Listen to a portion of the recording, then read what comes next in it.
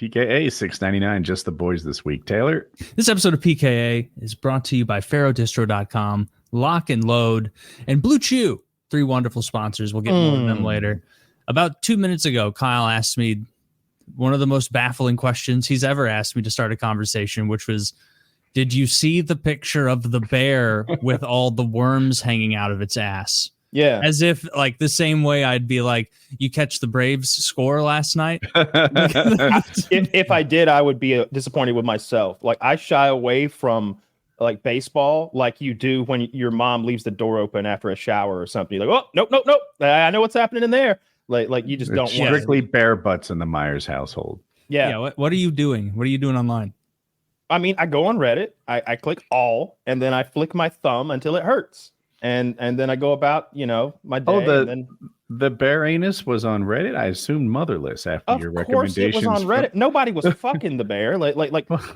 There was a black bear, which Woody thinks he has a superpower over, by the way. And this bear had I'm undefeated against black bear. Long streamers of worms hanging out of its behind. and I does feet and feet and feet. Don't think like, oh, that's a 12-inch worm. It's like a 25-foot worm, like the part that's hanging out of it, and it's a bunch of them, and it's running along, and the people are like, damn, as it runs along with the streamers of worms. It's probably dying. That bear needs some. No, it's natural for them. So bears eat things raw, as you might imagine, and their diet consists mostly of fish and refuse, which are full of parasites. So they're always eating parasites. That's why people tell you really thoroughly cook bear if you're going to eat it. You don't eat bear rare. Fair. Good gosh. I only tell you because I care. Oh, wait. Do all animals that I know of eat their food raw? So do all animals have worms like raw this? The fish. Until I've applied a little thought, it made perfect sense. Not a lot of mammals eat so much fish. But in any case, bears are riddled with parasites, and those long intestinal worms that they get, just start coming out the back end. It's really disgusting. What are the signs? Was the bear skinny and sexy though? Like, did the worms help? He's wearing black. It's hard to tell. Okay. Slimming. Yeah. I wonder if he has abs under that outfit. They all do. No, they don't. Their skin. Abs? No, they absolutely don't have abdominal muscles. They don't. Possess them? Well, okay, they don't. Visible. Don't do this. Don't do this to me. Oh, I'm sorry. Words have a meaning over in my house. They got big, loose skin, so they don't have visible abs. Have you ever seen a shaved bear? The sad bears? Yeah. I have, yeah. If it stands on hind legs, it has big saggy bear skin. That's because they don't train. Mechanism. You get a bear in some inversion boots and have him do those upside down sit-ups like a psychopath for a while. He'd have visible abs. Okay, well, they don't know how to fucking do that. Some do. I've seen bears ride bicycles and obey commands. No, that's Kyle's winning me over. I've seen some bears do cool shit. If you put a bicycle in the woods, a bear is never going to organically do that. You need a Soviet with a hammer and nails to nail his feet to the pedals. No, they like the bicycles. You're falling for the Soviet propaganda. They hated those bikes. I mean, you think a bear wanted that? A bear wanted to ride a bicycle. Oh, please. That bear must have been the bee's knees riding his bike around while the other bears are still trying to figure it out. Dude, like 50 million people are starving to death in the Soviet Union. There's no way the bear's getting good food. Right?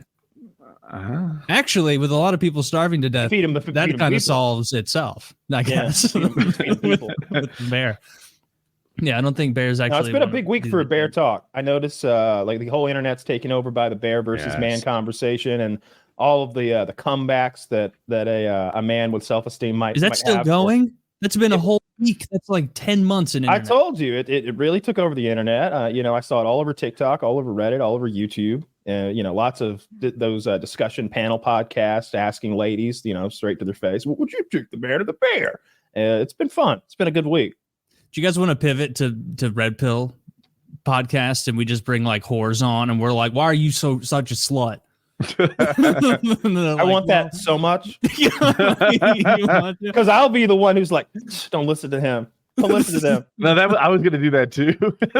No, you're married every week. This is perfect. So I get to be the fun part. What do you get from it? Oh, I like that Woody guy. If only he weren't married, la-di-da, and they'll leave. Or they could suck my dick. What are you doing to me, Woody? Touche. Yeah. I didn't think ahead, Kyle. Those girls need management. Where do I go other than Andrew Tate to train on Red Pill to become full? Like the Fresh and you go to Fresh and Fit if you've got a little melanin.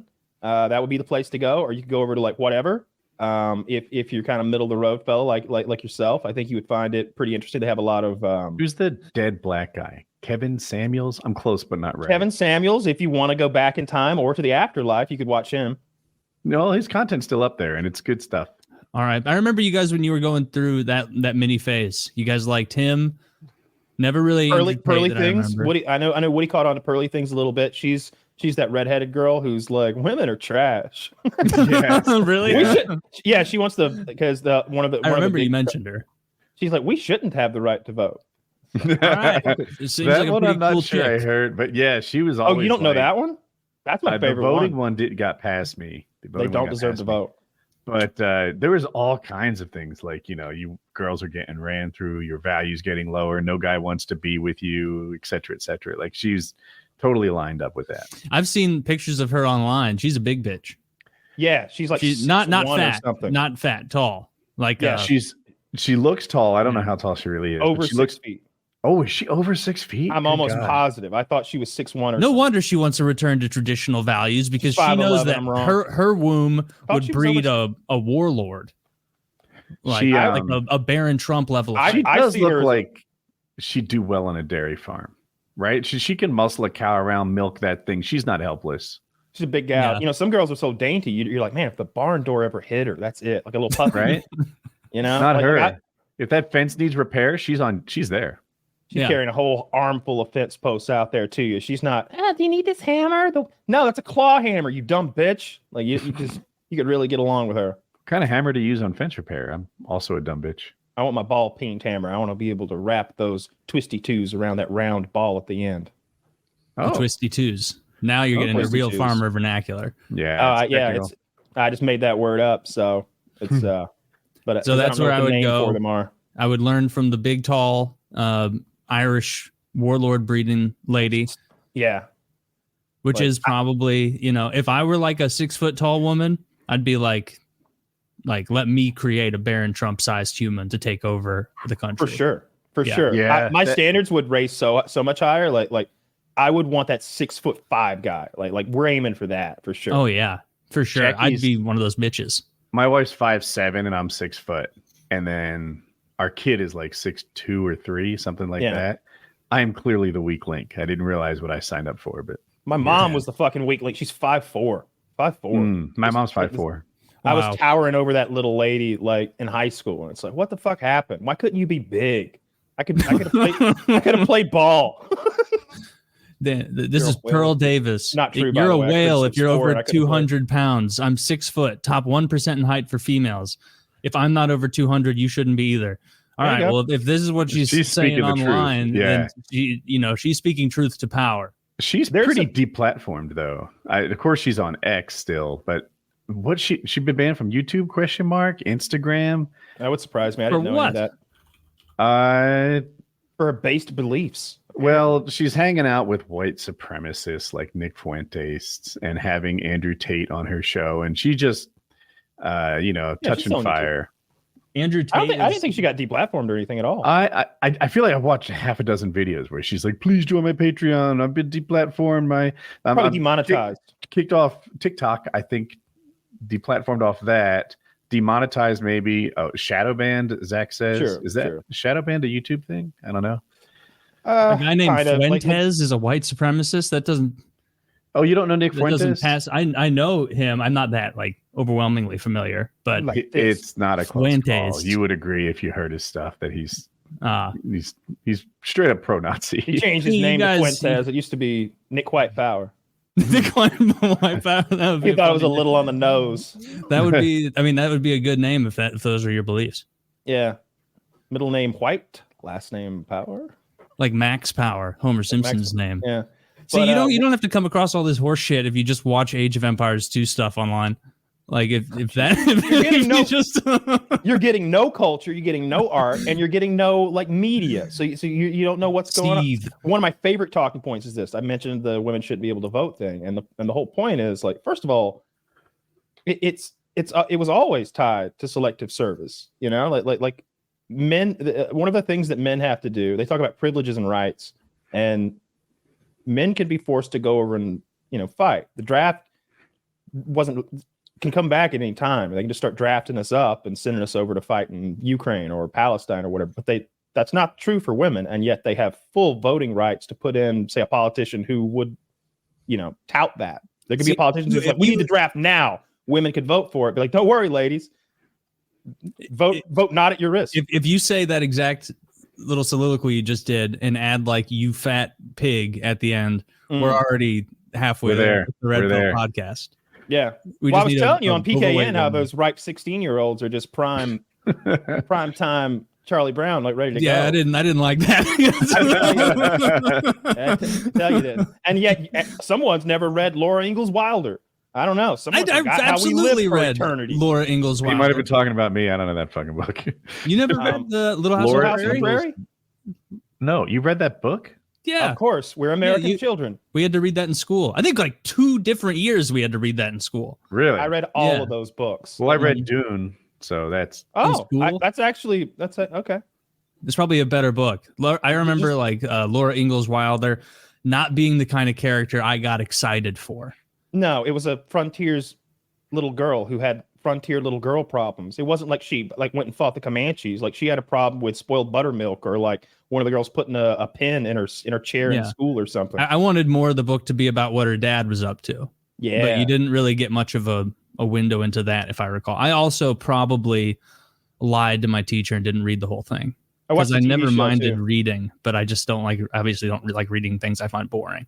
The TV show was good. And I went to that movie ranch where they filmed the TV show, so that was kind of neat. But yeah, women shouldn't have all those privileges that they have, that they don't have to. They should rewrite Sarah Plain and Tall, Sarah Big and Fat for the modern era. I read Sarah Plain and Tall as well. Yeah, read all those. I can't believe you didn't have to read these in school, Woody. Yeah, I'm still stuck on titles. Sarah Cellulite, it's got a certain ring to it. Sarah Cellulite. Dude, I bet there's a fucking X account of a disgusting pig named Sarah Cellulite right now we could find that's selling it. There's an OnlyFans for Sarah Cellulite that's popping off right now. She's making $30K a month, I bet. I don't know about Sarah Cellulite. No, there's no way.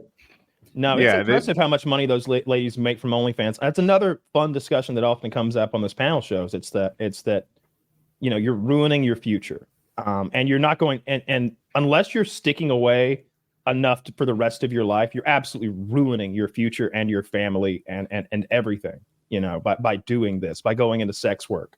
And it makes a lot of sense. And I saw one guy make the point that even these girls who make 2 or 3 million, that'll be gone. They're going to be just like an NFL running back who got 1 or 2 seasons in them and made 2 or 3 million. They're going to be drowning dogs behind a bar. It will be gone, but only because they're making bad calls. Like if you inject $2 million into your retirement account at 18 years old, or just an investment account, like you've really greased the skid. You're done. At 18, you're done. Life. Yeah, come on. At 18, well, it's hard to live on $2 million for the rest of your life. Oh, just if you could just set it aside until you're like 27. And now you've got something that's going to grow, and you can just live off the gains. Is there a point on the whatever show more that like you doing this porn and whatnot, like how are your kids going to feel about this? Of course, someday? That's a big part of it. Because that is topic. That's a huge thing to be concerned with in that. Like you're really going to fuck with your kids. I think the red pills are destroying their future in a different way, but so long as the current is bright enough, it's okay. Like that just Pearly things. I don't know if she has Cisco wouldn't hire her. If they saw her account or her social media thing, her career in the Fortune 500 is over before it started. I'm glad she has nothing going on. Did you see Mr. Do you know who Mr. Fantastic is? He's one of the sharks. The superhero? Yeah, he's the one that stretches. He's one of the sharks from Shark. Oh, the bald guy who's like, I'm not. I'll buy. I'll give you $150,000 for 15% equity. Like, I'm gonna want I do know who he is over now. 3 years. I might be thinking Mr. I don't know. He might be something else, but he's something like that. So he's got a stupid fucking name that clearly he gave himself. But they were interviewing him about the Columbia thing, and he's like, "Oh, you love to see it, don't you? Let me tell you how this works. In a Fortune 500 company, we do a deep dive. We spend about $5,000 to a third-party company. They use artificial intelligence. They use everything at their grasp to find anything and everything about you. You're out there right now with a mask on and think we don't know that you're burning an American flag, that you're raising a Palestinian flag. I can see your eyeballs in 4K. You're not getting a job here. You're not getting a job anywhere. It was like, oh shit. That's terrifying. That's yeah, really I'm not current on that. I want to be like, that's not what we do 15 years ago. Right? I don't know. Yeah, I think it is what they do if it's a real position that you got to keep in mind. They're protesting at Columbia. You know, these are future movers and shakers. Potentially, yeah. They're not looking for a middle of the road job. These are guys trying to really hit a home run after their education. You would imagine after spending $100,000 a year, whatever Columbia costs. Yeah, I don't know. Hopefully they're not running fucking eyeball analysis on everyone. Sure. That I have two friends that went to Columbia. There's all sorts of biometrics. They can they measure your gait now. Like you can't even walk. You could be in a full like suit with your head covered up, and they would see how your arms swing and how you walk, your gait. I skip everywhere. They would have you down. They're like, the biometrics would immediately the skipper. That's him. Ooh, that's cool. I'm like, I skip around the protest. I'm like, that's him. That's the skipper. What side's he on? No one knows. He's just really frustrating to deal with. He's got a whole pocket full of flags. Some of them not even relevant. Think skipping was an efficient mode of transport when you were young, or is that just me? Someone told me at some point when I was a kid that skipping was faster than walking and also used less energy than walking, which I realize now to be a lie. That like an adult strung me along with because he thought I looked like a fucking idiot skipping. I thought skipping was the most efficient mode of transport. Running is exhausting. Even young Woody would run for whatever, half a mile and be all sweaty and tired. Walking is slow and boring, but I found skipping to be that happy medium. The thing is, it's uncool. So anytime I had to go more than like a mile or so, I'm just resisting the urge to skip, maybe looking around to see if I can skip in privacy. I would skip through the woods because, I don't know. No one's looking. No one's there. You had your own sort of Anne Frank journey. That's a great line. You just had to skip about in private. That's what she was so upset about up there. She just wanted to get moving. They were like, "Hey, fucking calm down. The Nazis are right outside, bitch. Get to writing. Write a bunch of weird shit in that journal that we're gonna have to take out later before we make kids read it." Yeah, I bet they put just like the eyeball analysis, Woody. If we try and start a red pill podcast and they show clips of you skipping, we're done. We're gonna be Pearly Things and Andrew Tate. They're gonna bully us. They're gonna be like, "Look at these fucking fruits skipping." Andrew Tate would bully me. He's a good speaker and he's a tough guy. I don't have anything to offer. Andrew Tate coming to you live from an Albanian prison, right? I saw. Is he in jail? He's out right now, but him and his brother are going to have to face SAS charges and multiple bad things in court. They're going to court and they could not come back out again because it's real bad charges. But he's I saw him talking recently about the Mike Tyson Jake. Is it Jake Paul that he's fighting? I get it's easy for me to forget. Yes, it is Jake Paul, not Logan. Yeah, so he was talking about that, and I agree with his take that he's like, I wouldn't fight Mike Tyson right now. He's like, that would be awful. To fight a almost 60-year-old Mike Tyson and hurt him, like he's not himself. Andrew Tate didn't say he'd lose. He said that he would feel guilty hurt Mike Tyson beating he'd put. I agree with him. I think Tyson's in big trouble. Like I don't think he can fight young, trained professional athletes because he's a 60-year-old short man. I find myself so unqualified to judge. When I see Tyson move on a heavy bag, I'm like, oh my God. He moves just like he used to. When I see Tyson, I saw him kind of like shadowbox play around with John Jones in a non-contact way. Mm-hmm. And he did a thing, did it again. Jones was fully baited. Third time he did it, he gets to the side and everyone is like, whoa, that would have been a knockout. And I'm just like, damn, this Tyson guy is everything he used to be. But then another part of me just doubts that. I don't see it that way at all. I see... Time does it to everybody. It doesn't matter what he used to be. And the real problem is it's not like Tyson was doing it in his 40s. It's not like Tyson was doing it in his early 50s. he hasn't been doing. And people are like, he fought that Roy Jones Jr. fight, looked good. Roy Jones Jr. is the same fucking age. He fought another old man to a draw, I think. Like it was an okay fight. It was fun to see them get in there and go at it. Sure. But it was still like, man, that dude's in his late 50s and he doesn't have, I don't know much, but I would imagine that his body type isn't the one to go into your 60s doing professional combat. Yeah. You know, he's a short guy. He needs that speed and mobility, I would imagine, to be able to get on the inside and get his work done. I think. Maybe I'm wrong. I think he's going to get embarrassed. I think Jake's going to knock him out. I think that the experts agree he's the underdog. Mike Tyson is the underdog. I consistently buy hype and storylines around boxing, and then I watch it and I'm like, how did they fool me for the 13th time in a row? It's because Rocky made all the movies. That's what it is. It really is. It feels like boxing is the place where it can be done because we watched Sylvester Stallone pretend to do it for 3 or 4 decades. Like every one of those Rocky movies is kind of the same thing. He's like, you're over the hill, Rock. Your eye don't work. Like I remember it was like the second movie and he couldn't see out of his left eye or something. Like Mickey holds his hand up and like smacks him in the face. He's like, see, you didn't see that coming. That big bruiser does it. You're going to be dead, Rock. You're going to be dead. He's trying to hurt you bad. Yeah, but he channeled the spirit of Philadelphia. Then he did like 4 movies and won a world championship somehow along the way. Twice. He beat up Tommy Gun somehow. This ain't no. All right, the Tommy Gun was okay because that was a street fight. You know, I felt like the bare knuckle thing and they were incorporating, you know, like cars and junk. And, you know, because Rocky had been an enforcer for the mob. He's a guy who's thrown down in the streets. And like, it wasn't this, you know, it wasn't a boxing match. It was a fight. And Tommy was like 20 and Rocky was like, still even then, Rocky was probably 40, 45 or something. He wasn't 57. And he's a fictional character as well. That the way he talked also was like that Ruski that he beat up. Like Rocky, Ivan Drago. Rocky didn't fear CTE. He was born in it. The same way that like, he improved a couple shots to the head. Like by Rocky 3 or 4, he was pretty eloquent. He had gotten better. He has a speech in 4 that makes the commies change their mind about capitalism somehow. Like, what are you guys doing over here with the fucking? You can't even farm enough. You make him that's sound kind of what he said.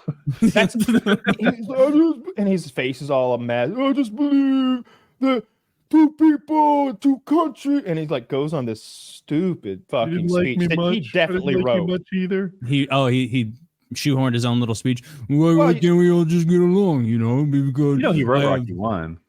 I know that because Kyle's told me. But Kyle also said all those movies are the same, so it's not even worth watching. Well, that's not true. So the first one is an excellent film. The second one, I think, is very good too. The first one is a bum getting a chance. It's a bum getting a chance at the world champion because, you know, the fight falls apart. It's like Apollo Creed is the champ. He's a badass. And he's got this big July 4th fight in Philadelphia, you know, where the country was born. There's a whole thing set up. They've spent a lot of advertising dollars and his opponent gets cut or hurt. He falls out and he comes up and nobody can fill in. They go down the list of contenders and it's like this guy, that guy. No. I want an Italian, a local. Let's give a guy a shot, you know, a chance at this. It'll be huge. And they find Rocky Balboa in this book, and they only pick him because of his name, the Italian Stallion. Is that why they? Yeah. They could give anyone a nickname. But that's his name in the book. Part of their promotion idea was that it was going to be a no one getting a shot. Yeah, he's like, that's it right there, Italian Stallion. Give me that guy. And he's like, I don't know, big man. He's a lefty. Southpaws give you trouble. Let's get old Tubbs McGraw in here to fight you. He could come up from San Antonio. No. I've made my decision. The Italian Stallion versus Apollo Creed. Dude, Tubbs McGraw is an incredible fighting name just off the top of your head. I wanted to stop and give you credit for that. I love Tubbs McGraw. Dude, if I ever start fighting, I'm going to be fucking it's Tubbs McGraw. It's a baseball McGraw. player, but it's Tug McGraw. Was that in your mind at all or just parallel? No, I didn't know that was a baseball player. But I've got so many things jambling around in there that I know are things. I just don't know how they connect, that it's probably. But he was a star in the 1980 Phillies World Champions. I went to summer school with his daughter. Rocky's like 32, maybe 35 in the first movie. He's over the hill. He was a middling boxer who was just eking wins out against bums. And because he'd never really put his heart and soul into it, and he's got this love story going on. The first one is very, very good. And I agree with Woody. The second one is just as good, maybe better. Rocky really goes to a low place in the second one. The third one is when he really comes into his own. No, look. The fact that they kept making them is only indicative of a wonderful first couple of movies. The third one, he fights Clubber Lang, played by Apollo Creed. Not Apollo Creed, Mr. T. Mr. T's Rocky's trying to retire. They're like commemorating statues of him. It's done. He's a multimillionaire, money coming from 30 different channels, and he's retiring. He's doing a speech. And Paulie has a robotic girlfriend. Yeah. Mr. T's like, you running from me, coward? You running from me? And he's like, I ain't running from nobody. No, it's just the doctors are saying it's the most unbelievable case of sleep apnea they've ever seen. but then he sees Rocky's wife, Adrian. He's like, hey, woman, yeah, you. Yeah, come over to my apartment later. I'll show you what a real man can do. They do that in a Family Guy. Beat you harder than he ever could. Yeah, basically. And Rocky's like, oh, you want it, you got it. And it's like, fuck, what are you doing? You get baited into it because he said something about your wife. You were sailing into the sunset, and someone said, "Oh, fuck your wife," and you came back to get more CTE. Well, yeah, the movie wouldn't work if he's like, I'm going into accounting or whatever. No, he's like killing it. He doesn't get the robot till 4 though. The robot actually, it's heavily implied that Paulie is fucking that robot. So when I say robot, I mean like an 80s toy that a millionaire might have. But it's tall. It's a lot like Rosie from the Jetsons. It's a lot like Rosie from the Jetsons. And it has like recorded responses that, well, Paulie's a disgusting man. So yeah, everything's fuckable if you're brave enough. Yeah, Paulie's a rough customer. He's definitely got syphilis. He's got one of them old-timey diseases. He just didn't get it treated. Not from the robot. Crusty old guy. Not from the robot. It has, yeah. But I highly recommend the Rocky movies. I think they're very good, but they're fucking movies. And Mike Tyson is not a movie star. He's going to have to go in there and actually fight a kid who's trying to cement a legacy. Jake Paul is imagining, I'm going to be one of the guys in the history books that when they look at who was the greatest and they're arguing about whether it was Mike Tyson or Muhammad Ali, they're going to look at Tyson's record and see that I fucking knocked him unconscious. And that, I feel like he's seeing that. And dude, you have to imagine Jake Paul's like a smart, savvy businessman. Like I do imagine that. There's no way he believes he's going down as like a great all-time boxer for beating up 67-year-olds. How old is he? Jake? Isn't he in his like late 20s? 25 to 27 is my guess. Yeah. Does he think they're not going to like click any other links on the page when they're going to his Wikipedia? I just think a win's a win's a win. You know what I mean? You like you got him. You got him. Well, I think something of that too, because we're having a discussion right now. Like, will he beat him up? I don't know. He could pull a Rocky 4. I'll let Taylor's side with this. The way that he cherry picks retired and aged, broken down champions makes me feel like he's a great fighter compared to most people. But in terms of the greats, he's a great businessman. Yeah. He wouldn't be fighting Tyrone Woodley twice to cement a legacy in fighting. He wouldn't be fighting Ben Askren. He wouldn't be fighting Mike Tyson to cement a legacy in fighting. He'd be fighting another guy at the top. He'd be like, hey, Tyson Fury, you stupid bitch. Box me in the ring. Good luck with that strategy. Tyson Fury would be like, I would love $20 million. Let's do it. Tyson Fury's not like over the hill. That's what I'm saying. Is he's saying he's avoiding Tyson Fury. Yeah, would Jake Paul ever get in the ring with Tyson Fury? No, of course not, because that would be a horrible career decision for this kind of little house of cards he's building for himself. Well, it's incredible. It makes a ton of money. He's making millions and millions of dollars every time. And to his audience and to the people he's trying to impress, they don't care that these people are a little over the hill. I guarantee the bulk of his fans have no idea what Tyron Woodley's record was in the UFC. They heard former UFC champion Tyron Woodley. And this is coming right off. He beat former Strikeforce champion Ben Askren. And it's like, holy shit. He took one. He's taken he kills one MMA champion. He's on to another. Oh, then he KOs the Tyron Woodley when he comes back for the rematch. It's a good look if you're a Jake Paul fan and not a combat sports fan per se. It's like, holy shit, he's taking champions out left and right. I agree. But even that framing is like the marketing of it and how smart that is. Like the idea that he's going to be looked back on as one of the great boxers is even as in I his don't own think mind that has to be no, a I don't. far-fetched fan. I don't think that either. But what I I'm think saying is that that someone he'll was be in the making the argument that conversation people if he will takes think this that. guy out. Like you can't like putting yourself in the same conversation with Mike Tyson is a fucking accomplishment. I would fight Mike Tyson so happily just to have done it, just to be. I don't know how many people for free. You'd let Mike Tyson beat you up and down the square, whatever they call it. Yes, it would be incredible. I would love to take a beating from Mike Tyson. It's been an absolute pleasure. Like, I was like, thank you. I'd like it too. like, because my goal would be to like, you've always been a hero of mine. Like, imagine if I survived a round with Mike Tyson. I made it to the second. I crawled to the corner because that was Rocky's thing in Rocky 1. Do you think there's anything you can do better than Mike Tyson athletically? Oh, I was going to say Reed. You know, I was like a foot race. No, I'm not sure I can beat him in a foot race. I could outswim him. I got him. I hear his knees are shot. Look, I don't know. Race. I don't know. I'm talking like I see pictures of Mike Tyson. I see videos. I don't believe any of them because I don't know when they were taken. They could be 10 years old. It's hard to tell. He always looks the same, basically, especially when he's sweaty and the lights are weird. So I can't tell. But I would say this. Most 57-year-old men with bad knees who are that short can't hang with me in distance running. Like they just can't. Distance. I guarantee I can skate circles around Mike Tyson. Oh yeah, there's one. Yeah, I think I got him there. Woody too. and I both have him in skating. I think we all have him in running. Do you think Mike Tyson could run a 5K? Like I'm like no. I'm not good at running. Yeah, I could run a 5K right now. You could do a 5K right now. Yeah, I could complete a 5K. Do I have to run the whole time? Oh, there would be time. Like I wouldn't have to walk at any point, but there would be some slow jogging. I could definitely do that jog at walking pace thing for a 5K. Like I think I could do that.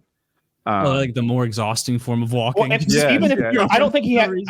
And what I mean by that is like I would want to train a little, obviously, but I think in 8 weeks I can run a 5K. When I was cutting weight, I was doing 5K on the machine every day, like every day, more than that. Yeah.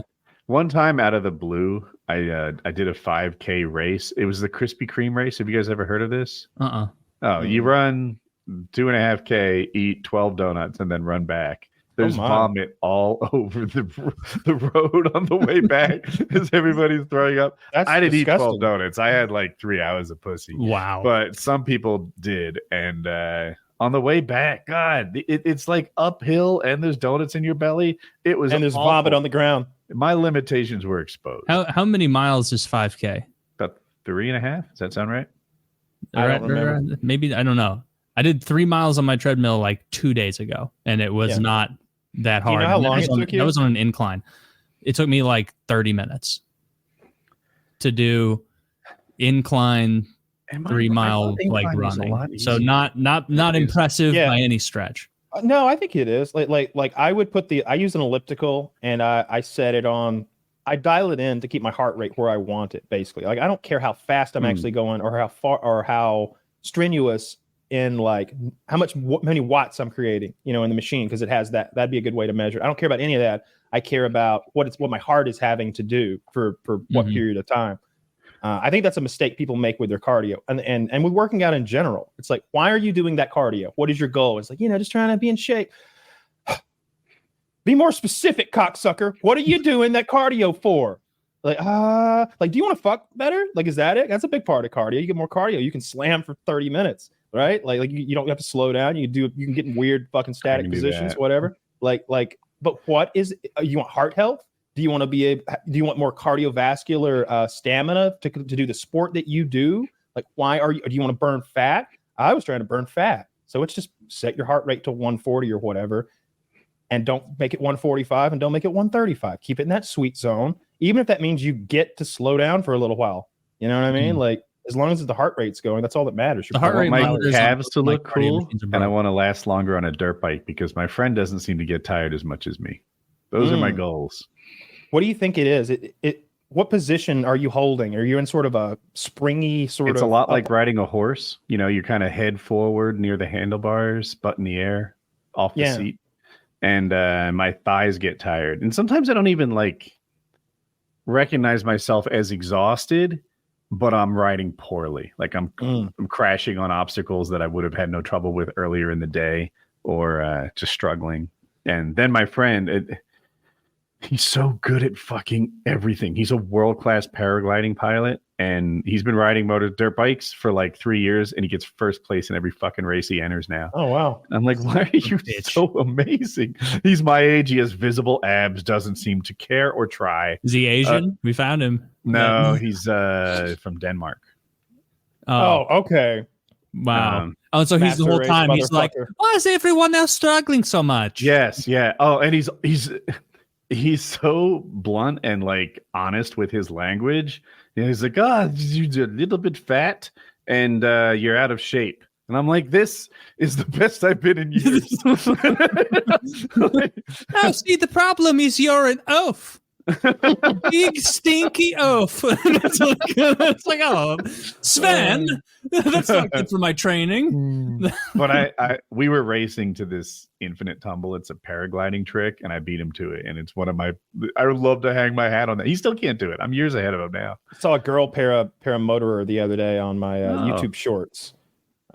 She was like, showing off her booty while she like crunk it up and started it up, and I have no eye for this sort of thing, but her wing looked semi-aggressive, and the way she landed looked like a purposeful, I'm going to go right here kind of thing, not a, ooh, here we go.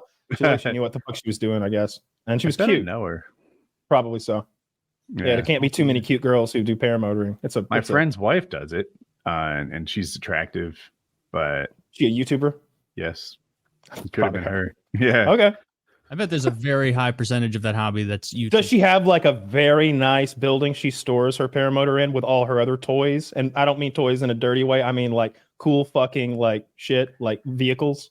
Yeah, cool. That doesn't sound right, but I don't know. Like sometimes they keep their stuff at an airport. I don't know if that's what you saw. What I saw was like a $250,000 building full of another $1 million worth of toys. Yeah, I don't think that's them. That's pretty cool. Yeah. Like lots of these little, I don't even know what they were. They looked like, how there's all those weird leagues of racing, like midget racing, and there's the one with a big wing on the car and stuff. They had these weird little cars in there, and I couldn't nail down what they were. They were I don't know. Anyway, paramotoring talk. Did you guys have any like ridiculous rules in school that you didn't realize were absurd until you were an adult? All right. So did you have a noise monitor at lunch that was a street lamp? It's red light, green light, yellow light. And if you talked too loud as a group, it would go to yellow. And if it went to red, you got quieted for like 3 minutes, like no talking. Yes. Yeah, in grade school, we didn't have a light, but we had whoever the narkiest teacher was would stand there. And if she thought it got too loud, she'd be like, quiet time. We had a system, an automated system. And you could see like the drone of 150 kids eating, and you'd see it go yellow and be like, oh, quieten it down, because if it goes to red, it would be a couple minutes of just dead silence. They'd shut us the fuck up. All right, everybody, shut the. I think alarm went off. It was like prison.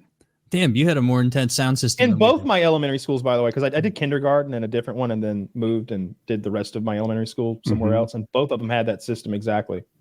It depended what teacher was in charge that day for how strict they were. The first grade teacher was strict. The kindergarten teacher was not, if I recall. I'm trying to think. I mentioned many times our lunch was super short because of the fights. Because of the fights. Just like prison. Just like, our lunch was like 6 minutes long or something, but it was a little longer because the school was big. So you had like 6 minutes to get to classes. So all three of those time, like going to it, the lunch, and then getting away from it was like 18 minutes combined. So you could wolf down food, maybe finish it in the hallway on your way to class. And damn, I thought our lunch was bad in middle school. Like in middle school, we had 30 minutes, which is short when you're like waiting in line and everything if you didn't bring your lunch. And it was at 10:30 a.m. And so you'd be eating at 10:30, and like you'd just have hundreds of kids visibly cranky and tired by like 1 or 2 p.m. because you basically had breakfast, and then 2 hours later you had lunch, and that sucked. They were not fueling us for success in that cafeteria.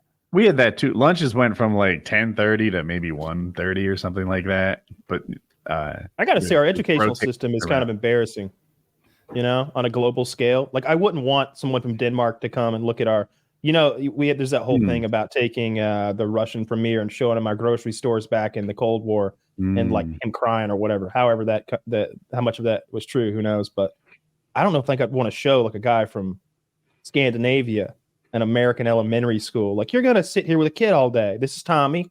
You shadow Tommy and see what it's like to be a typical American third grader in a school. He'd get to lunch and he'd be like, "What? This is slop." Like the honestly, he's 10, but he fights at a 8th grade level. like our lunchroom food in public schools it's not as good as prison food. Prison food is better. Prison food is 100% better. That was the only good thing Michelle Obama did. Actually, I don't know anything else that she did do. So I guess she has a good track record in my mind of did you have to get good food. Did y'all have soda machines like with real soda in them? Briefly, and then they would like control it by only having it on in certain windows, and those windows got more and more scant. All the way until 9th or 10th grade of high school, there was cherry Coke in the machine for 50 cents. I think 50 cents. That's what a canned soda costs, and everything's $1. Like it was Coke machines with everything that comes in a Coke machine.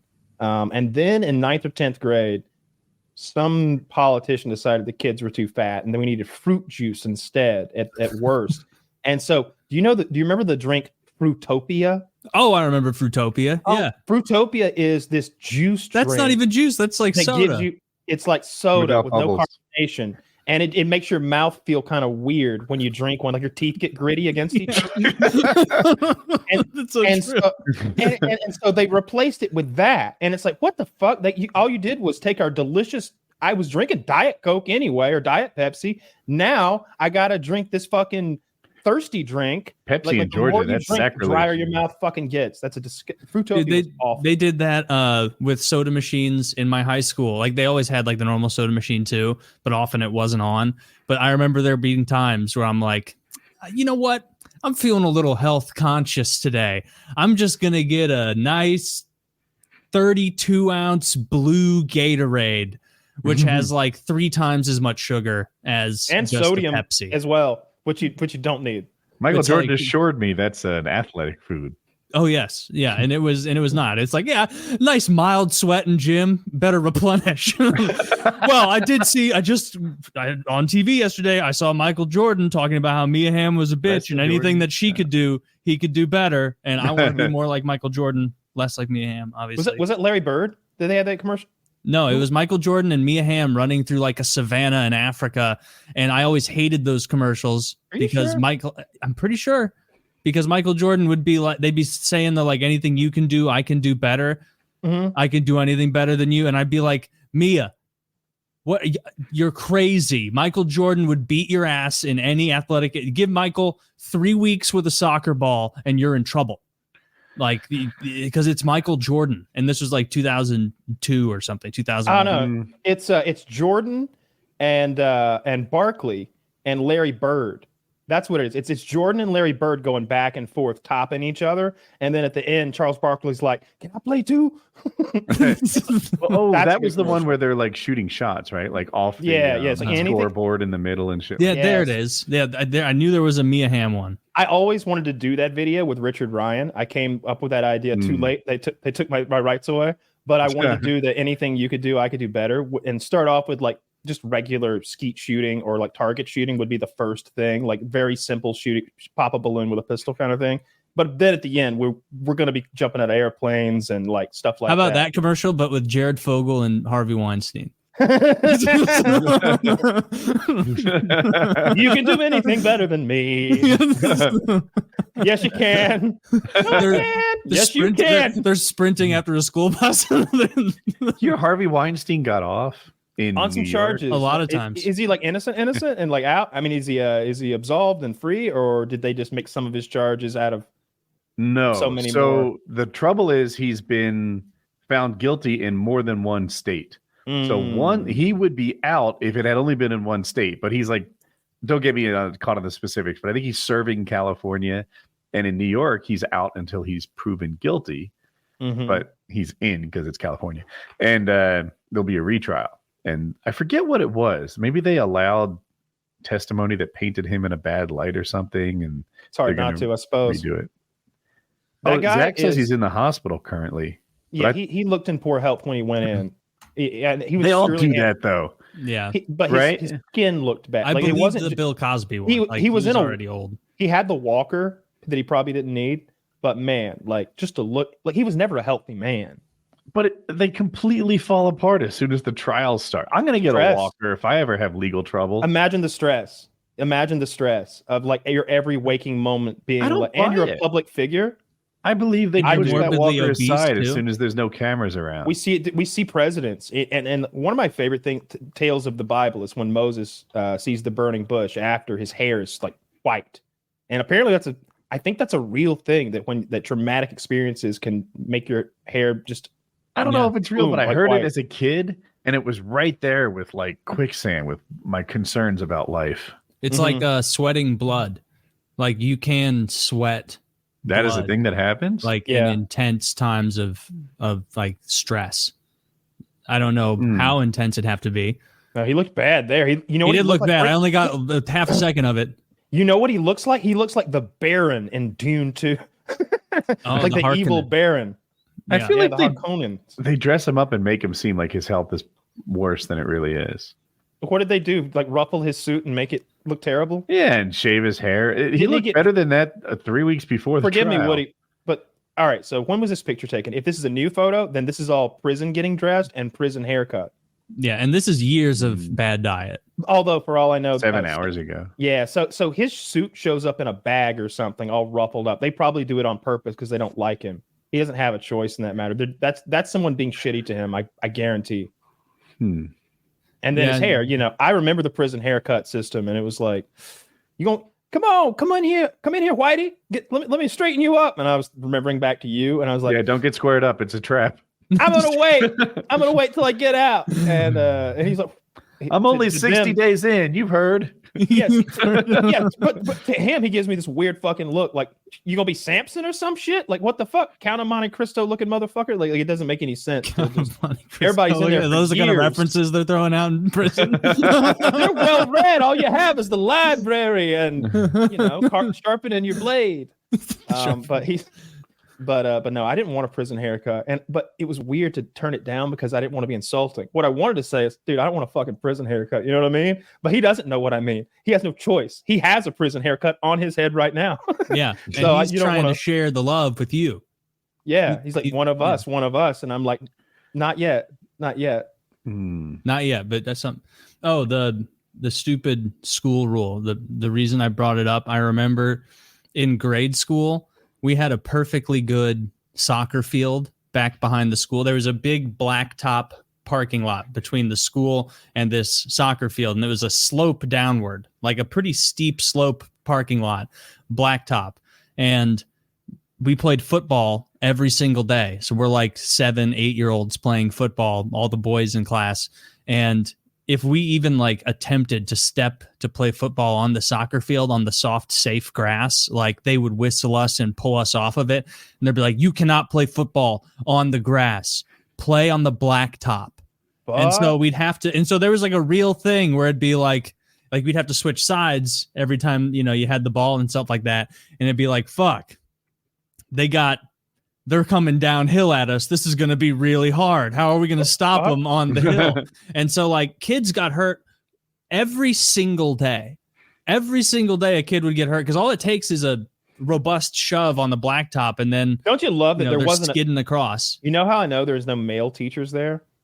You're correct in that. Yeah. Because no one took that ball away because no one had enough common sense to imagine a hypothetical. They couldn't imagine. No one. If you'd asked any of those teachers how they would feel if they hadn't had breakfast that morning, they'd have said, "But I did. I eat it every morning." Dude, they didn't. This was like 1999. They didn't have cell phones to distract them. You just take the ball. If you're a man and you walk by and you see a bunch of fucking like kids playing on an uphill blacktop tackle football, you're like, "Oh, boys, give me that ball." Why couldn't you play on the grass? I don't know. I remember it being drilled into our head. Like someone would go on the grass to start playing. Some new kid, and they'd be like, "Whoa! Like stop it! We don't want to play on the grass. We're only allowed to play. We're only allowed to shove each other over on the blacktop." That's because the blacktop won't get damaged like the grass will. That's true. And like, dude, but those times where you had to be on offense going uphill, That was tough. These were not fair games that they made us play at all. And it wasn't until adulthood that I was like that stupid bitch teacher. Like there was probably no stated reason we couldn't go on the soccer field to play because like the intensity, so the grass was better. Yeah, probably, but it's not like what games were happening on this like grade school fucking soccer field. Nothing that intense, and we were like 8 years old. It's not like we're barreling into each other, tearing up the grass. Like that was retarded. I hated that. I don't know how your libraries worked, but we had the like a security system you'd see at like a retail mall or something. So every book had a transmitter or something in it, and you had to pass your book to the librarian as you walked out of the library, and she'd pass it back to you around the little security thing. So the kids figured out what it was in the book that triggered it. And oh my God, everyone fucking ripped them out of the books and put them in the backpack in front of you or in your friend's backpack or your enemy's backpack, so that when they walked through thinking they had no books, they really had that security tab. Oh, that'd be fun to do people at stores. Then you just like doing this. I do that all. That's what I do with my days. I go to the mall and I put those stickers on innocent black people. It'd be like one of those fucking stickers in the hood of your hoodie. Oh, that'd be the best. Oh. I remember my grade school library had like one section that all the boys were always like trying to get to desperately, and it was just like big picture books that showed like guns or swords or shields or like tanks or warfare stuff throughout the ages. And I've talked to other people who went to different grade schools, and they said that they had those books as well. Did you have those?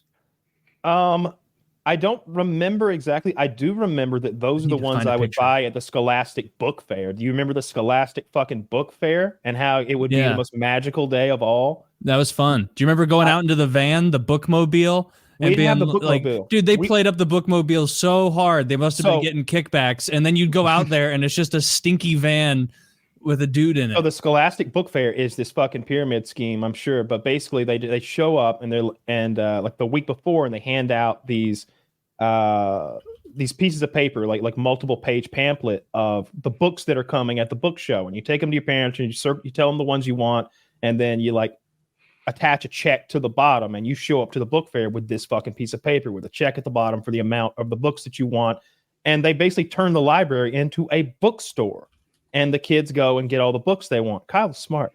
All right. What you do is, we're already in a library. It's gonna be real fucking hard to find these books if I just hide them in the library. So I just take the books I wanted and I'd put them in the library with the other books that were school books, and then I would just come back and get them later. So you cheated the system. That's one way of putting it, yes. I like it. I was never into the book fair. I felt like I was the only sane person in the school. Like I don't know. You just have these moments in life where you stand a little taller than everyone else and like, what the fuck are you guys all getting excited about? You realize this place is filled with books. Oh, I liked the books. That what I just linked to. Nerd. Yeah. I was a nerd. Where? This book here that I just linked, Zach, if you could pull a picture up. I know it's a really ridiculous. This is why he can spell obelisk, Woody. Because I was reading, man. It's also how he knows what one is. This isn't like the exact book, but it's close. This is probably like a reprint that's much newer, but they were books like this. Exactly. Where you would turn through and it was a ton of photos where it'd be like, this is a sword used by the Persian Empire in the year fucking 380 BC, and be like, wow, neat. And then it went by era, and so I remember just flipping back and forth and being like, could this 15th century knight with this like crazy halberdier take on this samurai from this time? There was a dinosaur one I wasn't as big on the dinosaur one. I like the weapons one the most. I was big. We had weapons at home. I was very much familiar. I liked the dinosaurs. What is this? Anyone who teaches a woman self-defense is setting up for failure. Swords and sabers. I mean, now I'm going to buy some. It's like Taylor and I were very different children. He's here like enthusiastically reading these books. I remember this. This is a true story. I'm like 13 years old and my parents desperately want me to be one of these reading kids. And, they make me power through Robinson Crusoe. What? Actually, that one I was so on. But every other how old book were you? was 13. Okay. And every other book I just detested. Like Robinson Crusoe has made me okay with. And then it was just worse and worse and worse. And it was like pulling teeth. So here's my parents, different than most parents. They're like, maybe Penthouse Letters. Oh maybe he'd willingly devour Penthouse Letters. And they never bought it for me, but I would have. I liked adventure books. Mom, I don't want to read about this guy getting head. Oh, I definitely did. It didn't work. It didn't make you a rapid reader. It didn't make you hungry for knowledge. It just made you. I did read Penthouse Letters. I just had to find it on my own. I liked My Side of the Mountain, about a young boy who goes up to the Catskill Mountains in upstate New York. That was a good one. He just runs away from home and with his the books he's been reading and survives. He lives inside of a hollowed out tree. He takes a peregrine falcon, the fastest bird in the world, from its nest and raises it and makes it his falcon that he uses to catch small game and stuff. He does all sorts of. He makes like acorn pancakes. It's just. I think there's a sequel to it called Hatchet. I think I read that. Yes. Swiss Family Robinson. All those adventure books and anything where someone went out and I love the Boxcar Children, mostly just because they were living on their own out in the wilderness in that fucking boxcar. I didn't realize how sad those books were when I was reading them. By the way, I don't acknowledge peregrine falcon is the fastest bird in the world. No, it's quick. It is, in a way, the fastest bird, but only in a dive. A dive, I am the fastest person. Like that shouldn't count. I need fastest bird level flight. I think it's the out fastest. Of all, but see, the dive is the important thing. Peregrine falcons aren't getting somewhere. They don't migrate. They're there to kill. So that's like their attack. I don't know what if you Google fastest bird, it says the peregrine falcon. If you Google fastest bird level flight, it says the white-throated needletail. Yeah, now we got fucking 4 words in there.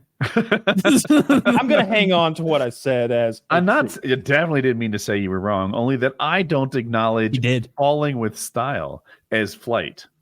It's not falling with style. Have you seen what they do? They turn into a bullet and they are lasered in on like a mouse or a rabbit or something, and they hit it with so much force that it's stunned by just the impact. It's do they hit it that fast? I would have thought they'd slow down by the time they hit it. They fucking smoke it. They hit stuff in the air that fast. It's awesome. It's like when Randy Johnson. Wait, why are there mice in the air?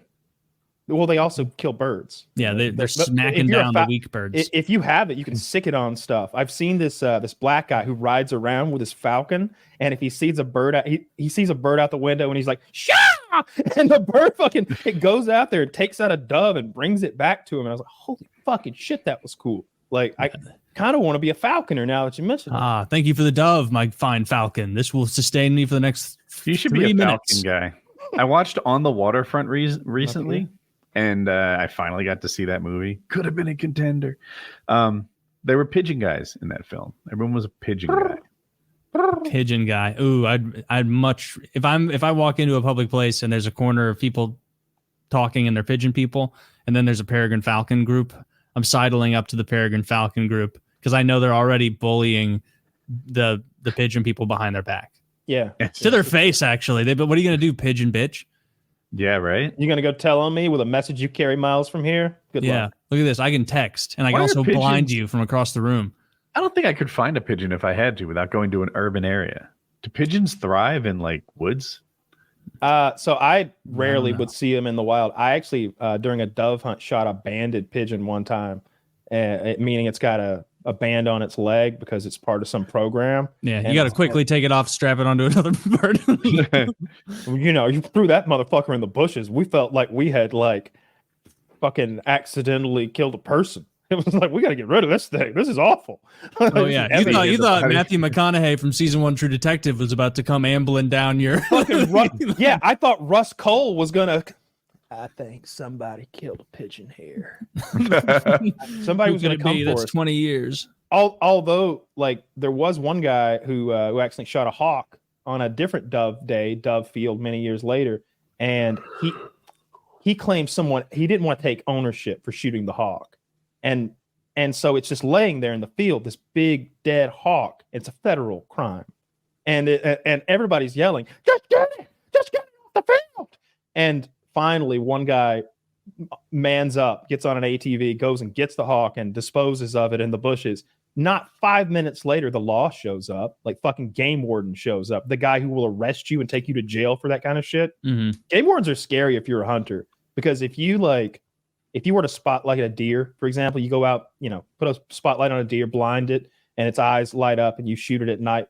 They will take your vehicle. They will take all the guns in the car. You're not getting them back. Then they're going to hit you with a fine. It's probably going to be $5,000-$10,000 or something like that. And you might have to do some bullshit community service or jail time. It's a serious problem. My grandpa, this is probably like 10 years ago now or something. He was turkey hunting, and they only had it, like they were at the end of their permit amount. Like they only had one more, and he blasted one of them, and he didn't know, nor did the person he was with recognize that there was two turkeys, one directly behind the other, and he just collateraled two turkey heads, killed both of them in one shot.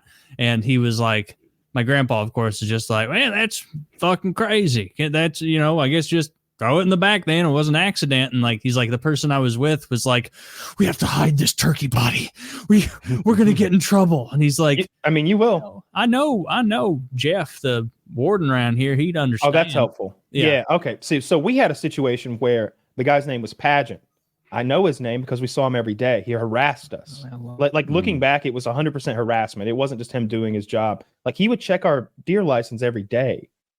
It's like, what are you doing? Why are you? We have a license for a year, right? Yeah, he was just harass us. He would sit in his truck in the area we hunted in and wait for the shot, and then come look for us to make sure we were doing the right thing. And it's like, we have a stalker. Were you doing the wrong thing? Never.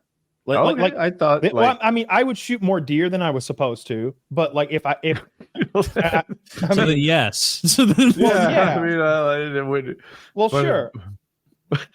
I never cheated in school unless I didn't know what it was. right. The thing was, I'd look at other people's answers. Yeah. I was like 13 or 14, and I was hunting every single day because I was homeschooled. And so I got my limit real soon. I want to say I've never missed a deer. I've never missed a deer. Yeah, we both have that 100% hit rate. I haven't hit a deer. Oh, well, you're still 0% then. No misses. It's like Schrodinger's hit percentage. Yeah, but yeah, I would. I definitely killed too many deer, but I wouldn't kill them in an unlawful manner. Like we would never bait deer or cheat the deer. I would just kill more than I should have. That was kind of. Yeah, you're not allowed to do that. What's cheating the deer? Is that when you could use bait, you could use a spotlight at nighttime. You could those are the two main basically things. Just not shooting them from the road. Shooting from the road I was so hoping it was like the one deer thought you were going to shoot it, but you shot a different deer, cheated it. No, it's mostly bait. It's people who use bait. It's people who use spotlights, and it's people who shoot them from roads. They're just patrolling basically, and waiting till they see the deer in a field and then shooting it, and like that's super shitty. So you can't like set up a deer feeding station. No, that's crime. You can, and if you're hunting over it. What you could do is what people do is they plant a feed plot. So they sow an area with a crop, and then they bush hog it all down so it's dispersed. And in that way, through regular agricultural means, there is a baited field. So people will do that with all animals. Like people do that. There's a guy on YouTube that does that. Yeah, it's called a feed plot. But if somebody has just big piles of corn that they've poured out in the middle of the woods, that's kind of a different story. If you're not subsistence hunting, you probably shouldn't be doing that. If you're subsistence hunting, then like do whatever you want. You're eating all of it and probably making tallow from the hooves. We have too many deer. They cause a lot of car accidents, and they fine-tune the limit that people can shoot every single year. At least when I was hunting, they did, to go right along with the population. Like if there aren't hunters out there harvesting deer just for the fun of it, then those deer will be getting old. They'll be too abundant. They'll be too concentrated, and disease will spread. And the ones that die of old age die horrifically painful deaths. So hunters are even a If I was a deer, I'd cheat the census. I'd try to get double counted, triple counted, make them think the population. Wait, I did it wrong. I need to hide from the census. I need to hide from the census. The deer are so good at procreating. There's a million billion of them. You can hit 100 with your car, and there's 100 more. They're like fucking orcs. I wasn't aware how good in bed they were, Taylor. Thank you. They're great. Yeah, they got those nice white asses here. Blue tight white butts. Yeah. There's no wolves. There's no big cats anymore. There used to be what I've noticed, like around my house, is the coyote population must be exploding because I hear them almost every night now. Like they're chittering and laughing. What do they sound like? Oh. Like honestly, yeah. Like that's a kind of howling part I think of as a wolf thing. It's a coyote thing also. They chitter more than anything else. Just that like weird high pitched chittering back and forth. Not in like a sissy way, but like, are you scared of them? Are they a danger? Do you walk to your car like there's squirrels? No, they're you don't see them. They don't want to be seen, but like you can hear them loud enough. Like I'll be watching TV late at night, like with the volume high enough that I shouldn't be able to hear it, and then I'll just stop for a second and be like, yeah, that's got to be like a dozen coyotes, bouncing around talking to each other out there. I've done like within 100 feet of the house. Like probably a couple 100 yards away. You can hear them 1,000 yards away. You can hear them very, very, very far away. There's a lot of woods in like the forested area near my house. It's the opposite. They're communicating with neighboring packs, and in that way, they coordinate to share territory. They don't want to bump into each other. So at night, they'll have it's called a locator call. So it's the howling wolfy part. If you throw one of those up, Taylor, they'll call back to you. If you do it tonight after the show, if you're and wait, like you'll wake that pack up, and they'll start, and their alpha will yell back at you, and then his pack will join him in like chittering. And so I'll try that. What time do you hear that? Usually pretty late at night, like after the show, probably. Like post show, I'll hear him sometimes. Like they're like one of my neighbors, like not like direct neighbor, but very close to me, has chickens like in a coop, like in their backyard and everything. And so I imagine they occasionally go there and try and cause a ruckus. Get some meat. We would ride around and we would play over a loudspeaker, a game caller, the howling locator call until you found the pack, and then we would drive to like the area the pack was in, and we would play a tape of a coyote fighting a fox or a coyote killing a rabbit, which sounds like a woman being raped. Essentially, it's just high pitched screams and barks, and it's real upsetting to listen to. But use that to draw them in, and then with predators, you can spotlight them. They just limit the wattage on the light you can use, so you hit them with the light to find their eyes, and then you shoot between their eyes with a scope. We did that. Someone needs to start, killing coyotes around my house because they're clearly getting out of control. You should do it. Why don't you be the hero you're looking for? Be the solution. Just go walk around my neighborhood armed, looking for guys. I'm looking for coyotes. There's no fields near you. There's no like wheat fields or corn fields or soybean. Oh no. Like really? There's a lot of forested area, but no like agricultural fields near me or anything. There's probably people with like good amount of land nearby that have like gardens and shit, but nothing major. That's weird. I don't know. Chickens. For me, it's that guy has chickens. Yeah, and I hear those in the summer. Yeah, we exterminated all the coyotes in our area. There were no more because we just killed them. And they're not like foxes. They're not even cute. They're pretty ugly. Coyotes are ugly? Yeah, they're kind of grizzled. Just they live a rough life. They're small, wiry things usually.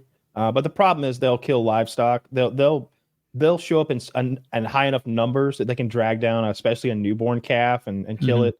And one thing they'll do, dogs will do this too. They're great at it. Is they'll chase on a hot day, especially a young calf to exhaustion and kill it that way. So they've got to go. They'll disembowel animals. It's real hard. It's real rough when you see what they do because it's nature's very cruel. Nature's metal. Yeah. Every coyote you'll ever see, you'll never be like, he looks full. You'll always be like, that thing needs a meal right just now. or it's going to die and be eaten by his compatriots. New Jersey has bears, lots of bears. And the way you said they were grizzled, like, when I saw bears in the Rocky Mountains, they look like pretty healthy, good looking bears. In New Jersey, like they had mange, they ate trash. And I don't know. None of them really looked like they were thriving. I bet like the East Coast black bears see like postcards of grizzly bears and are like, someday I'll make it out west. We'll live out there. We just need your father to collect enough trash that we can retire and make our way to Montana. Surely we won't be bullied by the brown bears when we get there. I think I want the bears to be exterminated. I don't think I want bears to be in this country anymore. I think that would be, if there was a vote for that, I don't like that they've allowed those bears. What non-bitch animals would we have? We have wolves. We have way too many wolves. Bears can be wolves. Don't worry, they just signed some law to allow them to be thinned again. When I lived in Idaho, it was like a major point of discussion that people from Idaho would be like, yeah, and then these fucking Californians moved here and they all signed, and voted for this horse shit to get all the wolves replaced and make it so you can't shoot wolves. And they think because you can't fly a helicopter out there and see them all hanging out that they're not there. And so they fly out there. They go, we didn't see any wolves again. And then meanwhile, they're expanding. There's hundreds of thousands of them now. And they recently, I think in Idaho specifically, had in the last couple of years had to be like, we got to shut these wolves down, boys. Like they're not only coming back, they're flourishing in a way that, the rest of the country could take a page out of the wolf book right now and see how much they're succeeding. I thought I heard some story like they let the wolves come back. It wasn't Idaho, I don't think. It might have been California. And all of a sudden, like great things happened. The wolves thinned out. Is it Yellowstone? Wolves thinned out the rabbits, and then the grass grew. And then when the grass came, like the foxes came back, and like the whole ecosystem came into balance. It goes too far. The documentary's tagline is how wolves reshaped rivers or something like that. Because with the introduction of the wolf, it changed the whole landscape through what they do as sort of the garbage disposal of the wilderness. And that's great. But the problem is in the Midwest, that's where we raise our cattle. So wolves are just killing machines, and they're not going to chase rabbits, and they're not going to try to fight a buffalo, a bison, an elk, a moose. There's a dumb fucking Holstein, or not a Holstein, they'd be in the barn, but like there's a dumb cow over there. They just massacre them. So I saw it might have been that crazy lady politician that shot her goddamn dog. Somebody had a tweet that was ironically, I bet she actually has her finger on the pulse of a wolf issue. The wolf situation. If there's an issue she knows about. I never stopped killing them. Yeah, I never stopped. I'm a patriot. That's what I thought my dog was that day. I went, wow. Dude, she's doubled and tripled down. She tweeted something like, geez, I just shot a dog. I mean, you guys eat cows and chickens and pigs. And it was like, fuck, lady. Yeah. Is this a real tweet? Did she do that wearing like a Mickey Rooney Korean guy mask? He's like, all you Westerners make fun of me. Yeah. You eat the other animal. Who are we talking about? We're not talking about Christine Nome, are we? Yeah. Christine Nome. Oh, that's what we're talking about? The Dakota governor. I'm not sure if she's the one with the wolf situation, but there was a lady Midwestern. Dakota. Lauren Boebert was arguing in favor of killing wolves, but I don't have an opinion on the topic. Maybe she I don't know. Colorado, I could see them getting out of hand there too. It's not too far. I never saw anything cool in Colorado. We saw some. Oh, that's not true. We saw. Really? But you never went skiing. We saw elk or moose. I think it was elk. I think it was some sort of deer thing I'd never seen before. It was such that we pulled over and was like, look at that. We don't have those back home. That's when you know you've actually traveled somewhere. And again, I love to shit on the Europeans because like you can travel so far in this country, the wildlife changes. There are new species that live in those regions when you go there. And so like I was like, oh shit, I've never seen an elk before. They're huge. They're giant. They're huge. We saw better than trees that were like, I guess their roots connect and they're like the largest single organism on the planet. It was pretty neat. Oh, that Discovery Channel special got me hook, line, and sinker when I was like 12. And it was like, coming up next after Hitler and the aliens is, the largest living organism of all time. And I'm like, whale? Giant ancient shark under the sea? No, it was a kind of moss. It's fungus. And I was like, fungus. the producer of this should be thrown in prison. Isn't it like a fungus or something? Which is weird to me because it may have been that too. I don't remember. Mushrooms are they're not the plants or quaking animals. aspen clone is the one I was talking about. It's a tree with white bark, and I guess they're all connected and make up like something like 106 acres with just one animal. This plant in this case. Yeah. But so this was actually my last trip when I went with my buddy motorcycling on those all Colorado mountain passes in Utah. And anyway, he mentioned it, but he has a tendency to have like a lot of facts in his head and half of them are true. So I fact checked it, and I'm a terrible person. Anyway, it was kind of true. There are a bunch of animals that lay claim, or a bunch of places that lay claim to largest animal. One of them is those, what was it? Pando. Well, there's different ways of measuring. There's the weight and there's the area. The biomass. Yeah. The Australian, what the fuck is the Great Coral Reefs? Is that what it's called? Yeah. They also lay claim to it through one measure or another, the largest organism. Yeah, it's kind of it. For me to care, it's got to have like a mouth. And it's got to be here. They definitely have Australia mouths. doesn't get it. Coral has a mouth? Yes. Okay, well then I have to reevaluate my. Yeah, but you want traditional mouth. You want eyes. It has to be able to move around. Like when I hear about the biggest animal ever, the blue whale is the true holder of that. Yeah. Like it's got to be able to swim and hunt and do whatever the fuck it's doing.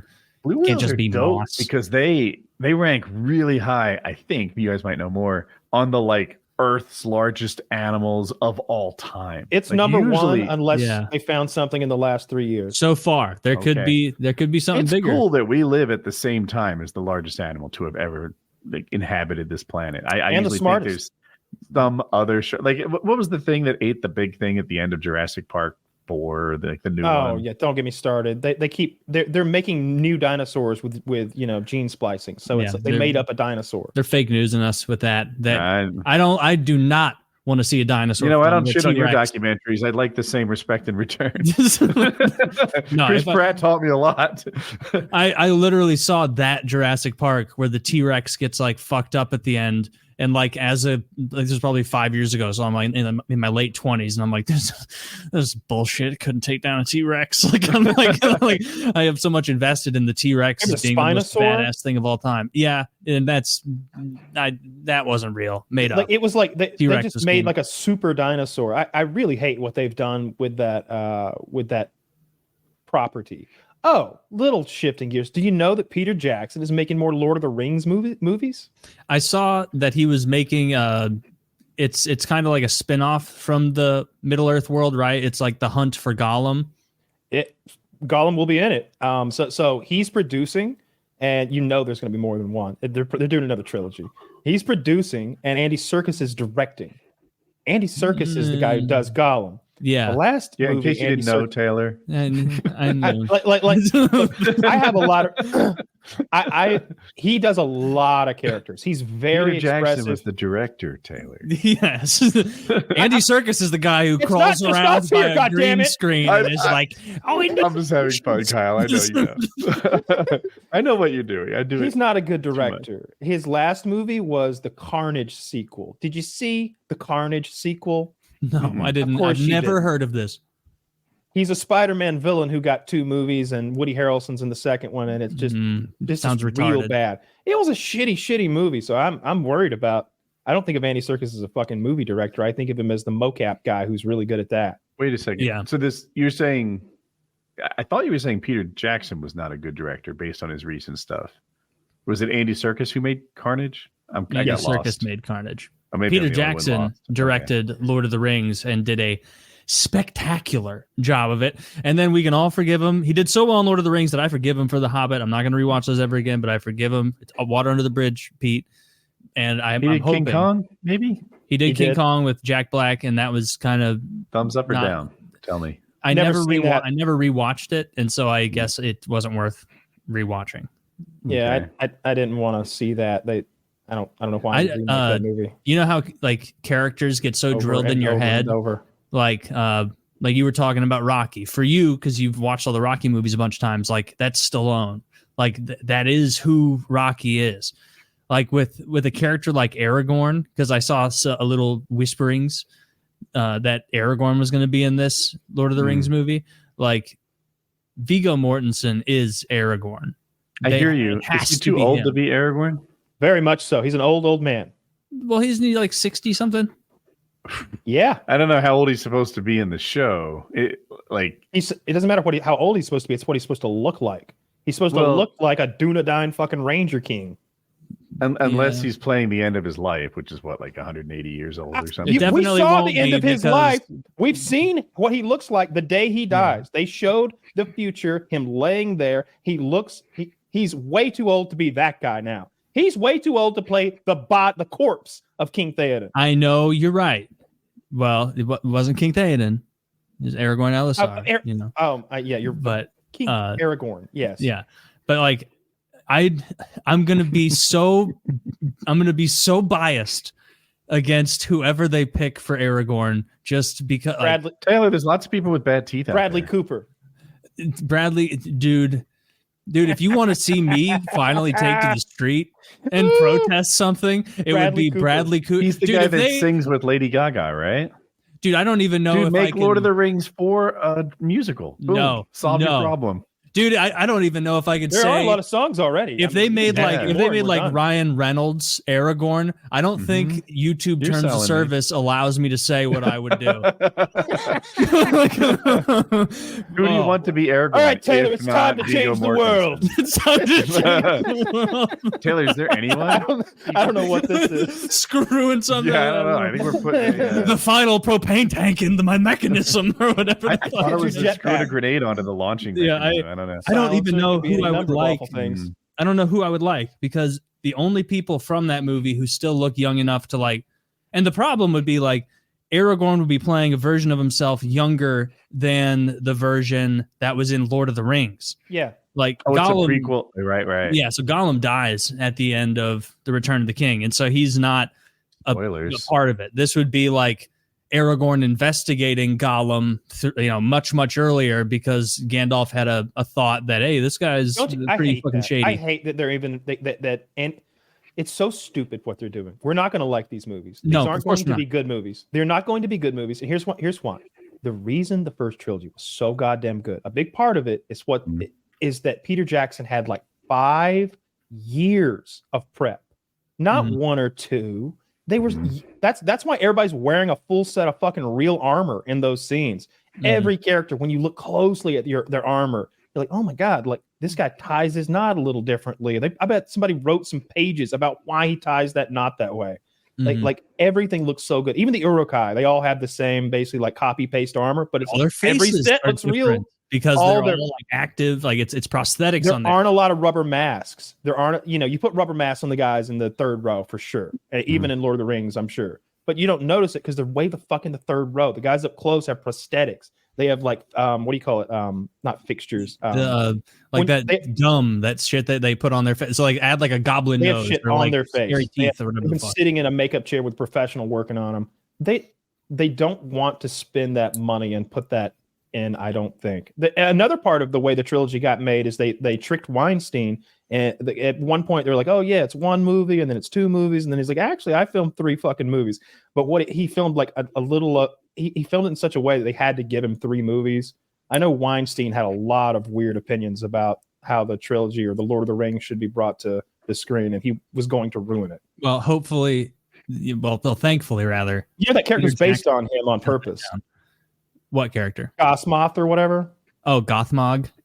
Is based on Weinstein. The orc who oversaw the capture. Yeah, he's got that deformed face and that pus dripping out of his eyelid and stuff. Yeah. Go ahead and bring up a picture of Gothmog, Zach. And then if you search Gothmog, Harvey Weinstein, you'll probably find a side by side of the two. Yeah. Because Weinstein has that severely pockmarked face. Zach, go ahead and quickly Photoshop Gothmog sitting in a suit in court.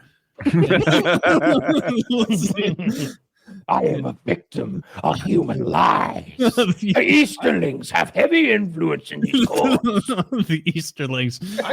I like the Lord of the Rings universe. All right, I guess I never put those pieces together because I didn't know who Harvey Weinstein was until fucking 5 years. The eyes, yeah. Wow. That's funny. So you think this is them mocking Harvey Weinstein? It is. It's 100% them mocking it. The universe is good. I wish they'd just do a fresh story. I don't know what it needs to be, but like we've established the rules from the first age. Like that, not everything has to be the War of the Ring. Like they could go way back. There's so much canon to go through for Lord of the Rings that they could do if they wanted to. But Kyle's 1,000,000% on point that like they wouldn't do the prep work and they wouldn't stay true to the lore in the way that clearly the Lord of the Rings producers and directors like were obsessed with that. Like at the time that they did it, Saruman, Christopher Lee, he was old enough to have had conversations with Tolkien. Like he talked to him when he was a young man, like acting about in Lord the of the 30s, Rings. about Lord of the Rings. And so it's like, that must've been awesome for, I think I even saw like an extra cause I've watched every bit of content about Lord of the Rings there is, where Peter Jackson's talking and he's like, every once in a while I have a, thought about the lore and what should happen and what shouldn't. And so I'd go to Christopher and I'd ask him because he loved the story so much. And Christopher and his, commanding voice or whatever would be like, that's not what he mentioned when I spoke to him of it in 1931. And it's like, all right, Christopher, I trust you. You're also 6'7". Tolkien hated the quiz. He did. I'm barely okay with Gandalf. Like a blue screen, Sir Ian McKellen into my presence. I promise you that. Yes. Not share a room with that poof. That poof. Oh, is he gay? The actor in real life? Sir Ian McKellen is gay, and he's one of the good ones. Woody, don't worry. Is he like super close with Patrick Stewart? Yeah, he's also gay. I've seen them together. He's not gay. He's not gay. I think he's. I've seen so many pictures of them super close. I think he's at least curious. I think that's his best friend of for a long time. Yeah, it is. I've also seen Patrick Stewart's wife. She's like he's old as shit, but she's significantly younger than him, like not a decent amount younger than him. Dude, I didn't even think Sir Ian McKellen is too old to be Gandalf in this too. Of course he is. Look, I play Gandalf other than Ian McKellen. He killed it. He's my favorite. Who does this right? The Star Wars universe. Not everyone is a home run, but they will just like fire up all new storylines, all new ships in the same universe, same rules. Kyle looks like someone just came in the room and farted. Yeah, I don't know why. I think Kyle likes what is the new one called with Pike? Brave New World, maybe? I don't know what that is. It's definitely not Brave New World. Oh, shucks. It's the new live action Star Trek. It's the guy who preceded Kirk. Oh, Star Trek. I could have sworn you said Star Wars. I didn't mean maybe to. I just heard wrong. Maybe, yeah. In any case, I have real strong opinions about Star Trek. I do not like the Kelvin timeline or whatever. Oh, Zach said I said Star Wars. I'm sorry. Yeah, I don't like the trilogy. When it came out, I really liked the first one. Something about that fucking like the AC/DC or whatever the fuck's playing, or Green Day or whatever's playing when he's stealing that You're doing movies at the beginning. I'm doing the TV show. Yeah, you set me on to it. Strange New Worlds, the new Star Trek TV show, is very, very good, and I feel like it respects the OG shit well enough, and as well as like the timeline well enough, because Pike was the captain of the Enterprise before Kirk, and the thing that's alluded to often in the show, his future injury is a big part of like the first couple episodes of the OG 1967 Star Trek original series. Yes, you're right. I love that, and it is this shining little star, this aberration in the world of media, where it like somehow it got through a studio system or a network system, and they made a good show without every character fucking the one next to them in the ass and giggling like a schoolgirl the whole way through. No one's fucking talking about their genitals. No one's crying. It's pretty fucking good. Star Trek can fire up a show, and you have to go into it with an open mind, because sometimes it's really going to be a miss, and sometimes it's going to be a grand slam. This one, Strange New World, I think you said it was called, is in a grand slam to me so far. I think the animated one Damn it, I'm retarded Upper Decks. tonight. Lower Thank Decks. you. I'm sorry, Lower Decks. Lower Decks, yeah. I think Lower Decks is a lot of fun. I enjoy that. I love it. I love it so much. I like the voice actors that work on it. I like seeing them, you know, in the live action version of them discuss the show. That's another one that's like, I don't know. I really is Star love Trek pulled from like books or lore? Gene or Roddenberry is the creator. He just created it. Okay. It is his vision of this utopic future that where every problem had been solved. And so, and it's sort of it's a show. It's not like an old book series or something. No. Okay. It began with the original series with Kirk and, you know, the Enterprise. That makes it easier then, because you have a lot more kind of freedom to play. The directive that he was given was to create a Western in space. Okay. That's what I brought is. it up It's as an Gunsmoke in example of what space. Lord of the Rings should be. Like, okay, we have a universe, we have some established rules, we know the good guys, the bad guys, the races. Now go tell a new story I haven't heard before. It can be before the one I know, it can be after the one I know, same universe. Go tell me a story, and my I want mind will be Gothmog. open. I want Gothmog. I want a story about I always forget the spider's name. Shelob. Shelob. I want some Shelob content. You could make sexy Shelob because, you know, Yeah, you Shelob can. appears not only as that big grotesque thing, but she can become this like temptress. That would be so cool. And maybe like there's a moment where she flashes like those weird teeth are in her mouth. Those little sideways. Does she become a pincers. sexy chick in the book? I'm pretty sure. She does not in the book. No, I don't think that. No, she's just a spider. I think A she's very sexy evil lady. and ancient spider. But a Kyle's spider. version's pretty cool too. I like it. See, I don't want to like. I would like maybe like I could deal with like an anthology style series if there was more. If it was true to the lore and it all plugged into like making sense with the, you know, the War of the Ring, the Lord of the Rings story, like at the end. The reason everybody hated and, you know, that show on Amazon flopped despite having so much money is because they just ruined a lot of the lore. They destroyed it. We're both right. I'm thinking of Middle Earth Shadow of War, the video game in which Shelob can transform into a human woman. But you're right. In canon, she cannot. Yeah, I because didn't she's know one of about the that. Well, Gaia or okay. whatever the fuck. Yeah, It's one of those things that what is Gandalf? He's a Gaia Wizard? or something, like a Mylar. Oh, the Myar? Valar. Valar, something like that. In any case, I agree with Woody 100%. It like I want to see.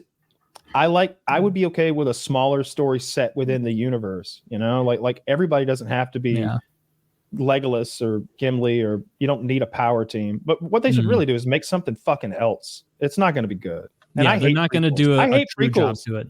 I have a hard time with prequels because I know, you know, where we're going with this. I'm trying to think of the other prequel that's out now.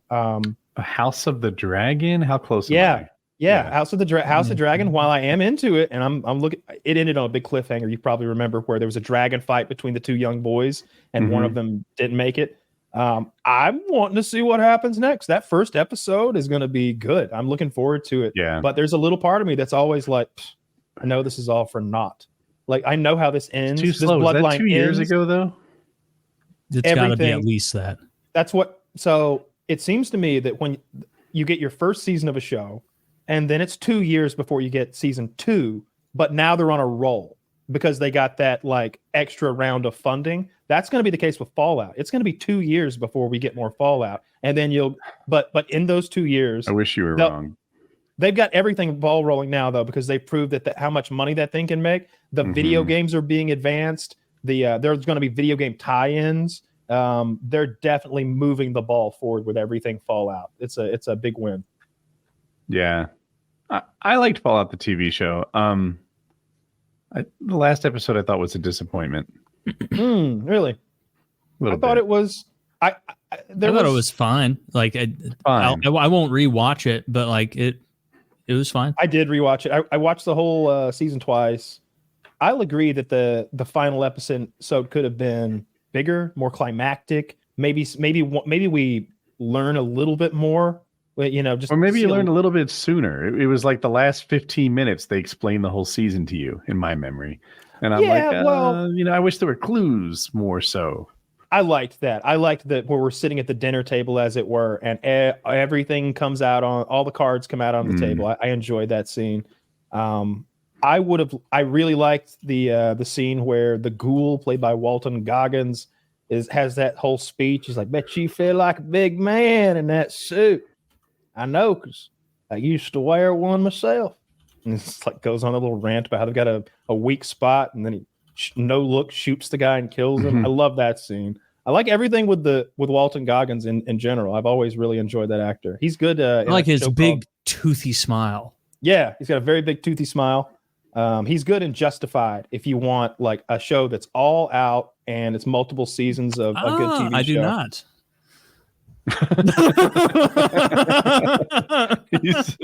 All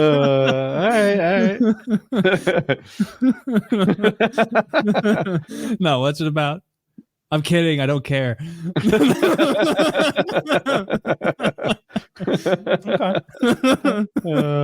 Okay. No, sure. St. Louis Blues got the 16th pick overall in the draft. They really lost their way to their failures. Huh?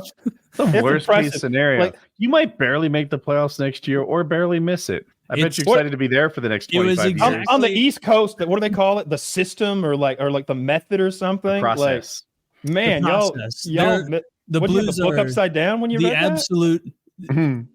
This is the only correct hockey prediction I've had in my adult life. Was the beginning of this year where I'm like, the Blues are going to be the last team to miss the playoffs, and they're going to get the 16th overall, like the last possible of the loser picks, and both of those came true.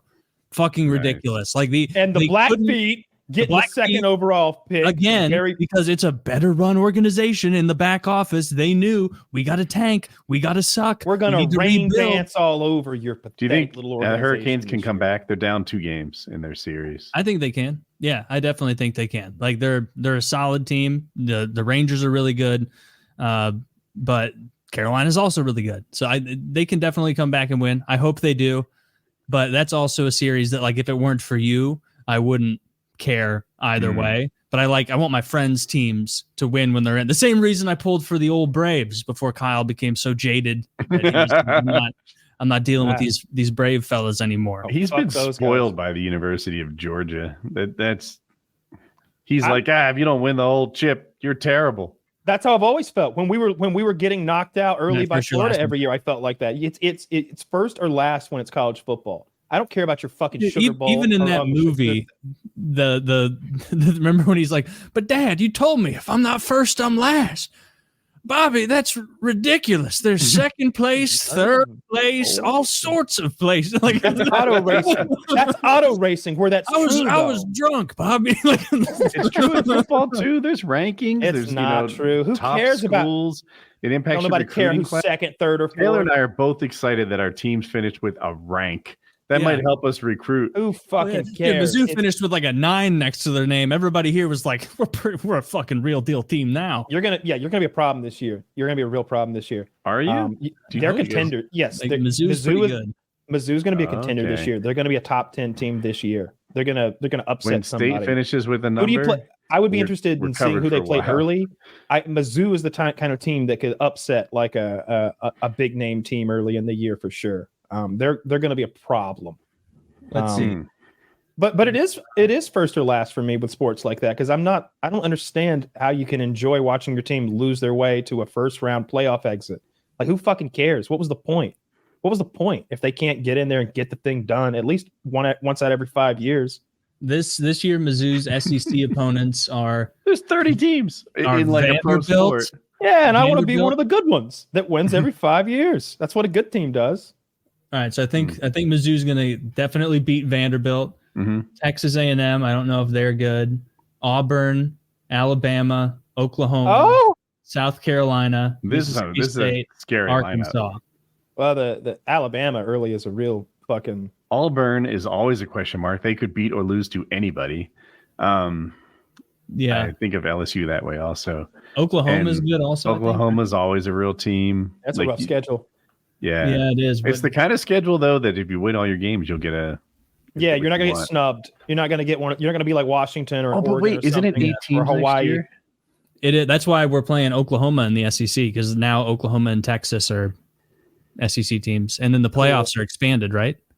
Yeah, that's what I was saying. Yeah, I love that it goes to 8 because at 4, You could make a legitimate argument that the team that was fifth, which might have been Georgia last year, could have won the chip, right? Like the fifth best team, that might have been the best team. It's hard to say. But when you go down to ninth, probably the ninth best team didn't get cheated out of their chance to be a champion. Mm-hmm. They didn't really have a shot. We were the ninth best team, and we beat Ohio State in the, man, I'm showing I'm really a fake fan, Cotton Bowl, I think. The Cotton Bowl, one of the main ones. They beat Ohio State. You probably didn't think that you were going to win the whole thing if you were given the opportunity. No, Mizzou, but Georgia did. Handled by Alabama. I felt like we had a very good chance if we were given the opportunity to as win good as anybody's. Yeah, as good as any. I didn't. No one was going to blow Georgia out, but Georgia might have blown some of them out. Georgia had such an up and down year. Like it seemed like they played up to their competition every time. I'm looking forward to it. I'm glad that I've actually got a good team that I like that does fun things, and I like the winning attitude that the management has.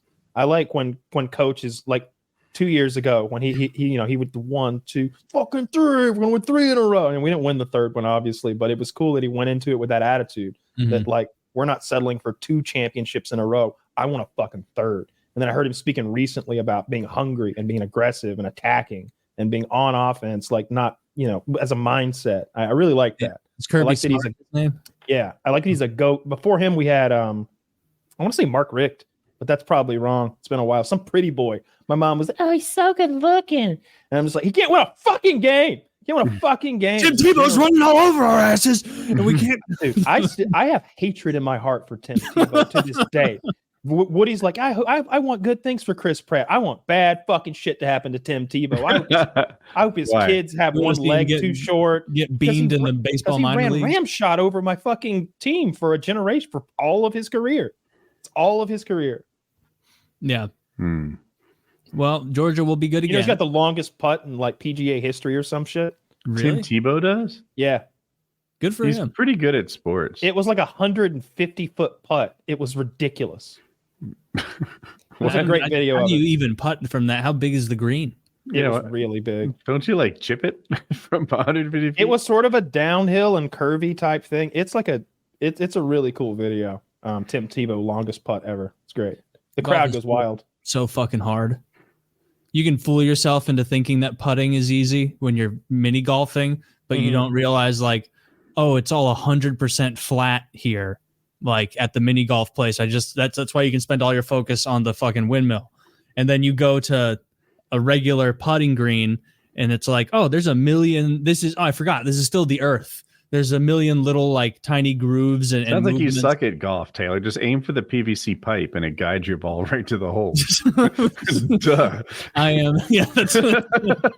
I'd love to see that, like Tiger doing like a putt golf course, but it's like he chips it like over the windmill, past the gorilla statue. It's a U shape, so he goes sideways. Like, would you watch that? Would you watch professional mini golf? And it was like really high level courses that were entertaining and stuff. I don't know that I want an actual league, but I would enjoy watching the pro golfers do a mini golf competition. Formula One does it all the time. Yeah, they take the best drivers on the planet and they put them in tiny little one-man boats. They put them in like I don't know, they give them remote control cars. They ask them to go kart, stuff like that.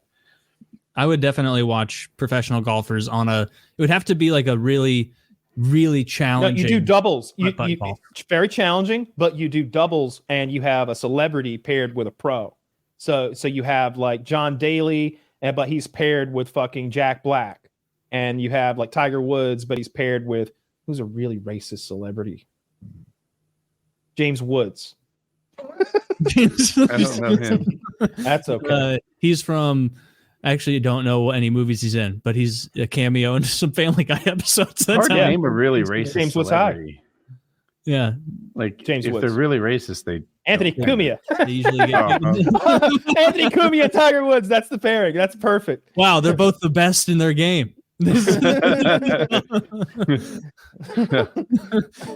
would be funny. That would be a hilarious duo. I think I would, because they have hacky sack on ESPN. Like or what do they call it? Not hacky. I'm sorry. It's the cornhole. Yeah, cornhole. Hacky sack. They have cornhole on there. So if you can get people to watch cornhole, I know people would tune in to watch like super mini golf or whatever the fuck it would be. I don't like golf because I don't give a shit. Like as a spectator, like, I don't fucking care. But I would watch someone do some cool trick shots and bank shots and over windmills and hungry hippos that are coming out after their balls and all sorts mini of silly golf shit is like that. Super fun to play though. Like if you're in, there's a chasm of difference between a really crappy mini golf course and a really, really nice one. That because it's also like the scenery, like you're walking through a little wonderland. I always go if I'm somewhere on like a vacation. I always go. We always did as kids as well. I can remember Myrtle Beach, going and doing the mini golf early in the morning. I always really, really like it. I'm not any good at it. I'm genuinely bad at it. I'm always high when I'm doing it as well. Like it's a really fun activity to do. It's outdoors, obviously, so you can have a vape and you get really stoned out there. So that's usually how we mini golf. And I'm awful at it. I'm just bad at it. I can't. You don't figure it out by like hole 7 or something, like how hard you should be hitting it. Like the whole 7 has some big uphill thing with flippers on it or something. I mean, the whole 7's not going to make the club fit me. Yeah, but the whole thing is like, how hard am I supposed to hit it? And you kind of figure it out over time. You also have to hit it in the right direction. I was mini golfing as a kid with our Boy Scout troop, and I drilled one into a kid's ribs. like somehow by some luck of fate or whatever, I connected so well. I hit it as hard as I could, and I hit this kid right in the ribs, and it was audible. It was you could hear it hit him, dropped him like a sack of shit. And I got everybody was so mad at me. All right, that's a stroke penalty for Kyle. Dude, that kid's dad was furious. He was How old were you? Young, like under 10, but not by a lot. I don't know, maybe 11. I would say somewhere between 9 and 11, somewhere around there. But it's an old memory. But I remember the fucking sound. And I remember not giving a shit. I remember playing mini golf when I was probably like 7. So my younger brother was 6. And we were, it was both of us and my mom. And we were at this course. And we were maybe like 3 holes in. Like the day had just begun. And I like hit mine. And like, you kind of, it's not like regular golf. Like you can kind of like walk up to where yours is and like wait for the other person to hit it. And my mom wasn't playing, just me and my brother, or maybe she was, I don't remember. And she was standing behind my younger brother and just like waiting for him to like tap it towards the gorilla statue or whatever the fuck it was. And he like he's John Daly, like brought it way up out of nowhere and like knocked one of her front teeth out with the club. And so I just saw him be like, and then my mom like, oh, what the fuck? And then we had to leave because he knocked her tooth out. And I remember like being like, that sucks about her tooth, but we can't finish up fucking activity. we can't play through. Can't play through, Mom. She's like, no. Fuck no. She's like, no, I just lost my tooth. No. It's one of my retarded kids. No, take a pivot. Yeah, I swear. Smacked her in the mouth with that golf I never club. hit my mom like that. That's hardcore. Oh yeah. You ever hit your parents at all? Either of you? No, that would have gone so badly. Hitting a parent? No, that would have been. I don't even know what would have happened. Yeah, I've told the story where I stood up for myself one time, and that was a mistake. You couldn't even handle Mom. You weren't thinking about it. Yeah. By the time I could beat up my dad, I was like 30. Yeah. That wasn't until like 4 years ago. You don't even know. He's hardcore. Did you ever strike a parent? I don't think so. No, definitely not Mom. I'm sure she came at me before, and I was big enough to like keep her at arm's reach by the time I was like 17 or so. So it was just like, lady, come on. I was as big as I am now at 17. That's not hitting her though. That's defensive. Yeah. And I remember, I always remember her going after my dad and attacking him. And she was doing like titty twisters to him. And she's punctuating her fucking mean ass argument with titty twisters. And he's backing up like toward the door. And she's like, you motherfucker, pow. She's like, she goes in, pinches, twists, and pops. And she's just grabbing his like chest and like his skin just like she's trying to hurt him, but she's a little lady and he's a big man, and he's just like not flinching. Because I remember she would punch me in the mouth. Like by the time when I became like so big that she can't spank a man of my size, it's like, what are you gonna do? You're 5'4", 120 pounds or whatever. She'd make this little fist like this. You do this little like, because she didn't know how to make a fucking fist, and she fucking punched me in the mouth.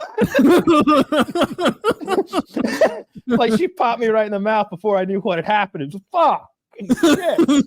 And like even when my lips bleeding. I believe Kyle had it coming. Oh, well, it's hard to say. I can if I see I'm winding you up, and it's like playing an instrument by heart. It's like, all right, that string did a thing. All right, let's try that note, but a little sharper.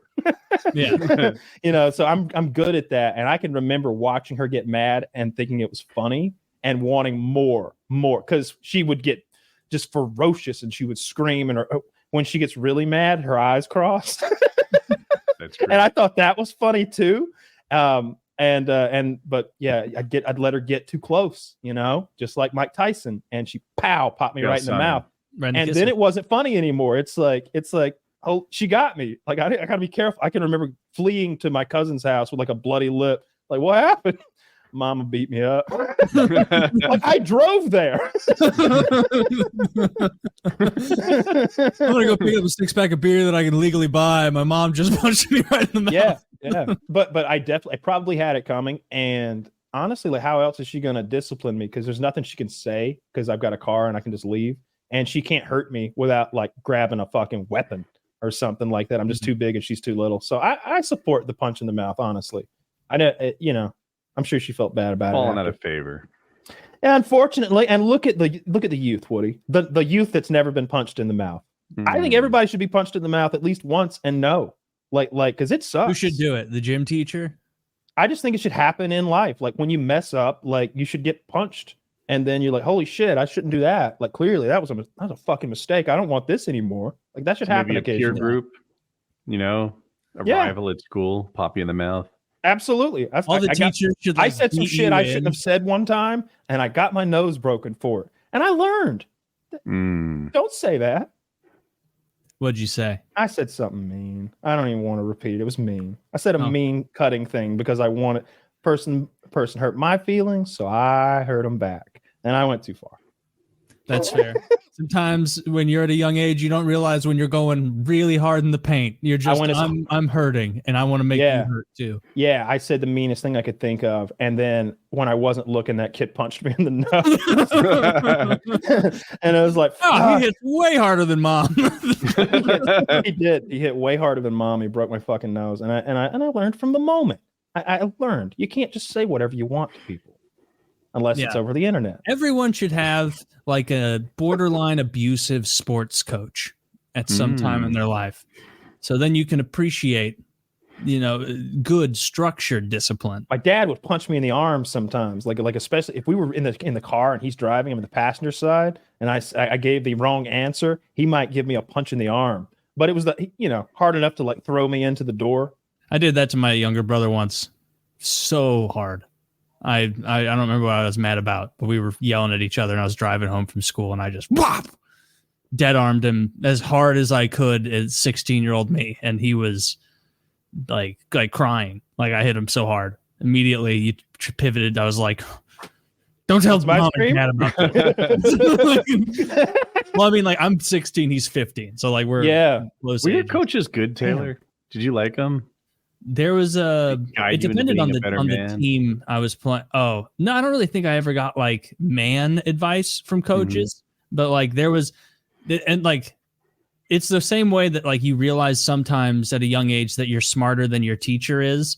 Like I remember one, like, cause I played at like my real coach who I like respected for my higher level team. Like when he told me to do something, or cause like that team like had a specific goalie coach. And so I worked with him. And like he was a guy who played in the NHL briefly. And so like when he said, this is how you hug the post, you were out of position for this, that's why they scored there. I'd be like, yep, yeah, 100%. I see what you mean. I'm gonna factor that into my next decision. Be sure I'm hitting both my posts, staying square. And then for my high school team, Like, it was a guy who had a tenuous grasp of hockey as a whole and no grasp whatsoever of goaltending. And so sometimes he would like tell me to do something in a drill and I would just not. He'd be like, hey, Taylor, you come out here to the hash marks and collect that puck and like just slow it down briefly so your defenseman can pick it up. And I'd be like, yeah, you saw that on TV. Like that, there's like me skating out to slow down that already slowing puck is impeding the defenseman from maintaining his speed to go around the back of the net. Like if it were firing in and I wanted to keep it from rebounding off the end boards and like being like bouncy or something for him, then I would stop it. But like, I'm not going to meaninglessly like make a move for no reason that takes me out of position. That's only going to get in his way.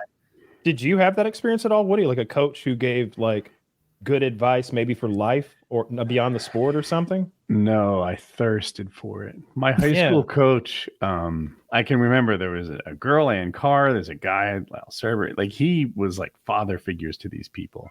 And I could have used a good adult in my life.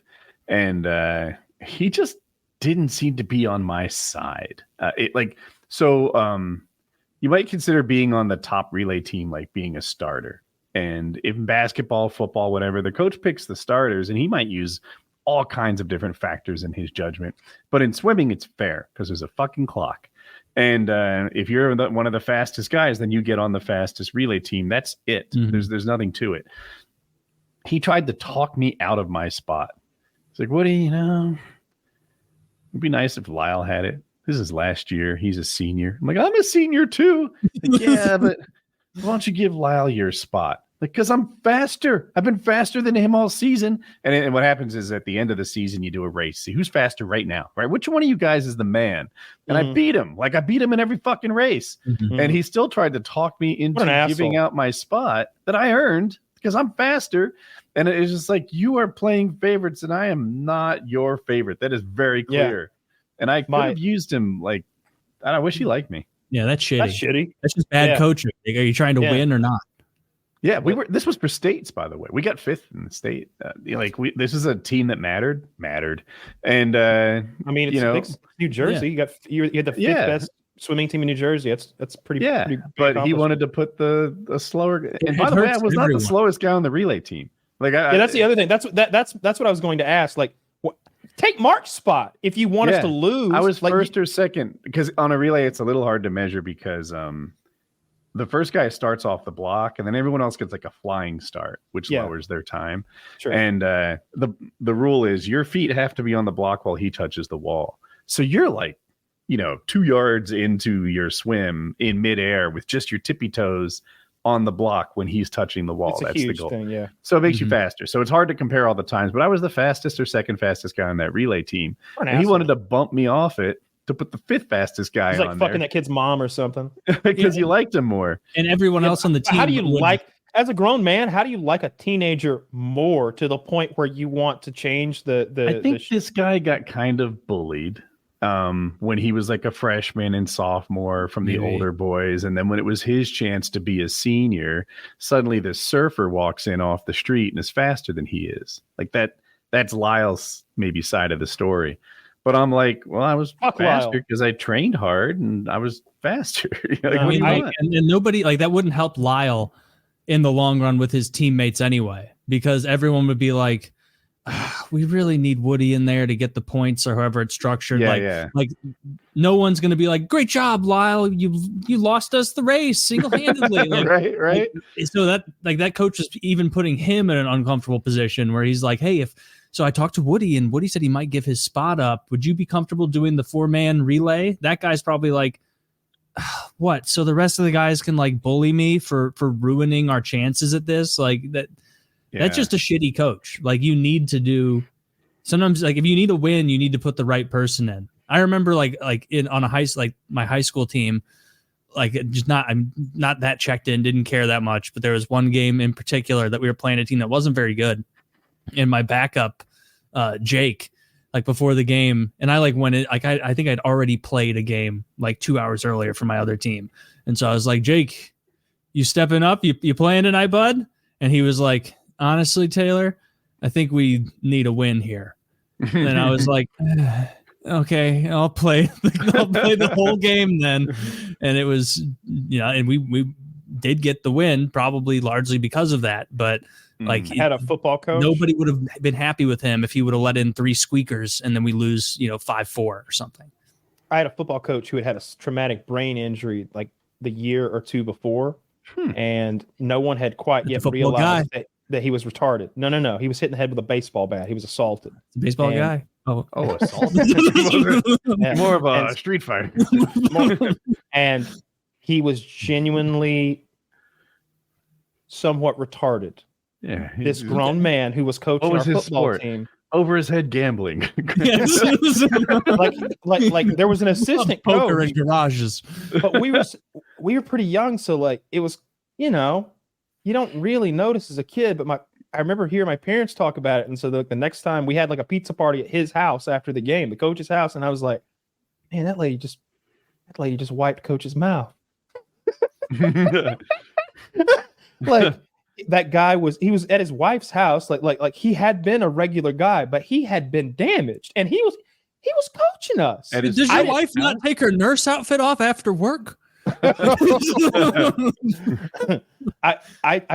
I remember learning nothing about the game of football. I remember at the end of the year realized I was like, so we're supposed to get, that's the quarterback. Okay. All right. So we should be trying to get him and anyone he hands the ball to or throws to. That was like last game of the year. We picked that one up.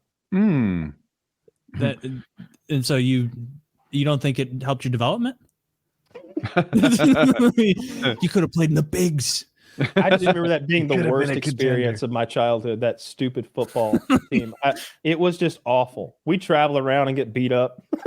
I had a great football coach who, like, it was just, I only played in middle school. But that's what this was. Like middle school football. And he also somehow got assigned by the school to be a tennis coach.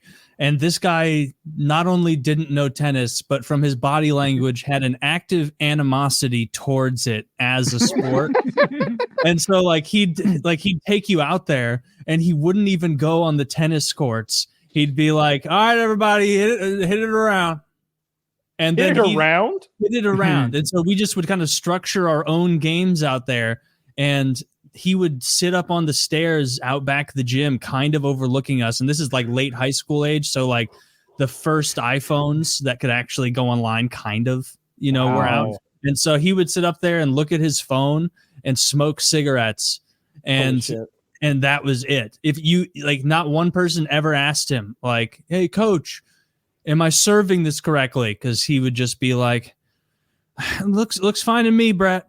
Like it's just like he could not have. We had a ton of teachers with that attitude. It was all of the coaches that had to also teach like some part of a curriculum, and they would tell you, and not just the coaches. They also shop, metals, automotive, and technology. Those electives, they would tell you, hey, we're supposed to spend 50% of our days in those desks over there with those books. We're supposed to take written tests. In reality, what we do is whatever the fuck we want all day, every day in here. You want to weld? Go weld. You want to go sit out? You want to sleep? Sleep. You want to go like chew tobacco out back? Go do it. Knock yourself out. Don't you smoke? I can smell it. Like that was shop. You could do whatever you wanted. It was free hour, and you got an A. That's what construction was too, and that's what automotive was too. You just had these classes where, look, if you want to be part of the program, we're building a cattle trailer over here. It gets auctioned off, at the end of the month, and the proceeds are going back into this fund that we have. You can be part of that. You can learn to weld. I'll teach you, or fuck off and don't bother anybody. Some kid would go huff gasoline in the shop room. That's what he did. One of my gym teachers and / a coach from high school, the guy that I think I've probably mentioned him on the show before years ago, that he was a grade A meat gazer. He would like watch us. We're like 14 through 18 or whatever, and we're like showering because like even in gym, like I know some people are like, oh, really get a ladder going, boys. Let me show you. Come here. Like, some people's gym, like I talk to some people at other schools, and I'd be like, yeah, you guys showered after gym, right? And they're like, what do you mean? We just kind of like stood around and we didn't even get sweaty. That's not what our gym was. Like everybody was having a good time, like playing whatever game it was competitively, because it was just all guys gym. We didn't have co-ed gym, obviously. What? Yeah, like gym was obviously. I thought that was more normal than not. But yeah, we didn't have had segregated gym. Do you have segregated gym, Woody? Mm-mm. Oh, no. Well, maybe, yeah. Dude, this is my boy John Scott popped this fucking ninth grader's nose. Oh shit! Oh, it bled. Volleyball. I took gym 12th grade last semester, so we were dominating. I was 6'1". He was 6'4". I'm fucking setting him up so high, and he would drill from the. He was the pole vaulting champion. Yeah. See, you guys. No wonder you didn't like have that much fun in gym because like there were girls that we had segregated. What I'm saying is we dominated. That was a girl. You dominated the girl. That was we a didn't girl. Have that. Yeah, girls so are the girls worst on defense in volleyball. If a girl doesn't want to play volleyball, let her not play. You just stand in the very corner. She was voluntarily there. Dude, yeah, I know. It's just life advice. They would pull a tarp down. And you know how they like split big gymnasiums sometimes with that big tarp? They had a big tarp they'd pull down, and like if you couldn't go outside or it was rainy or some shit, and the girls' gym and the boys' gym would be on opposite sides. And sometimes it would be the same game. And we could like hear how intense our kickball was. And then like if you ever had to go grab the ball from their side, it's like this is just like 7 groups of girls just standing around talking, like not a drop of sweat anywhere on their side of the gymnasium. But anyway, everyone would be sweaty after gym because we had a good time, got very competitive with stuff. And then you'd have to shower because gym was often earlier in the day. Can't go around the rest of the day stinky around the girl. That would. Okay, maybe your school was pretty cool. It was like Starship Troopers. Starship Troopers, a bunch of 14 to 18-year-olds high all school, showering. directed by Paul Verhoeven. Yeah, but this guy would stand there and he would stare at you as you were getting out of the shower, and he would all his apologists, like who played on teams he coached or something, would say stuff like, "He's just making sure nothing gets too rowdy or crazy." Meanwhile, you know what the cigarette smoking guy did when he would oversee it? He would sit in his office, and then if he had to come out for some reason because people were lollygagging and were going to be late, he would come out like eyes like either way up at the sky or way down at the ground. And he'd be like, "Boys, 10 minutes. You got 10 minutes till class starts. I can't have you guys all being late again. You know, let's get it together." And then he'd right back in his office. He had no desire. He had no desire whatsoever to sit there and look at naked boys. Yeah, it was not in his heart. He just wanted you to get to class, so he didn't get berated. He was resisting the desire. This was a good.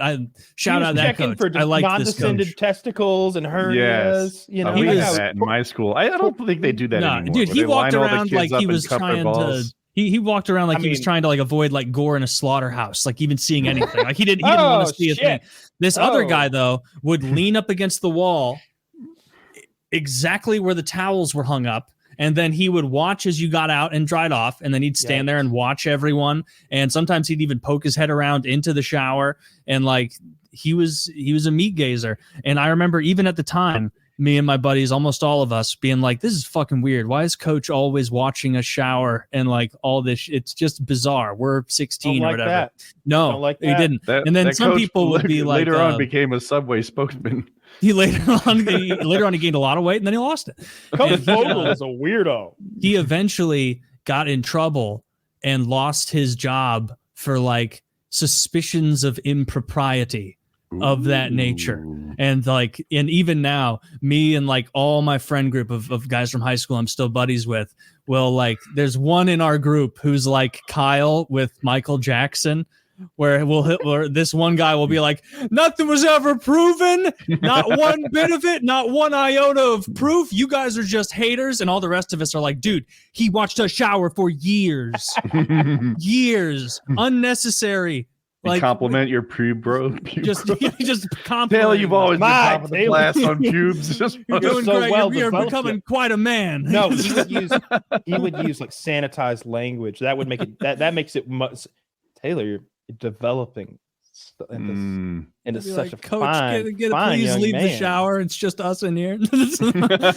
Yeah, that dude. He put a hand softly on your chest. Hold on, big man. Hold on, big man. You're not too big of a boy to have a little back and forth with your coach. I checked your schedule. You got study hall now, champ. Nothing to rush off to. You know? Nowhere to go at all. Nowhere to go at all. Where's your clothes? Did you misplace those pesky clothes again? You realize the towel rack, your towel's missing. Yeah, dude. To this day, like if I'm out, drinking or hanging out with buddies, and this topic comes up, the same one guy, one of my close friends, will always be like, nothing was, you guys are just hating on him for no reason. And all the rest of us are like, that guy was a fucking creep, dude. Do you remember how the cigarette smoking coach behaved? Yeah. None of that. Do you remember how a substitute PE coach would behave? They acted like it was poison to venture out there when we were naked. Taylor, I'm on the other side. I was the creep. We had a course called Jazzercise as a freshman in high school or sophomore. And it wasn't desirable. Nobody wanted Jazzercise. We all wanted to play the cool things like archery and golf and shuffleboard or whatever. But it's ridiculous. What's that? Just so you know, those are ridiculous electives.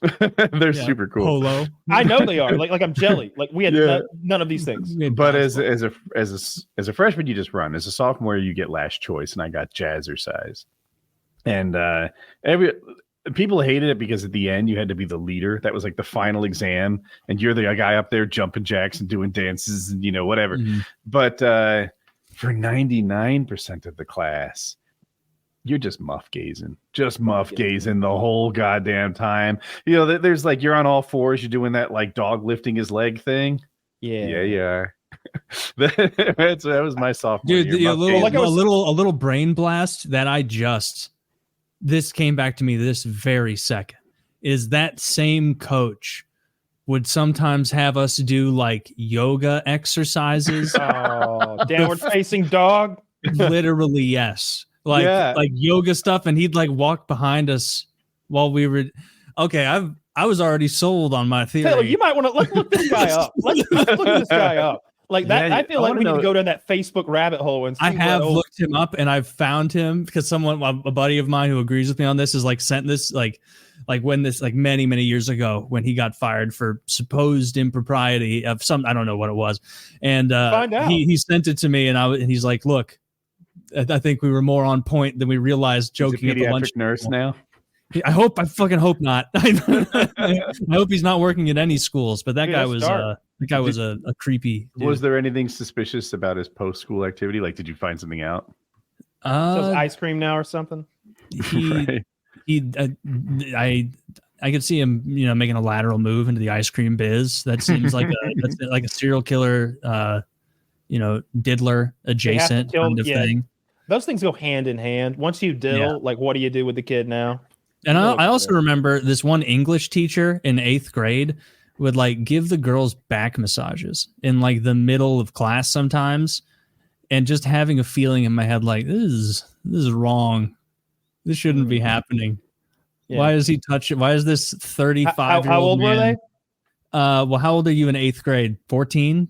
Not quite ripe yet. That's too young. You're very young. Yeah, you're too young to be getting touched by a 35-year-old teacher. Well, I don't care for that one bit. one bit. No.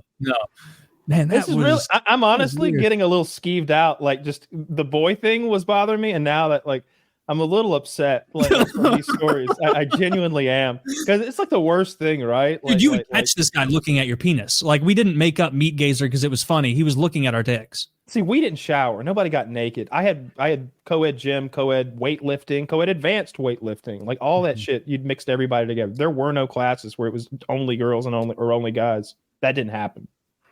Yeah. Even home ec, like there'd be like 2 or 3 dudes in there learning to fucking make muffins. Dude, if you didn't shower, you would get bullied for not showering for being a stinky kid. Nobody showered. So everyone was a stinky kid? I always did. I had gym as my like second to last period, and it wasn't a big deal. I don't know. A bunch of us were going in there, and like everybody was sweaty. And I mean, if we stunk, we stunk, I guess. I don't remember stinking.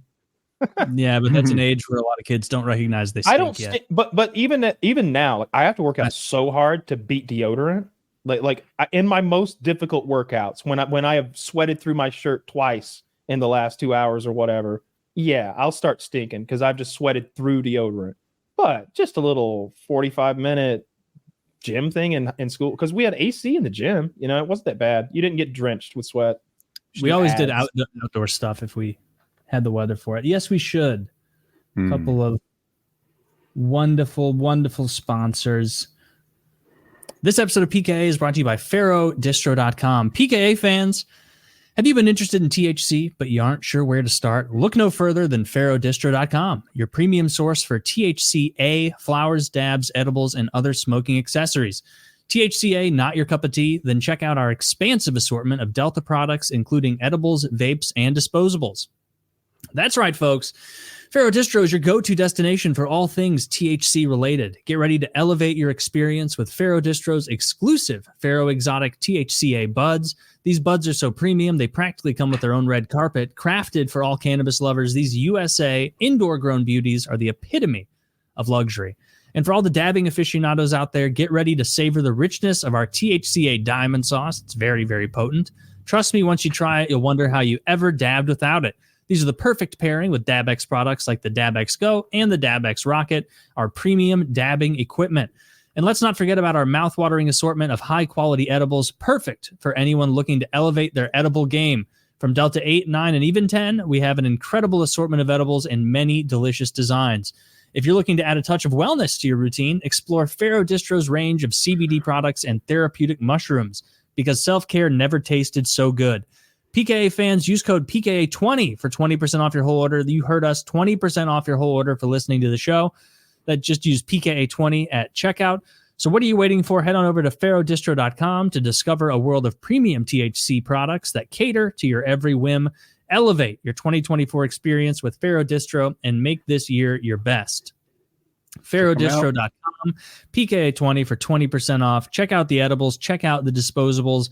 The double doinks are very, very potent. So you can probably, unless you have a ridiculous tolerance, you can stretch those out for many more than one smoking session. And of course, the diamond sauce, the THCA stuff, is far and away the most potent, smokable, vapable, dabbable, whatever you'd call it, product they have. So if that's what you're looking for, THCA diamond sauce is what you should go for. And the edibles, feel free to start slow. We always talk about how strong the edibles are. They also have more reasonably dosed edibles. So if you're not sure about your tolerance, start much lower. You don't need to go bananas for the 1,250 milligram nerd rope. Like, the fact that Kyle is getting his ass handed to him by those things means that the vast majority of you should be going for a lower dosed edible rather. So check them out. PharoahDistro.com, code PKA20 for 20% off. And remember to get the DabX Go and the DabX Rocket as well. Very high quality smoking accessories that you will enjoy. I was thinking about it. They have what you need, right? Everything from the beginner to the Eddie Hall of tolerance. They'll get you done. Yep. Very high quality stuff. PKA20 for 20% off. Brian Shaw. That's what I should have said. Eddie Hall and Brian Shaw are both big giant men. Yeah. So, but just trying to a strong man of tolerance. Maybe. Yeah, a Thor Bjornsson edible is like those nerd ropes. So don't fuck with those unless you know what you're getting into. Blue Chew. This episode is sponsored by Blue Chew. Let's talk about sex. Guys, shouldn't you always be at your best? 2024 is the year to maximize your performance in the bedroom. Listen up, BlueChew.com. Blue Chew is a unique online service that delivers the same active ingredients as Viagra, Cialis, and Levitra, but in chewable tablets and at a fraction of the cost. You can take them anytime, day or night, so you can plan ahead or be ready whenever an opportunity arises. The process is simple. Sign up at BlueChew.com, consult with one of their licensed medical providers, and once you're approved, you'll receive your prescription within days. The best part, it's all done online, so no visit to the doctor's office, no awkward conversation, no waiting in line at the pharmacy. Blue Chew's tablets are made in the USA and prepared and shipped direct to your door in a discreet package. Blue Chew wants to help you have better sex.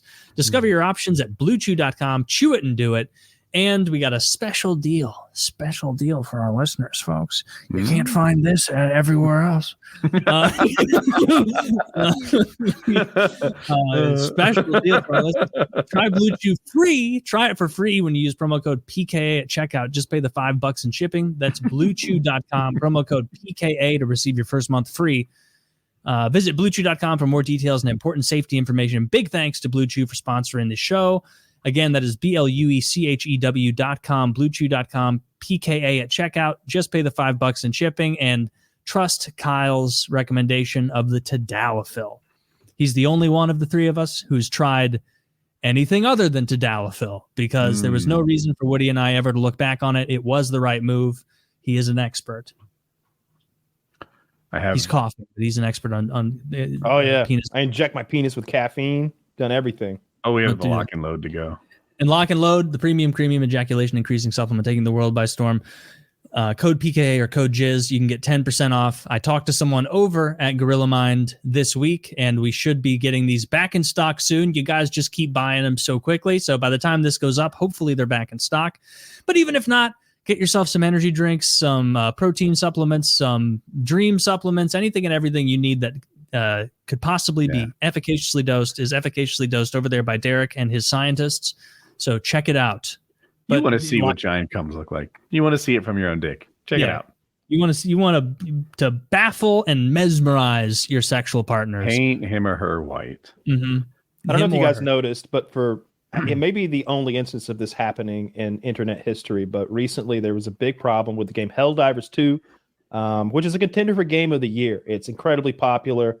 Indie developed game is this company called Arrowhead, and it was in the original user agreement, but no one noticed it. It says that you have to have a PSN account to play, even if you're on PC. But they disabled that requirement for the first several months of the game. So lots of people bought it having no idea, or having no idea that it would ever be a requirement. And so suddenly they say, hey, you've got to have a PSN account linked or you can't play the game. And it's this game we all bought. And there are countries that don't have PSN. There are countries that you can play Helldivers in, but you can't even get a PSN account. You know what I mean? So something like 167 countries or something, all of those players were just fucked. So there's this huge uprising online. The ratings dropped. It seems like a justifiable reason for a lot of consumers to be like, fuck. Yeah. Yeah, I was mad. I went online and gave it a negative review and filed for a refund immediately. Everyone did. And so Sony backed down. Another reason people don't want PSN accounts is Sony had a terrible track record of hanging on to people's user data. They had that whole issue where, and if you don't know how this happened, the big Sony hack, it was a North Korean response to them making that movie shitting on Kim Jong-un. That fucking the interview comedy movie. Yeah. They did not like that movie. So they hacked Sony's user data and fucking released it and made them look like shit. That's the best way to attack a big company like that. I'm sure it was, because to this day I'm like, no, I don't really care that much, but that's part of it. But the main thing is all those people who just couldn't play anymore were just going to get scrapped. So Sony backed down and changed the requirement. It was the first instance I've ever seen of a big corporation like that being like, okay, we'll go the other way. We're sorry. It's a beautiful thing. Is the damage already done though? Because you're not going to reinstall it and jump on again. A lot of online if you look at the Helldivers 2 Reddit, they're like, okay, let's change our reviews back the other way. They kind of got that mentality about the whole thing because they did the right thing. I'm not going to play anymore, mostly because I'm done with the game. I don't really. They're releasing new weapons and shit, but the gameplay loop is the same. I'm tired of killing the bugs. I'm done. I'm looking for something else. I don't know what it is, but I was just kind of done with the game in general. Yeah, fair enough. You'll find a fun game. I believe in you. I installed Age of Empires 2 today. Oh, nice. That'd be awesome if he did and played. The most the most hurtful thing in the world you could do is learn to play and get good at it in secret and not play with me. This is don't throw me into the briar patch written all over it. Sorry, Taylor. What's your ELO again? Ooh. Yeah, my guys, they're really, I don't want to drop down and mess up the flow. And then mess with one guy. You guys in the dregs. Dude, we're all 2,800 ELOs. Come on. Damn, you're up there with Hera? Yeah. Damn, because he's the number one player. He's very good. He was until Kyle got into it. We call ourselves the Parcel Tongues. We each have a different snake as our code name. Dude, if you actually got into it, that would be awesome. It would be so much fun. If you hadn't said that thing about Justified earlier, I might have considered it. But... Justified? What do you mean? My favorite show of all time? Timothy Oliphant as a don't get me started on him. I both know who he Oliphants. is. I both know who he is, and I love him. They can't He's the sheriff from Deadwood. The sheriff from Deadwood is a U.S. Marshal in Harlan, Kentucky, and Walton Goggins is a white supremacist, neo-Nazi type explosives artist, and they used to dig coal together. And it's a real fun show. There's 5 seasons of it. It's criminal shit, shooting shit. I know you're lying about installing AoE 2, and it still gets me. You think I am? There's no way that you actually downloaded it and you didn't jump in and play with me. Really? Did you actually download it? I think he's proving it. Maybe he is actually proving it. Which I don't know how you prove it. Well, it should appear online in the bottom of your screen and just like, yep, look at now. No. You're appearing offline. Well, you could look on Steam or you could look on Discord. Any case, I did. In any case, do you want to play after the show? I mean, no. Say no. I got boys who are jumping in after the show who want to play, and a lot of them are not so good at the game. So, you'd always be on my team. The same way you protected me in Helldivers, aside from that time you stuck me with a grenade and killed me. I won't even do that. I'll treat you as my precious jewel behind me. No one will attack my sweet baby. Yeah, I'll play. Yeah, I'll play. I've been looking at swords. I've been looking at swords all week. I had a little bit of sword envy because for those of you non-paying customers on PKN this week, Woody and Taylor both got out their swords and shields. Yeah. Well, Taylor didn't have his sword. He had a cudgel.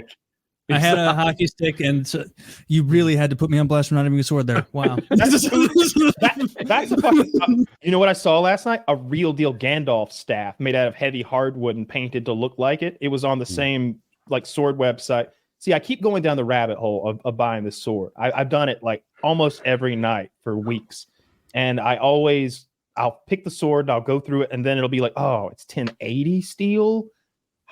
That Reddit thread said I should really be looking for 1050 or whatever the fuck. And I just like, but it's like, I'm not going to go into sword battle. I'm not going on a crusade. I mean, I might, but I'm probably not going on a crusade with this sword. So why don't I? So still Gladius style, right? You're mostly no. Like last night I was looking at like a falchion. I was looking at, I don't like the cavalry swords, the big curvy ones. I don't like those at all, but I definitely want like, a falchion white has guy's sword, guard, right? It does. The one I saw did. It had a sort of I think it's sharp on one end and not on the top, and it's got a bit of a tippy tip thing on the end, like a Bowie knife. But I want one that's got that. I don't know what you call it, but where there's sort of an inlay in the blade lengthwise, so that it doesn't get stuck in a person. You know what I mean? They got that groove down the center of the sword on both sides. Oh yeah. Just actually down the middle. Oh, that's what the purpose of that was. I've been told that's why it's on bayonets, like U.S. bayonets was. It's got like that concave groove in between. I guess it can create like when you like stab someone, it can create a suction where it's difficult to pull back out, but that groove, I guess, allows air to flow in, and so that you can withdraw it more readily. That's just what I read. This is a requirement on your sword. Yeah. Go big or go home. Like get a good one. Like and I want your first one. You know, like sometimes you get your first sword, and then it informs what you really like in a sword. See, I don't like that though. I just want to buy one fucking sword. I'm not looking to have a wall covered. You know, you're coming off like a casual. I just think you should know. I am a casual. Now, what I saw last night, and it was about $600, and it was a Crusader fucking sword, Taylor. And on the hand, it had a very simple hand guard, but it was nice. But on it was engraved in Latin, like some sort of. Oh, it was the creed of the Knights Templar. It was something like truth, honor, justice, or something in like, or no, like trust in God and trust in truth and it was something like that. It says in like Latin. Deus Vult or something. It said some cool shit like in Latin, and then it was the same. It was that blade that I'm looking for, because I want something that's I kind of want a hand and a half sword. Like I don't want just to wave around with one hand sword. I kind of like a bastard sword, but I don't want a big, long, heavy thing either. I don't know. Is a hand and a half sword a bastard sword? It is. Okay, that's no sword. I saw an interview with Kit Harington, who played Jon Snow, and he was talking about how the depression he went into playing Jon Snow. He's like, I'm just playing this character that's so good, like he's pure good. He does nothing wrong. He never lies. He wouldn't know how to tell one. But in my real life, I'm not that guy. I'm not that guy at all. But that's how people treat me. They treat me like I'm the best guy ever. And it made me feel awful. And I just drank and did everything. Yeah, he's talking about going into this like severe depression, alcoholism, drug use, like spiral, because he had so much to live up to because people thought of him as that character, and he help me with the names. The short assassin chick and the tall redhead Sophia. Arya. Yeah. Arya and Sansa. Their actual actor names. Yeah, the actress names. In any case, those two were real life friends. They look like they're not the same age, but they are. Yeah, and they would get together at night and just like hang out and talk and such. And I guess they would eat too much and get fatter, and she's like, that was probably a bad move. But they would complain about the online criticism they were getting, and they hung out every night and did stuff. On the sword discussion, Zach. Yeah. Pull up that one. You guys talking about what you want in a sword. I'm the only guy here with a sword. That's true. Woody is stomping on us right now, and he's clearly taking good care of it. You talk a lot of shit. I've got the best sword on the show by far. It's so sharp, he dare not touch it. What does it say on the side? In Latin, it says, "Through laziness we prosper." Truth, justice, and rust. That was a Persian like dagger sword thing he just showed there.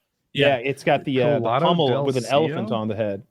Zach, pull it up, but open the picture that's down there with the blade out, and you can see kind of the serrated decorative blade plus the elephant pommel. If you can pull that. Look how the trunk is part of the handguard. This one. Yeah, the trunk is part of the handguard. Like something like this in the Persian style is so fucking sick. That's so cool. I hate that it's serrated. Oh, it's probably more like decorative than like a function sword, but I like that. Ooh, that's pretty cool. Get that thing away from me. It's like a Ginsu knife. Yeah, I like it. That's sweet, and it's only $2,000. Oh, I like that, dude. Woody, let's all be, dude. Obviously we don't have it in us to be red pill cool guys, but we could be the complete opposite. Sword retards who get swords and don't even fully understand the history, don't care about any of it. It looks like it's an Italian or something. Does anyone have any idea what this sword is or what it means? Hold up the language again. I think it's hard for me to read. I can't imagine you do a lot better. Oh yeah, that is. It's upside down. Yeah. I'm sorry for that. Colada del Cid. Colada del Cid. And Toledo. El Cid, wasn't he like a Spanish? He was a meat gazer of the 1500s. He was a meat gazer. You'd have to. The dullest blade in the West. It's pointy though. Like this part actually it's pokier than you might guess. He is so confident in his abilities, he does not even begin to take care of his equipment. Mexican now. It means it's alloy steel. Well, without impurities. Oh, okay. That's cool. Wonder what grade. Anywho, either way, I think 50, you should, the one you wish you had. You should lean into maybe. The reason they quench the swords in oil, Woody, is because they can change the temperature of oil because oil doesn't have a boiling point, so they can have their oil heated up so that it cools the steel more slowly. It also cools steel more slowly than a water quench that would be this really fast quench that could make the steel brittle. That's so. And it was a little bit what I would said. You choose each? Do you know? No, I'm not. I definitely don't know. Okay. That's the next step. I think it depends on the alloy of the steel and how much spring you want in it. That's the whole thing, right? You're getting that fine line between a sword that's hard but not brittle, and because you don't want the sword, you want the sword to bend. I know a lot of people they also want it. They like take the temper off for while they're working it. And then I think you're extra focused on the final product, but to someone making it, they also want it malleable during the working. I suppose. Yeah. We would always just take the springs from under a car and cut out our sword, with a plasma torch or an acetylene torch, and then go to work with a big heavy grinder. We would make swords like that because that's good steel. That's like I know. Steel. I haven't done it, but I got a little bee in my bonnet about knife making at one point, and people would use leaf springs for that. Yeah, and they're cheap. They're like especially back then, we go to the junkyard, and they're like basically free. Yeah. I always like going to the junkyard. We would go to the junkyard all the time. If we were like working on something and we needed like a headlight or something, and it's just this ocean of cars that have all been in collision. So each one tells a little story. And so as a kid, I would just be out there exploring. He would be there to buy like some part. What they do is they they take all the good expensive shit off every car and it's stored inside and cataloged. So we'd be buying on a transmission or something, but I'd be outside just going through cars. Some of them would have blood stains in them. If a car gets hit in the rear, if you're sitting still and you get hit in the rear, it drives you back into your seat because the car is trying to go forward and you can't. And so you would see, like, especially I guess if it was a heavier driver, it would bend the seat backwards, like in that type of collision. So I always like to, and there's change in those cars too. That's just up for grabs. I found all sorts. I found a gun in one time. There was a pistol laying in the car. I as a kid, I just reported it. Obviously, I was like, "There's a gun in that car," and somebody did something about it. But you'd find pepper spray and always change. And like 8-year-old me is like stealing all the change, of course. Zach had me hook, line, and sinker. He's like, the name of the second sword is El Cid Escalada. It's the sword of a knight from medieval Spain, 100% real. And then there's like a pause. As the trench knife Taylor got on Amazon. Well, fuck. This is a magical sword you have. Only the true king can wield it. But it is a Spanish sword. All right, so that's going to be my thing. I'm the Spanish guy. Okay. Yeah, I can't pick the sword. I've chosen, and I don't want to collect. I feel like you start collecting swords, you join a very weird group of people. You can only be so sexy, right? Like you get a sword collection, you start bragging about your 40,000 achievement points on Xbox, and before long, save some pussy for the rest of us. Exactly. I'm a completionist. You don't even understand. Nobody cares. So I don't want a collection of fucking edged weapons. I do just kind of like want a nice I have sword. a collection. I don't think of them as weapons. Yeah, your knives are a little different. They're almost like jewelry or like little mechanisms. I know that's what you appreciate. I always am interested in the interesting mechanisms, the ones that are something different than out the front or fold open or they call it the action. Open. Anything that like has a mechanism that's over designed. I have one that opens sideways out of the handle, which I think is really neat. And it takes a little bit of practice to do it with one hand, but I can do it. I want that shark killing knife. Like that to me is the king of knives. Like if you're a knife guy, it's I don't remember what they call it, but that knife, when it's like a shark knife, and if you stab, it immediately dumps a CO2 cartridge through the tip of the blade and just destroys whatever you've stuck it into. Like that kind of cavitation is lethal, just especially to a fucking fish.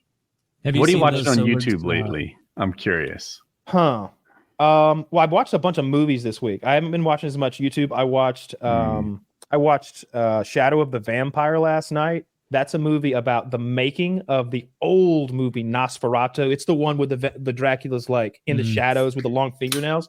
But the premise is that Willem Dafoe plays the Nosferatu character, and this director is so obsessed with realism in his movies that he found a real fucking vampire for his vampire movie.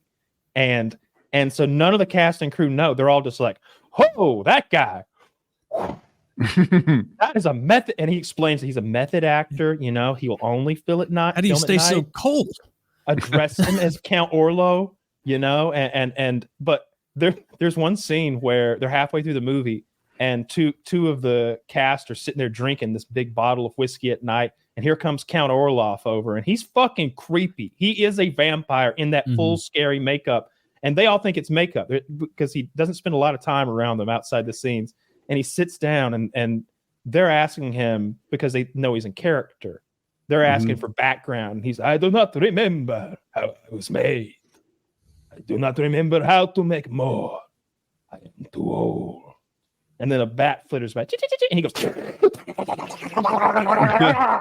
And they go, that's the finest actor I've ever seen. And it's not a comedy because this guy is plotting to like murder them all. It's very high profile. Was it good? I liked it a lot. I liked it so much. It was really good. It's on Plex.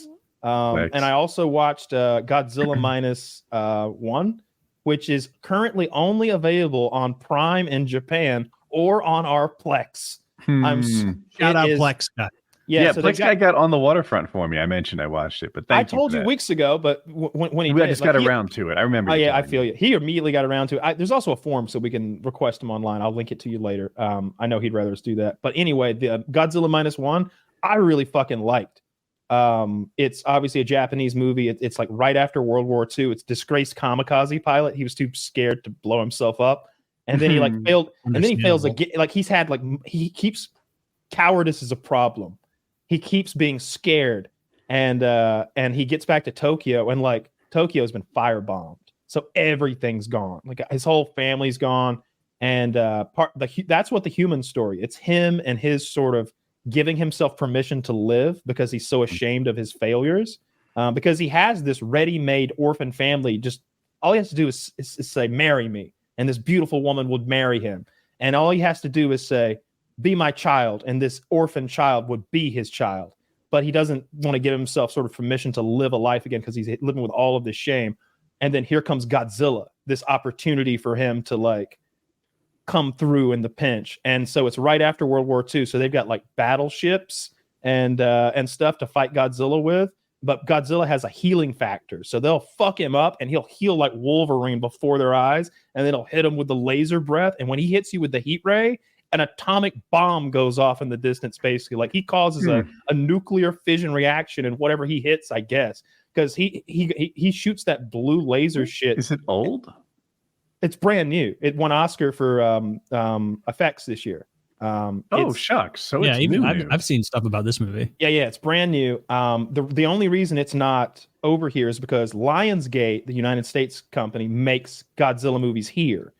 And this is the Japanese company making the Japanese Godzilla.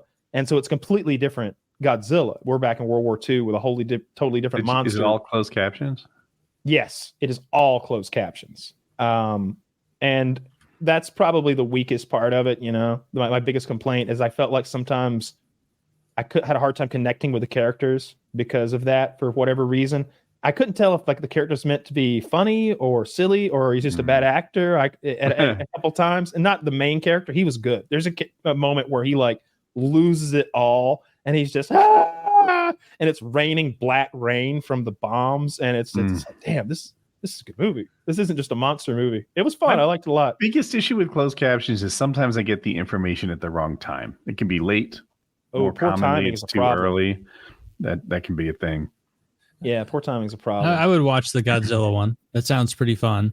I watched the Townsend and Sons guy talk about salt pork for like 50 minutes making the other it night. Or preparing it or talked about making it, talked about the history of it, how it was used as like a currency back in the day, why salt pork was more expensive than salt beef at the time, and why if you were like a soldier, people like preferred salt pork to salt beef, because I guess just the nature of pork, like it doesn't get quite as dried out through all the salting process, whereas beef is like, I guess salted beef that like it was even tough. It was like thicker, but even tougher than jerky. Like you'd have to like soak it. And so if you were like a Revolutionary War soldier and you were like, oh, we just marched for fucking 40 miles. I just want to eat something real quick and go to bed. If you had salt pork, you could just whip it up real quick and eat it. But if you had salt beef, it was like, all right, you need to sit here and soak this for an hour until it won't literally break our teeth. And so it was neat the way he was like, there were different grades of it. And so like you'd go and you'd buy a barrel of salt pork, which is just like pieces of pork in a giant barrel packed with salt. And so like you could get really good cuts. And then poor people could get really crappy barrels that were like a bunch of heads and nothing but heads in there. And that like different areas had different reputations for how good their salt pork was, to the point like that New York passed a law that was like, we do a lot of repacking of salt pork here. If it's repacked here, you can't claim it's New York salt pork because those fuckers in Massachusetts might send us lower quality salt pork, and we need to keep our reputation for New York salt pork being, you know, the creme de la creme, the pinnacle. And so I learned a lot about that. Do you cook the pork at all? Do you just take raw pork and put salt on it? You put raw pork and then you cover it in salt and you seal it in a barrel, and then that preserves it enough that like after you're done with it, you still have to cook it and whatnot to eat it. But then also Townsend was saying that there were, because he goes in on deep dives where he's like, and they didn't have the recipes exactly, but we can read in this journal from Corporal John Stevenson from 1731, where he says after a long march they were too tired to cook, and so many of the men chose to just eat their salt pork raw, and apparently that worked just fine also, but it wasn't the tastiest thing, and so it was really, think it would kill really all the bacteria. Yeah, and the parasites too. It like lasted for it could last for months in there. And so usually people were like putting all the pork in there in like the end of fall so that like midwinter you still had pork that you could pull out and eat.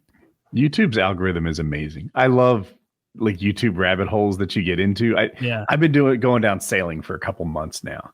And sailing has all kinds of videos. There is like thirst traps on their stand-up paddle boards looking at coral reefs. That's not my cup of tea. I like the suffering. I watched this couple. They were like older than me, maybe like 60, 65. And obviously seasoned sailors who know exactly what they're doing. They've been around the world. But this guy got COVID. So he was a little sick and not the best version of himself. But there's a hurricane coming, and he has what in aviation they call get there-itis. Sometimes people say like, I need to get to this airport today. And even though the weather's changed or whatever, and it's a good decision is now a bad one, they're just tunnel visioned and they're going to power through it and make bad calls. Well, he had a safe port he could have gone to, but he's sick and he really wanted to get to his ideal destination. So they go for it. Poor fucking guy. COVID, sick as fuck. As he's like coming out of it, his wife gets COVID. They're in a hurricane. The winds are 70 miles an hour. The seas are 30 feet tall. And it's not like a story that you don't believe. This is the video I'm watching, right? Yeah. Waves crashing over this boat. The boat's only like 40 feet long. Like it's not a giant sailboat or anything. They're going up and down, and they're like sort of protected. But as the waves splash on this like not waterproof cover, she's getting like splashed. He's like, "How you doing?" And she's like, "Well, between the COVID and the seasickness, I'm trying to keep my spirits up." And it's like, yeah, you are. Enjoy your hurricane. And they did make it through. And afterwards, you could tell on these sailboats, I enjoyed the social part of it, like how they break down duties and get along with each other and stuff like that. Imagine living your whole life with someone in basically one room. The social thing becomes interesting. And clearly it was his job to like lead the sailing and the navigation, and she handled a lot of like interior like homemaker tasks, cooking in the galley and stuff. And she's like, "Why did you choose to sail in the hurricane?" And he's like, "I was sick and tired and not the best version of me." And it was like, fuck yeah. Well, he owned it. And dude, these sailing videos, people going through some real shit on these, and they film it, and sometimes they paint an overly rosy picture of just how amazing life is. That's not what I like. I like it when their diesel engine stops working and they have to do what they call boat yoga, which is like hanging upside down with the ridge of something cutting into your ribs while you work on a diesel engine in a moving sea. That is interesting to watch. I'm all about it. Dude, that dovetails into another part of my YouTube interests, which I also watched like a 40-minute video on the history of hardtack. I've seen that video. It's a great video. It's a good video. Yeah, it's a good ass video. This guy, shout out Townsend and Sons. How does he make hardtack interesting? And what is hardtack? It's stale bread. Help me. It's basically like the most simple biscuit you could possibly make. It lasts 100 years. Yeah, that's dried and preserved, and they would eat it. It was called a ship's biscuit, and so they'd eat it on these ships for super long periods, because if you brought like tasty bread, it would get maggots and mold and all sorts of nonsense in there, especially with the sea air, I guess. This is the shit that Frodo ate. Yeah, it was. Well, no, Frodo ate lembas bread, and it only took a bite to fill a grown man's stomach, and then Pippin is like. And then Mary's like, "How many did you eat, Pip?" And Pip's like, "I ate 4." And he's like, he ate like 5 days of food. But yeah, he like talked about how they made it, how some people would have better recipes than others for this like funny, like it's so hard and stale that you would have to like soak it almost, like leave it in water for a while. Something, a little cinnamon, some kind of fat, probably lard if it's that era. Yeah, and he like makes it come to life because he talks not just about it and like he'll like make it, he'll talk about it, and then he'll also like read you passages while dressed up like he's from 1720, like in his little shack. This video is only 12 minutes long. Townsend's. Oh, he's gone back to the hardtack well many times. So I've watched multiple hardtack. It's episodic. There's Did you ever watch the survival food? That guy's channel rocks. I love that channel. You know the Steve whatever, the MRE eating channel? Like he had some hardtack, I think from the Civil War he ate. I've watched a couple of that guy's videos. I watched the Civil War MRE, I think, where it was packed in. But I think that was one where it was so old that like it had kind of crumbled and fallen apart, so you couldn't really open it the same way as other ones. Like stuff was already rotten. Yeah, people send him MREs from all around the world, so he really does have some interesting and unique, like not just from different countries, but there's more than just the basic MRE. They'll have like their 3-day emergency pilot's ration that's in like a fighter jet if they go down. So there's lots of different ration kits from all these different countries. And it's fun to see. M&Ms are just global. It's like if you're going to have some candy in there, they're going to like, nobody's going to reinvent the M&M. So they just buy M&Ms. Peanut butter, shit like that. I'll start watching those and I'll tell myself that they're actually tasty. And then I'll order a case of them and eat one and throw the rest away. M&Ms are amazing. The almond M&Ms are good, but MREs suck. I'm sorry. I think I get the whole kit. Yeah, I've ordered boxes of MREs multiple times and been like, what was I thinking? Why did I do this? I have access to real pizza, and yet I'm making one in an Army Man kit. Man, I smoked a lot of weed.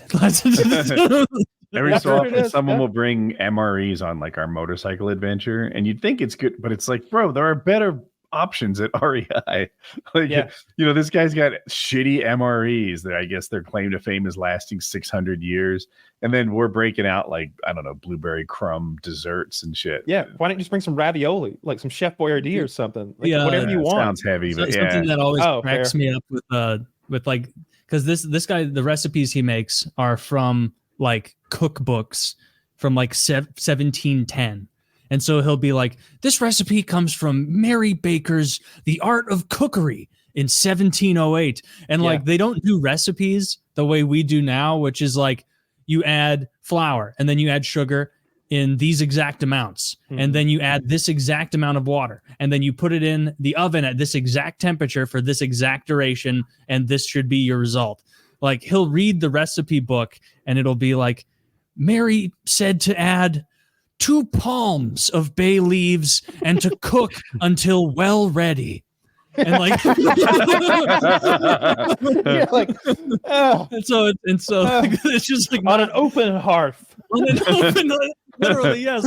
Cook on an open hearth until well ready. Season until blackened. Use only maple wood, of course, in the springtime. Until it's blackened like that family friend of yours who's not really a friend, but, he works for you in a way. Have your uncle fetch a cord of firewood for the hearth. A cord of firewood for that. That's what makes me a little uncomfortable every now and then when I'm watching them. And the black fella comes in, the big fat guy.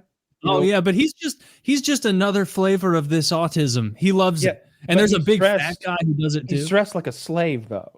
No, he's dressed like a chef. Oh, but the chefs were slaves then. Oh, maybe. Like that's who would do the cooking. I saw an auction poster for slaves the other day on Reddit. And it was like from a real slave auction, and it's how they were listed and like described as really bizarre because it was like middle-aged, sturdy housewoman, good cook, good and like that would be it. And then it would go on to like young, strong woman used to house choring with baby. And it's like, it was just bizarre. Comes with a baby. Yeah, it comes with a baby. I wonder if they saw that as like a good thing or a terrible thing where they're like, now I gotta feed a baby. I guess I would see it as like, okay, this person's a wet nurse as well. Maybe if you needed that, like I think that would definitely be a thing that would happen, right? If like you didn't want your wife to breastfeed, or maybe you'd lost her, you could have like a slave wet nurse. Maybe. I guess that does check out. What other great benefits would slavery bring, Taylor? Oh, countless. No, I two thumbs down to slavery. I look at slavery, and you know what I think? Don't do that. I think not for this guy. Yeah, not for me. But I'm also a live and let live. And so, if that's right for you out there, LGBTQS. Yeah, LGBTQ slaves. Yeah, and if that's how you want to live, I don't. I can't tell you how to live your life. I won't stand in your way. Who am I? I'm not a slave. Yeah. I can't make those sort of decisions. I can't possibly know what's going on in the mind of a slave. Only slaves should and slavers. So I personally will never own a slave. No. Because that's just the way I was raised. I don't want any part of it. But if that's what you're into, I say go hog wild with it. In that mockumentary that I think it's free use. Like it would be if it's free use, we should like live stream ourselves watching CSA, Confederate States of America, the alternate universe where the South wins. It's the one that has the fake commercials built in for things like slave collars and like pills that make your slave more docile, like stuff like that. So like heroin, because heroin they were like modern, because it's in modern times. They go through the whole Confederate States of America's history. Okay. The South conquers they win the whole thing. Now it's all CSA. And then they say, you know what? We want South America too. And they take like most of Mexico and down into South America. We become this, and then they annex Canada. So they create a real empire. So they plant the Confederate flag on the moon. And they like go through time showing you all these Confederate accomplishments. It's the Confederate flag at Iwo Jima being raised, like on the moon, like I said, all those big moments. And then it's this mockumentary that's it's weird the perspective you get, because technically the way it's presented is watch this documentary. It's a documentary within a mockumentary. Yeah. I hope that's not lost on you, but that's one of the funnier parts, because you get the fake commercials, but you also get like a modern timeline of people living with slavery, and it's sort of coming apart at the seams. It's ridiculous. It would have to be ridiculous. Slavery wouldn't make any sense once you've industrialized. Like, it's just a wildly inefficient way to get shit done. Well, I think that like in some of those Arab places, like the cleaning lady in your building is like an indentured. And I know they did that thing when they were building the arena for the World Cup, where I'm going to get the nationalities wrong, but it seemed like they allowed all these foreign workers to come in, but then they decided that their papers weren't good enough to go home anymore.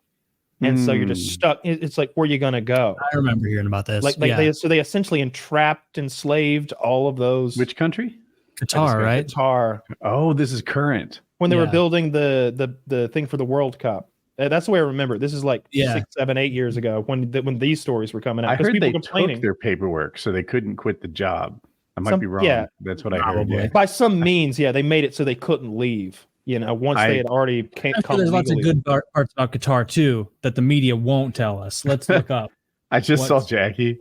She said, "My sword, hold your hats, is worth between $70 and $90, making it the most valuable sword on the show." Oh, by an infinite measure. Well, by $70 to $90. Yeah. Percentage-wise, you have a sword worth billions the time of our combined swords. But every sword, you should name your sword. I feel like that was a big part of Game of Thrones. Ooh, yes. We'll name it Cheapskate. Discount. What country makes those have you ever seen those like Arab films where it's like a guy who looks like Wings of Redemption in a chic outfit, and he's like, "You must never allow a woman to speak to you in public," like that, like those kinds of lessons. Have you not seen Hollywood? I guess. What are we talking about? Is it called Memri TV? Yes, it is. I've seen clips of these guys on like on Twitter, and it's like an Arab, some sort of news station. I don't actually know what country it's from, but they will have guys on there will be like, "Now next guest is Mohammed bin Mohammed to tell us about the evil scourge of Jews. And then he'll get on there and he'll just be like, thank you so much for having me. Anyway, these guys, I've had it. I've had more than enough, more than my fill of these Jews. And it's like a whole it real news segment. It's so wild. I can't tell if it's like a Spinal Tap thing or if it's like a real, if it was like if there was a military operation to make the people in that corner of the world look as bad as possible, it would be this.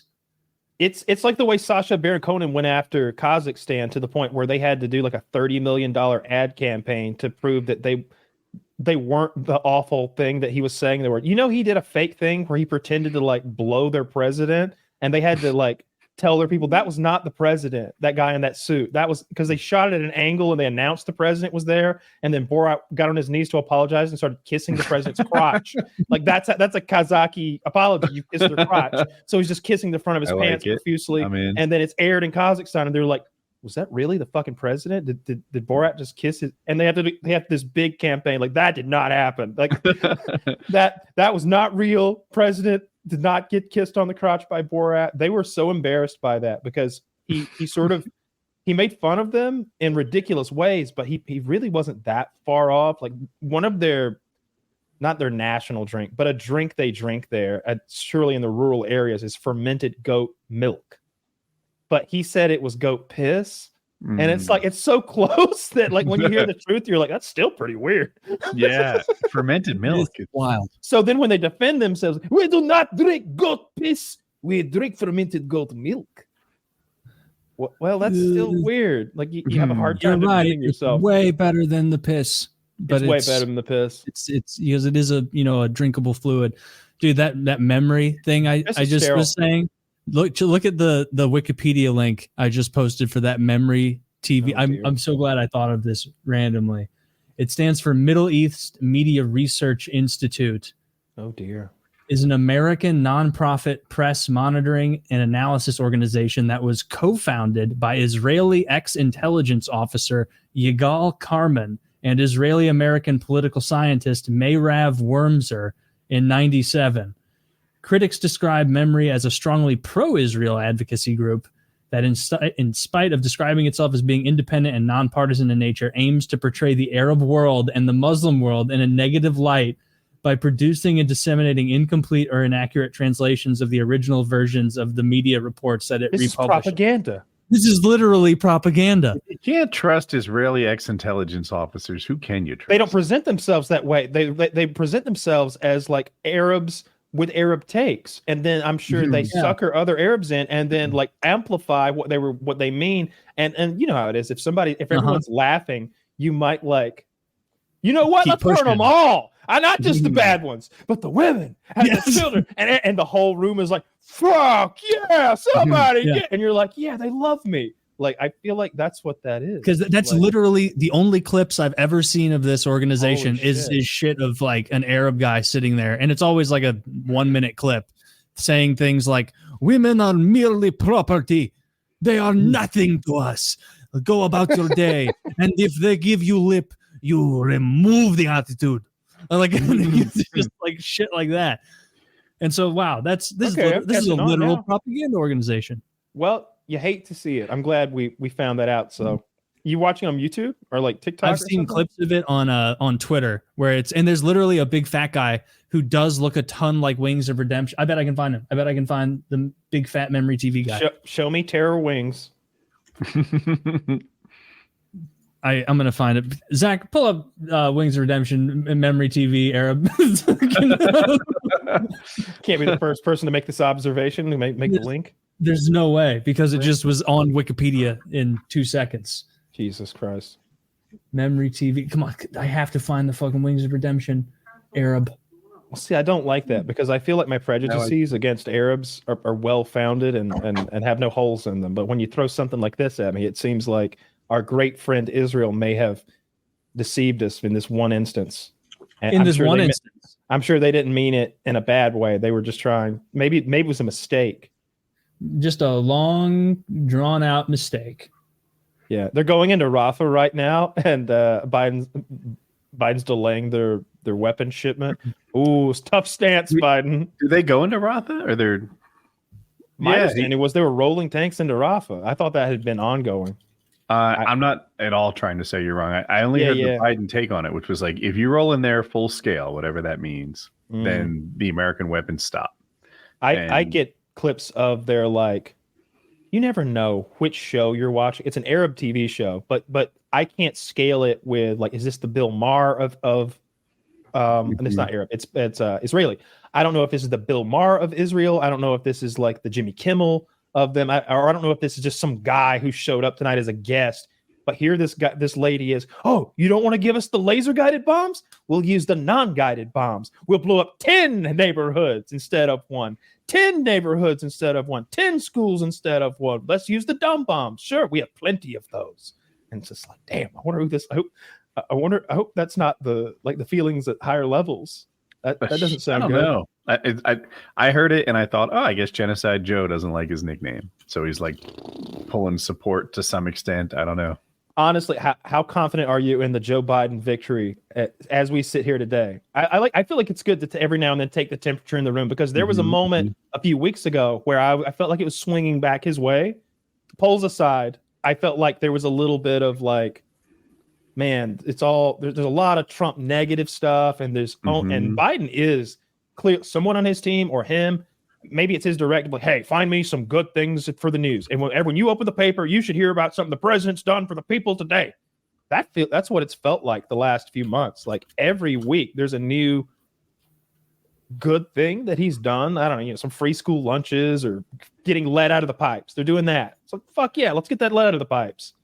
Yeah, I don't know. April 10th to April 20th. I just looked at it. I pulled it up. He was leading in the polls. And Trump had been leading so long, I saw it as this big reversal. It was sort of a rebound, or I guess, new state of affairs out of that State of the Union, which went pretty well for him. Even the Republicans were like, he took a fucking Red Bull. It's not fair.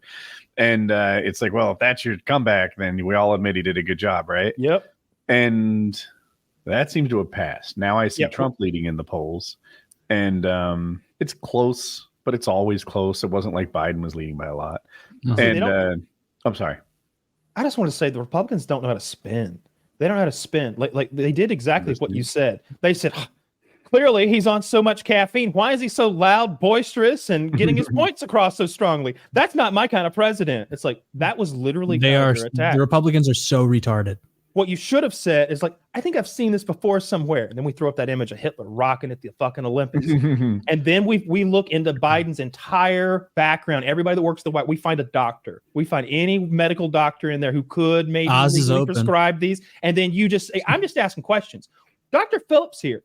Why are you working in the newsroom back there? Why are you stamping stamps? You could be at a hospital or at a private practice. This is the main, whoever Hitler's like doctor, I'd use that. I'd draw all those comparisons. I'd make Biden a Hitler who's getting amped up by his secret doctor in the back. Instead, they were just like, he's too energetic. It's intimidating. Like, what are you doing? Dude, the Democrats are so much better at politics. It's wild to watch the Republicans. They're just floundering retards. It's funny because I sometimes feel the other way. Like I think Trump in particular does things every day that would sink anybody else, and I'm like, is there something about him that's working for him? Is this a video or I don't know. He said this is the kind of shit that like you will see in the subtitles on Memri TV. Your book, you wrote that Tom and Jerry were created by the ancient Egyptians, right? Well, I can believe that. Well, hang on, like I every now and then I'll hear something absurd like that, and I'll be like, show me, and it'll be like, oh, the Egyptians do have this cartoon here of a cat that chases a mouse and gets dumbfounded twice. That's Tom and Jerry. Okay. Like you know what? Kyle's question in seconds. Win the House, toss up on the president, lose the Senate. That's my guess. I've given no thought to Congress. I just feel like if Trump loses, then he is in a lot more legal trouble. If he wins, then his legal trouble is over.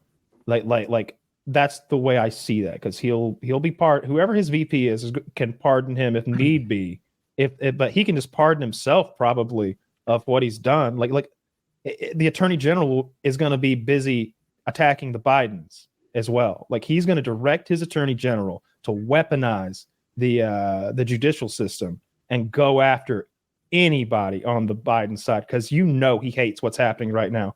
Whatever he says, this is not the guy who's been up at the crack of dawn working all day. This is one of those guys who takes a nap in the middle of the day. They've got him at those fucking early morning court appearances that he can't nope out of. He doesn't get to sleep in one day. In public, falling asleep, farting himself awake. I don't believe any of that. Yeah, that's like, I mean, it's funny. Why would they make it up? Why would they make it up other than all the other nonsense they've made up for the past decade? I heard Biden pooped himself. Trump said he pooped himself a few weeks ago, and now they're coming back at him with the same thing. I can't tell you, but it was widely reported that this happened. Of course, of course it was. Do you believe the falling asleep part? The media hates I believe the closing his eyes and sitting there part, and I don't know if he fell asleep or not, and I also don't know if I care if he fell asleep or not, because it's not like they're asking questions. I heard someone explain it, and this person, I think, was attempting to be unbiased, and they're like, in fairness, this courtroom is not like modern HVAC, and it is always either freezing cold in there or too warm, and it can put you to sleep. It made sense. I don't know. I think it's wild that we have a national news apparatus that's like, this guy who's being clearly targeted by his political opponents in an election season has stinky farts. More after this on the extent of his stinky farts. Did you see the makeup of NPR? It was like 27 out of 29 Democrats. It's like, how is this national public radio funded federally? Why can't we get more than 2 like conservatives on NPR? Like, you don't think that shapes their viewpoints? I think you're right. I watch a lot of NPR. I would actually bet the house I watch more NPR than you guys combined. You do? Yep, anything more than 0. Probably 15 minutes a day on average, 20 minutes a day. It's a ton. And they do a pretty good job. There's one guy on there who's clearly progressive, and there's another guy on there he's supposed to be conservative, but I find him kind of unbiased. He's not in the bag for anybody. He's their version of a conservative. Yeah. So like a toothless, like Bill Maher's he's too really right-wing smart, and he's senior. He's like been on the show longer than the progressive guy, and he's like the authoritative voice. The progressive guy is the new guy. And I think if you watched it, I think you can watch it and exit it as better informed. And that's one of my big things. I watch Brian Tyler Cohen. I don't know if you know him, but he's a YouTuber and he talks about politics every day. Okay. And he is so in the bag for liberals that I don't feel like I'm better informed. You watch him long enough and you're like, what? That Trump's goat is cooked? Is that a term? It's the cognitive dissonance. It's for like here's the biggest 1,000th time. It's a lie. The biggest problem is that neither side will even allow themselves to see through the other side's eyes. I just keep seeing the left-wing take on a right-wing action and how they're like, look at them. They want to enslave women. No, they think you're murdering babies. Mm-hmm. They don't see it as health care. They see it as murder. I watch so much. And that bounce goes in one ear and comes out the other. And it's like, yeah, they want to enslave us. They want to know what our pussies are doing. I want to know less about what your pussy does, frankly. Okay. I want to know as little as possible about what it's doing when I'm not around. What I don't like, and it happens on both sides, is people who listens to news that tells them what they want to hear, and then it just reinforces and echo chambers their information diet. And if you do that, then you're not getting informed on the topics. Yeah. I aspire to be better than that. Sometimes I hit it. Yeah. I don't, that no one is saying, I don't think women have enough agency to decide about abortions. They're saying the abortions themselves are evil and that they don't want the child dead. That's their take. Yeah. And they just refuse to let that even process. Most of the time, they're like, no. That's not how I like that argument framed. I have my own framing for that argument. And the other side won't look at their framing. The other side can never imagine that, all right, what if the brain doesn't get formed until the last day? Then how do I feel? What if there's no brain until the last day? Then how do I feel? Oh, I'd be on your side. Yeah. Or like, hey, the extreme stance that some, not all Republicans are taking, has had some bad consequences, right? Moms with unviable babies who are dying or losing their ability to have the next baby because of that stance. That's a bad thing. In vitro fertilization in Alabama getting outlawed. I have mixed feelings about that. Okay, if maybe you're I need to learn something. Okay, I don't know anything about it. So, when do you think it's a life that shouldn't be aborted? I guess when it has any chance of surviving outside the mom. Definitely. But that means that as technology advances, your date will get earlier and earlier. It does. Yeah, that's my stance. I think it's easier just to go conception. Okay, well, I disagree. It would be. I just like investigating Woody's thought here because I don't disagree with it necessarily. I like it a lot. But the thing about that is, as technology advances, if we, for example, create artificial wombs, if there's a big jelly bag that we can put, then in that case, all of the IVF embryos that are fertilized, each of those is murder. So it's abortion on a massive scale. If you don't know how IVF works, they create lots of embryos. They take lots of eggs and they fertilize them all, and they create many embryos, maybe 6 or 8 or something or more, so that they can pick the best one, the most viable one. If you remember that scene in Gattaca, he goes 3 boys, 3 girls, and you see the tiny little pea-sized things. He's like, you pick the one you want. And they're like, and it's just like that. So as technology advances, you would quickly run into a problem with yours. But when they do the IVF, they've got, every time they do it as well, it doesn't work every time. They're making these batches of embryos over and over and over. It's abortion on a massive scale. But the whole point is that this couple who couldn't make life any other way, that their sperm and egg were never going to meet without the IVF science and the hyper ovulation that was induced, and then the micro surgery that's fertilizing the egg manually. All of that has to come into place before that even had a possibility. A life is going to occur that wouldn't have occurred without all that bad, and it's really hard to put a morality judgment on something like that. Yeah, I right. Never thought about it that way. I guess I never really thought about IVF. There's a simple view of right and wrong, which I can respect. I know simple sounds like an insult, but it's not meant to be. It's just uncomplicated. It begins at conception, and that's the end of that. But I'm like, I look at a slightly more complex societal view. Be like, okay, are we sure that having unwanted babies thrust upon unprepared parents is going to make America great? Putting the question out there. Like it's a valid question, and now we're going to have poor families, perhaps without fathers, and unwanted children coming into the world with their moms just trying to make a go of it. Some of those kids are going to turn out great, but a lot of them are not. I throughout my adult life, I've definitely changed my tune on abortion a lot, because I used to have the belief of convenience, really, which was just I'm in favor of it because I don't want to deal with the consequences of my actions. I've funded a couple of them, not to be hypocritical. Yeah, I have not, but at this point in my life, it's I'm against it, pretty much 100% of the time. And I think it's probably simplest and makes the most sense to just be conception. That is a living being, and it's going to be ever increasingly more so. And so it's you get into the nitty gritty of oh, well, what about this rare brain disorder? What if it has microcephaly where it's going to come out like this?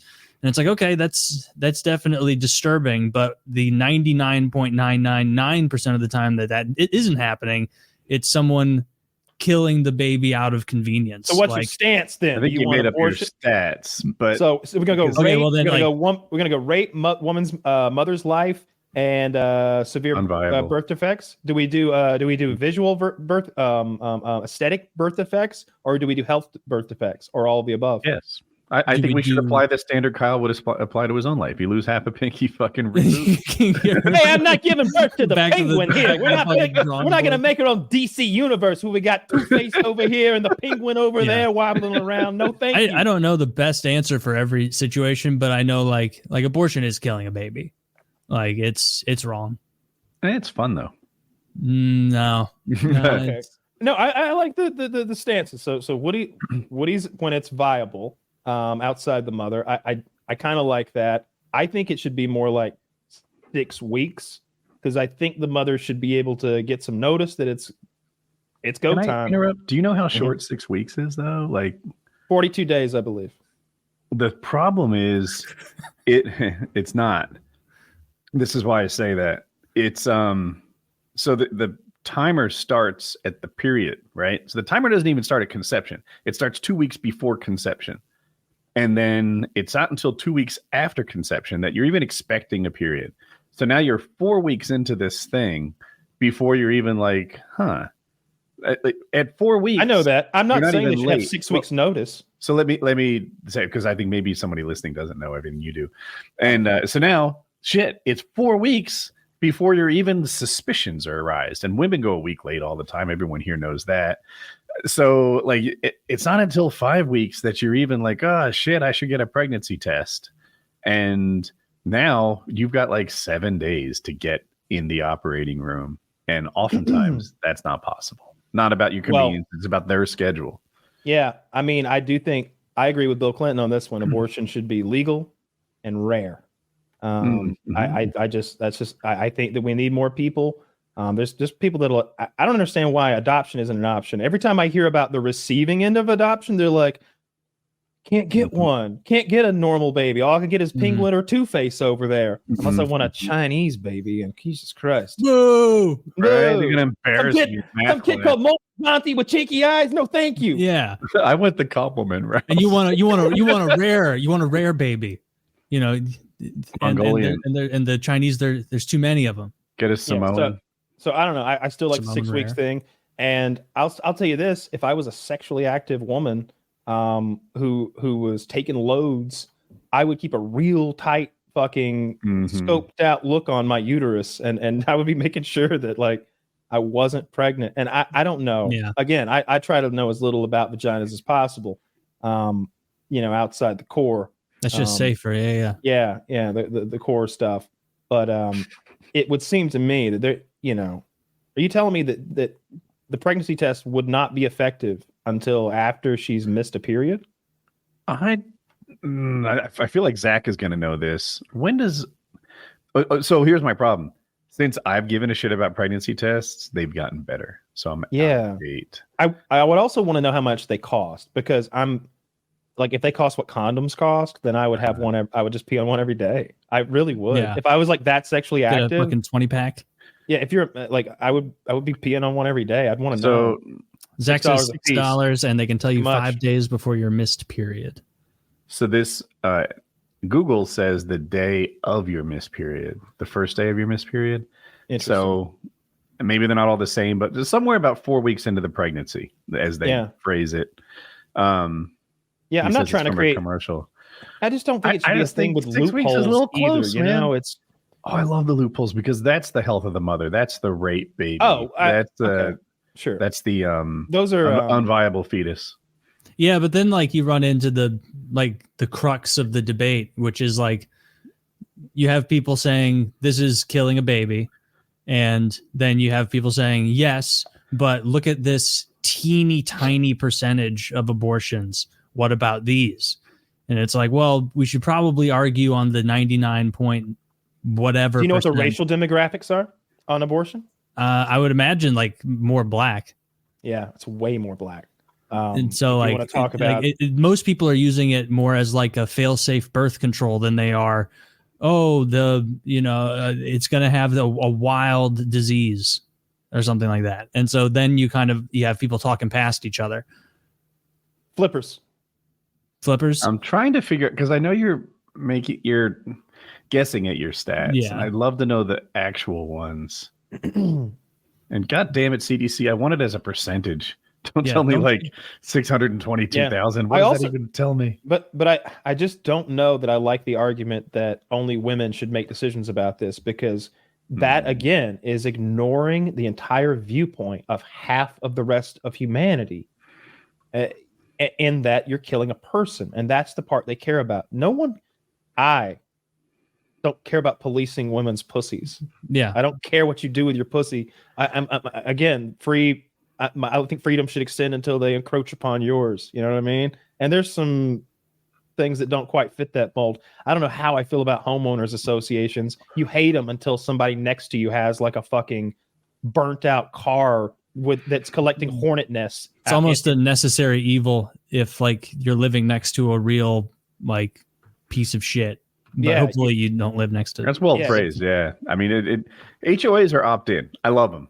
I love them for you. I don't want them for me. Yeah. But if you want a neighborhood where all the houses match and all the yards are manicured and that's important to you, then you can opt in and it's terrific. What I hate is when you want everyone else to have it, but don't do your own part.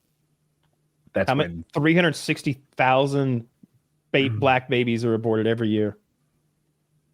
What? 360,000 black babies are aborted every year. That is so many more than I would have guessed. Yeah, that's a lot of. That's a lot of dead babies. kids.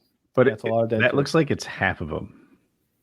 Half of all abortions are black people? I just have 14% of the population commits half of the abortions, Woody. That can't be true. I on my screen it says 622,000 total. That's 2021. Holy shit! It's the same number, Taylor. It's the same number. Well, I want to know what other numbers like. This is like that Fibonacci golden ratio. I don't know what the same number is. 14% because he said the crime statistic. It's the same as the crime. Oh, it's a crime. All right. Yeah, because 14% of the population commits 50% of the violent crime. It's over 50. I thought it was 50. Well, using that argument, you want as many abortions. I think it's higher more recently. No, you can't. You can't be doing that. Doesn't imagine without abortion. Now, Taylor, imagine without abortion where we'd be. We'd have a lot more people that weren't killed. So I would be happier. A lot more violent crime. Maybe that's what turn out good. Says.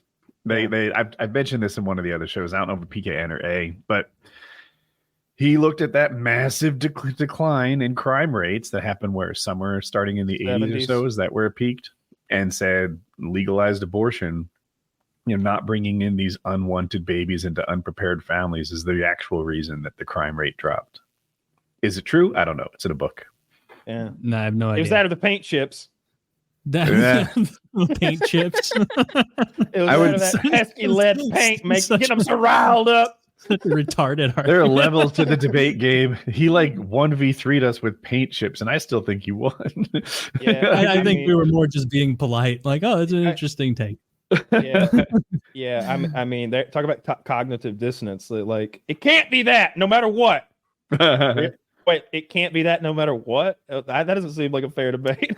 Well, it can't be that, Kyle. The whole world can never be that ever. If it's that, then my whole ideology is, nothing works. Oh, so Taylor, where do you stand on the abortion pill, the one that makes the egg not? It's a fertilized egg, but it doesn't adhere to the uterine wall. Is that the same thing, right? Plan B is that. That's what I should have called it because everyone knows that. I guess it's a fertilized egg that never gets to the uterine wall. I guess I would see that as lower priority than like the overall abortion debate, like. Maybe I don't know. What are the numbers? Because I'm definitely a hypocrite with Plan B stuff. Because I've in my younger years, unthinkingly, it became Plan A very quickly. Yeah, it became because I always knew the meme of people telling me that's not like fucking birth control. Like that'll really fuck a woman up. And so I always had that in my head. So it was never something I used with girls commonly. But looking back on it now, you just slip in the drink. Yeah, I wouldn't buy one now. Don't co-sign that. So Taylor, according to Pew Research, accurate or not, I don't know, 53% of abortions are Plan B. 53% are Plan B. Well, then I got to be consistent. Yeah, then I mean that's by that same standard of conception, then that would be an abortion. So I don't like that. Yeah, you don't have to be consistent. I respect the consistency, and I have my own hypocrisies, but I'm like, man, you can say. These are hard problems and often perfect solutions don't exist. So this is where I land on nothing's good here. That's true. But I do believe it's a life right away. That's Bill Burr does that funny bit where the people, he's these feminists come out and they'll say it's just a clump of cells. And he's like, yeah, if I came into your kitchen and you had just put a cake in the oven and I opened your oven and I take it and I throw it all over your kitchen and you go, you destroyed my cake. I can't go, that wasn't even a cake. If I would have left it alone, it would have been a cake. Like there's no debate on that. I ruined a cake. I destroyed the cake. And it's like you should have called it a clump of flowers. I don't know. Just a clump of ingredients, meaningless. But it's like just batter. Yeah. So to be consistent there, yeah, it's and not just consistent. So no like plan B. Yeah, no. What about exceptions? Health of the mom. Health of the mom gets seedier because you want to like you need to help. Like, she's having mental health issues because she's pregnant. See, that's like the thing with the health is like it's when they say health of the mother a lot of the time, and I learned this because I didn't know. Like they'll mean like that also includes like financial health, and so they'll be like, "Oh, this is threatening financially." I've never heard that before. Or this is threatening mentally to me, and it's not necessarily like this is going to kill or cause serious physical issues for the mother. Which if it is down like to whether or not you trust doctors. And some doctors absolutely are not going to behave the way that I'll just say. I know how medical marijuana works, so I don't trust you. Right? I thought of medical marijuana. The other one was President Trump and his fake bone spurs. He can't even tell you what foot they're in. Yeah, but it hurts so some bad, doctors will just hook you up. What he throbbing pain, his whole lower body affected by it. If he could have gotten his hands on those Viet Cong, he'd have throttled them with those big, powerful Trump. We'd have won the war if Trump went. Look, with his leadership, perhaps. I don't know. One man would have brought much to that table. He was a professional level baseball player, Taylor. He's an athlete. I mean, a warrior. He probably would have, played if he was a professional level. Usually really people aren't. You don't have like the Yankees beating your door down, being like, "Please pitch for us." It's like, I'm sorry, I 128. I think that's not bad. That's a lot of hits. You got to be a realistic. I think that's how batting averages work. Not at all. Not at all. Whatever, doesn't matter. You pitch it to him once, he hits it 128 times. I'm pretty sure that's good. Biden's just as bad though. That's the problem. Like I wish there was a third option that didn't have brain worms. Dude, it came out. For those who don't know, Robert F. fucking Kennedy. I hope that's not a real tweet, but it appears to be. He said that he found out that a brain had gotten into his worm. A worm had gotten into his fucking brain, eaten some of his brain tissue, and then died in his skull. And they just found out. And here's this tweet that says, "I offer to eat 5 more brain worms and still beat President Trump and President Biden in a debate." Have you ever seen the meme of the parasite coming out of the guy's ass and like typing the comment on the computer? Yeah. This is a brain worm coming out of his ear and typing this while he's laying there. Shit. I'll eat 5 more brain worms. I need company. I'm lonely. Though they didn't just find about the worm. It happened in 2010. And I think it just came to light because someone found it in a book he wrote. Let me see if I have that part right. I feel confident with the result, even with a 6-worm handicap. It's a sick line. I'll give him that. And I saw Fox News making fun of him and his brain worm. And I'm like, this is a good strategy, right? Like if you're in the bag for Trump, then you blast him to your audience. And then the liberals would want to do the same thing. Yeah. I wonder if the steroids made the worms like bigger and more hungry. Because that dude is jacked. Have you seen him without his shirt, Taylor? Yeah, I remember.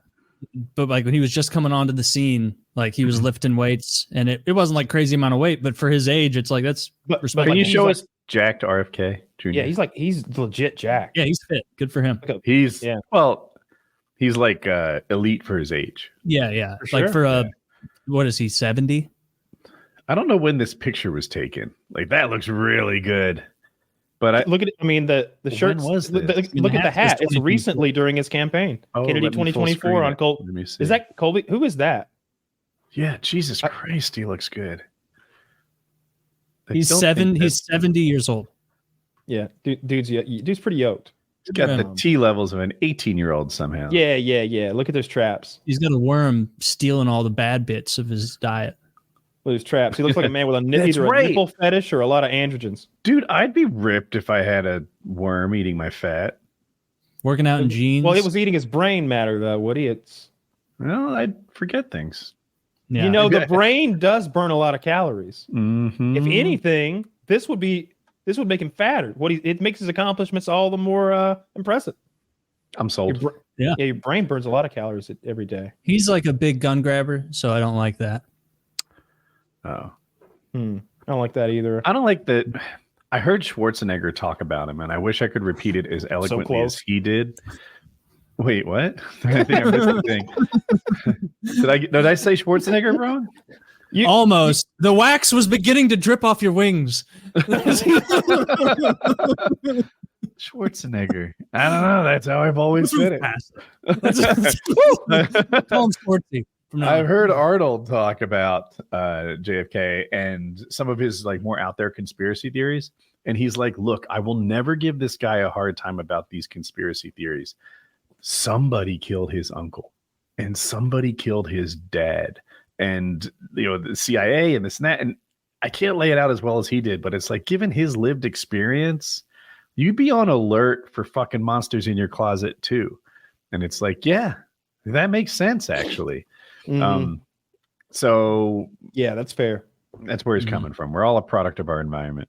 Yeah. Yeah, that's fucking fair. You forget that was his dad. Holy shit. Yeah. Damn, I had to consider that. I knew it was his uncle. Yeah. Well, I knew JFK was his uncle, but I didn't. Wait, if JFK is dad or his uncle? JFK's his uncle. His dad is RFK. Okay, that's what I thought. And he was murdered while running for president, right? Oh, I remember. I've seen the video. We all have, I'm sure. It's terrible. Yeah. Yep. So if that's where you're coming from. Oh, and then I don't know if it's shady, but like how many people in his family died in plane crashes? Oh, a statistically unlikely amount. John Jr., who would have been his cousin, his first cousin, died off the coast of New York in a plane crash, maybe off Martha's Vineyard. Is RFK the one that killed that prostitute by like putting her in the trunk of a car or something? No, they were driving. You're thinking of? I don't think she was in the trunk. I think she was in the passenger seat. Was the story, and they crashed off a bridge into the water, and she died. Now, if you want to see a great movie that's kind of taking a poke at that, it's Brian De Palma's Blowout with John Travolta. It's very good. I saw Quentin Tarantino speaking on a podcast recently, and he said it was one of his favorite movies of all time. It's also on, I think it's on Plex. 2 words, Blowout, 1971, John Travolta. So he's young, sexy, slick John Travolta. Yeah. He's basically like a sound engineer, and he's out in the wilderness collecting audio he sells to movie companies. And a conspiracy goes down where a car is forced off a bridge and a politician is taken out of a presidential race. And he has the audio to go with like street video. And so he's got the real story, and he can't get the police to bite. And then John Lithgow, the fucking Third Rock from the Sun guy, the big tall, he's the guy the CIA or whoever they are sends. Does he have a full head of hair? He's got a good bit. He's terrifying because he's like 6'4", 6'5", and he's like deadpan evil, fucking so methodical. And his plan is he's got to kill this woman. And so to make it not appear that it's a conspiracy, when she disappears, the woman who was in the car, I think, or somebody else. Yeah, I think it's the woman who was in the car with the politician that was killed. He needs to kill her, but don't make it look like it's part of some big conspiracy. Oh, the politician's killed in this story. Yeah. And so he starts going and committing sex murders on women all in the New York area or wherever they are. He's killing like 4 or 5 women just so that he can kill this one woman and have it look like it's part of that. And John Travolta is kind of mixed up in this conspiracy, and they're going back and forth. I'm pretty sure it's taking a poke at the Kennedy thing with the bridge. Because his girl drowned, right? Yeah, if I have the story right, and I'm not that confident, he was having an affair. This woman was in the front seat. He was drinking and driving. They crashed into a lake somehow, Chippewa or something close to that. And he saved himself while leaving her to drown in the car. He claimed he did everything he could to save her life. I think the evidence doesn't support that. And that's where the story wraps. Yeah, that's the guy who's like still a politician, right? It's Ted Kennedy. He's dead. Oh, did he die recently? Like last couple of years in office? Not as recent as you're suggesting. 15 years, maybe. Really? I feel like there's not a guy. I'm looking it up. Time flies when you're having fun. 2009. 15 years on the nose. A lot of people died recently. Theoden died. King Theoden. R.I.P. Still on politics. Jesus. Great also guy. Captain of the Titanic. Captain of the Titanic. Wait, he just died? I didn't realize role. he was still alive. To me, that was like lifetimes ago. 20 years. Yeah. The Titanic went down 20 years ago, 24 years ago. No, that's we talking about the same 117 Titanic years ago. But we're talking about the movie Titanic, which was 1999, I believe. That Captain of the Titanic means something different to me. I'm like, he just died? I thought that was so long ago. Bro, the real captain went down with the ship. He was a boss. Yeah. All right. He didn't play. Yeah. No, it was the real cat. He died at, what is it? 138? Really? He lived? He was Japanese. That's what it explains. Listen, I might seem gullible, but I have He'd a have to be like 140. Yeah, he'd have to be even older. The worm. Yeah, and he was an old man then. He's like 60. But the Theoden actor. Theoden. Great. Yeah, for sure. He was crucial to that movie. He was a big part of it. If you had a weaker role there, it wouldn't have played. And you need him to die in that story too. That consolidate power. Yeah, for sure. Yeah. He gave that speech that was one of the highlights of the entire series. Right? Yeah. Mm-hmm. Yeah, he gave. Yeah, I got all these blank stares. I'm like, wait a minute. I was trying to think which one you were referring to, because he has the one in taps on everybody's swords. Yeah, the one of the Battle of Pelennor Field where he does that. That's not my favorite. The best one is like before they ride out. The Before They Ride Out is also very good. You're talking about Helm's Deep now. Yes, I'm agreeing with you. Yeah. The where he's having his armor put on by Hannafin or whatever that guy's name was. Yeah. And long-haired guy. Yeah, the long-haired assistant. And it's the "Where's the horse and the rider" speech, and he's talking about he knows that he's about to ride out to his death, and that likely everyone underground who's like the women and children are going to be killed also, but he's not going to go out like a bitch. Like, he's going to go out fighting to the last man. It's so good. So good. And the music is building, da, da, and then like they don't show them get the horses ready, saddle up. They don't talk about anything. It's just boom, they're on the fucking horses. Open the doors. And then Gimli hits the and they ride through the fucking Uruk-hai. Like, I love that they really seem to be handling things well. Absolutely. What's more, the horn of horn. You know what I've come to realize? My wife knows Harry Potter like Taylor knows Lord of the Rings. Yeah. And we just recently watched some of the Harry Potter movies together, and she did a great job. It was Kyle-like level of extra information she's dropping in. Like, I think Ron's family, the Weasleys, underwent great risk to support Ron as he helped Harry Potter destroy go on his fetch quests. And she's giving me the background on what the danger is here and who this is and whatever, and not ruining the movie, but just adding to it with things that maybe weren't so obvious from watching the movies alone. I know the Horcrux, but I like to insult it with the fetch quest, because that's what it was. I've read the book series 3 times, and I've watched the movies all the way through a couple times. I cried when Dobby died. Dobby's dope. He's powerful too. You told me Dobby wasn't that powerful. Their magic is like, it's almost like Gandalf's magic, where it's not really offensive magic. It's sort of like support magic, and in that way, it's so limited. Whereas a wizard has a spell that's like head come off if. It's like, let's just use the head come off if spell every time, dude. Yeah. Like, why are we dancing? Why are we learning anything else? But also, he seemed to have he was able to teleport everybody out when the wizards were powerless. And yeah, his teleportation thing is his main fucking thing to me. Being able to go into those places that are magically protected from all the more traditional means of moving about, like port keys and stuff. He may use a port key for part of that. I think that's just Dobby magic, though. I really like the Harry Potter shit. That was probably the first book series, Little Me. We got it at a yard sale or something. Pick the first one up, and I started reading it in the car home, and I didn't stop reading until it was done. And then I was like, I got it. And even when the last book came out, I was at the fucking midnight release at a Walmart to get that shit, and I was a man grown. I really like those fucking books. I love the Harry Potter character. I like J.K. Rowling's writing. My fucking hoity-toity lady friend who went to a Ivy League school is like, it's a bit juvenile. And it's a fucking kid's book, you cunt. All right, I'm connecting with the narrative, and it's not that. Dude, that invites a noogie immediately. Which Ivy League did she go to? I have to know. I'd rather not say aloud. Can you type it? She's against, but she also went to two different ones. Oh, her undergrad's a different one. She went and did like 2 years overseas at what's the fancy one in England? Oxford. Oh, she sounds not like a big Harry Potter reader, apparently. Wow, and that's where the Harry Potter lady's from.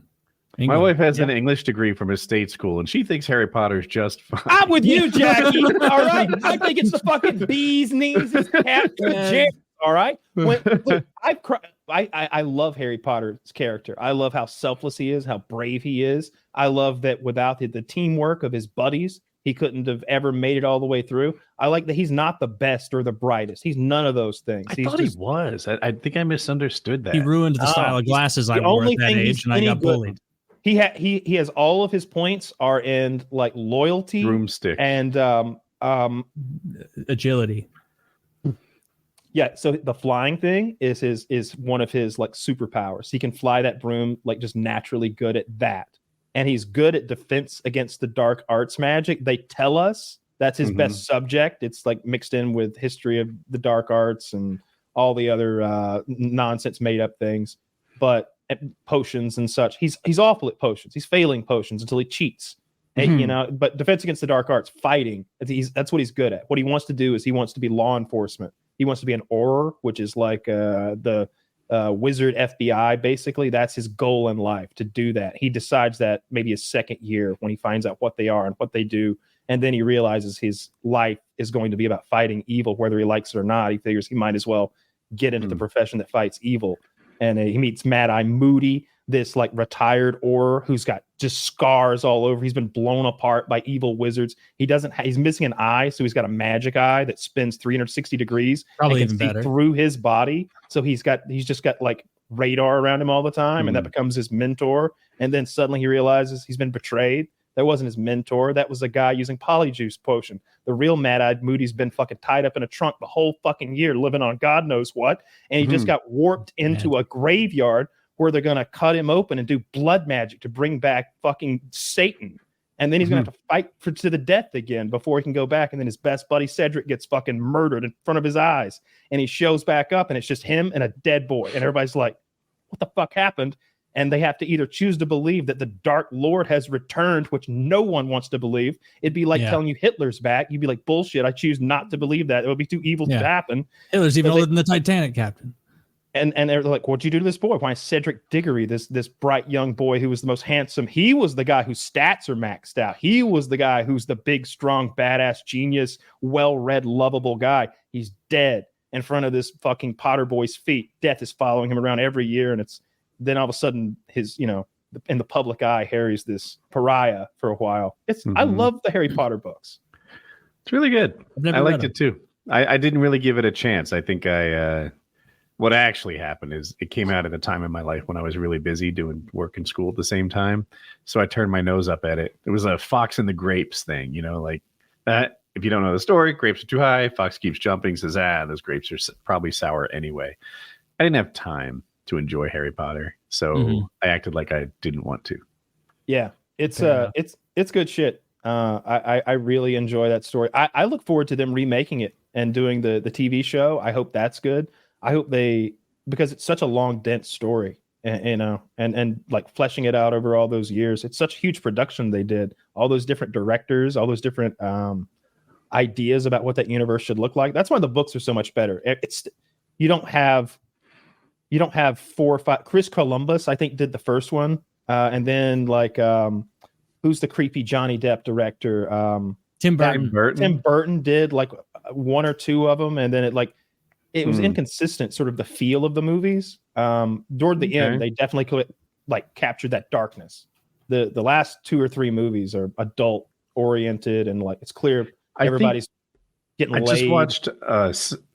If people don't know, the 7th movie is actually 2 movies. It's 7, part 1 and 2, and the actors are all adults, and I like that. Sometimes when kids act, they're just genuinely playing, like having a good time, laughing, and it's like, you're not even acting, and this level of acting is lame. I like that J.K. Rowling is a TERF. Like I like that a lot. What does TERF mean exactly? She's a trans-exclusive radical feminist. That means that she's really pro-woman, but not pro-new woman. She's for real women's rights. That would be her if I could condense things down. And she's for not having female spaces invaded, and she's like Anthony Cumia. The way Anthony Cumia will throw up like anytime a black person hurts another race, she will throw up every time a trans person goes in the wrong bathroom and assaults a child or commits a crime, or does something funky. Like Elon Musk, even like I saw him reply to her, and he's like, "Hey, love your activity levels. How you're really out here doing a lot of stuff here on Twitter. Could you maybe something different though? Different subject other than just trans people invading bathrooms. I mean, I'm on your side here, but Jesus, it's nothing but that. Like maybe a new Harry Potter book. Tell us that a new book. I bet that chapter of her life is long gone. No, probably. She's had a couple of books come out. I think both in universe and out. I think the one thing that she came out that she should have never fucking said was she was like, I think Harry and Hermione should have gotten together. I think I made a mistake. And it's like, fuck you. You can't admit that now. Yeah. I'm supposed to think that. I always think that, but then I'm like, the writer knows best. She's in their heads. Apparently Ginny was pretty dope too, though, right? Wasn't she like? No, she's fucking dope in what way? Like what's almost Hermione level. I remember smart. she was pretty milquetoast in the movies, and I did watch the movies. She's fucking plain Jane, your brother's sister. She's convenient, is what she fucking is. She's convenient.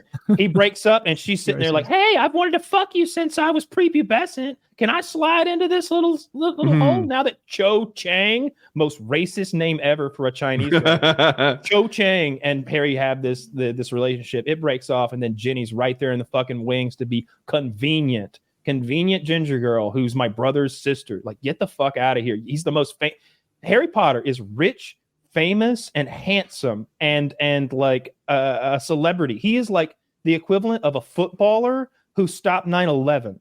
That's who Harry Potter is. Imagine like who's that super famous footballer? Travis Kelce. Oh, soccer. Yeah. There's two, Messi. Ronaldo and Messi. Messi and Ronaldo are the only two. Imagine if Messi stopped 9/11. Like he kicked the guy in the head. He kicked it all in the head, and he stopped 9/11. So imagine if Marky Mark, money where his mouth was. Exactly that. That's how famous and rich Harry Potter is. And yet he's gonna take his buddy's convenient sister instead of like Hermione, who she gets hot, I think, in the books after her magic surgery, and then in the movies, clearly, like you got Emma. And she's Watson. a higher tier wizard. She's also from a mixed blood family, which is neat because Harry Potter grew up in the Muggle world, so they'd have this ability to go to the Muggle world with the in-laws. And like he'd get to have like a real boy life for the first time ever, like, or experience that world from a not abusive standpoint. Whereas Ginny is just again convenient where he's been and what he's been doing the whole time. He's been living in their house for summers for years at this point. Like it's absurd for him to get with Ginny, and there's nothing special about Ginny. She's also very poor. That's her Wikipedia page is like they're total equals and worthy of each other. They go through a big emotional journey. They really like Ginny as a character. Oh, this is written by a fat girl. Equal by what measure? Equal in what measure ever? No measure. But Harry Potter is the one who defeated the Dark Lord. Okay, he's the baddest, richest, best looking, most famous, most courageous motherfucker in existence, and he's a wizard on top of all of that. She's that poor girl who lives in a house that looks like it's from a Dr. Seuss But he's book. Still short. He's very short, but if he wanted to, he could magic himself to 6'3". Oh, he should have done that. Oh, wow. They're not. Everybody. There would be so much fucking cosmetic surgery. It makes no sense for there to be any ugly characters in Harry Potter. Yeah, everyone would be tall Gorgeous. as shit. Everyone, no one touches a weight. Everyone's ripped. Yeah, there's fat kids too. Yeah, if you're so bad at magic, you can't, mystical away your adipose tissue. You get the hell back to the Muggle realm. Yeah, it's absurd. Yeah, that stuff they like that. They should pop into the Muggle sense. realm and just like fix obesity. Use his magic to just enter the capitalist market. Be like, boom, boom. Weight loss. See, that's the kind of content that she should be writing about. She should write that book. She should write about like a Mark Zuckerberg type character who's a wizard. And he's been using he's like an unregistered dark wizard who took this form and we thought he was dead, but it's really Mark Zuckerberg. And now he's a Muggle billionaire. And the problem is we have to fight Muggle special forces. And we don't, they shot Mark. They shot Professor Dougal over here with an AR-15, and he tried to cast a defense spell, but unfortunately, the bullet was going 2,800 feet per second, so his head exploded. He's very, very dead. No polyjuice potion fixing that. We're all done. Like, I would want to see that, like Muggles just rocking their shit with guns. That would be a good story. And I would, of course, root for the gun team because I'm not a wizard.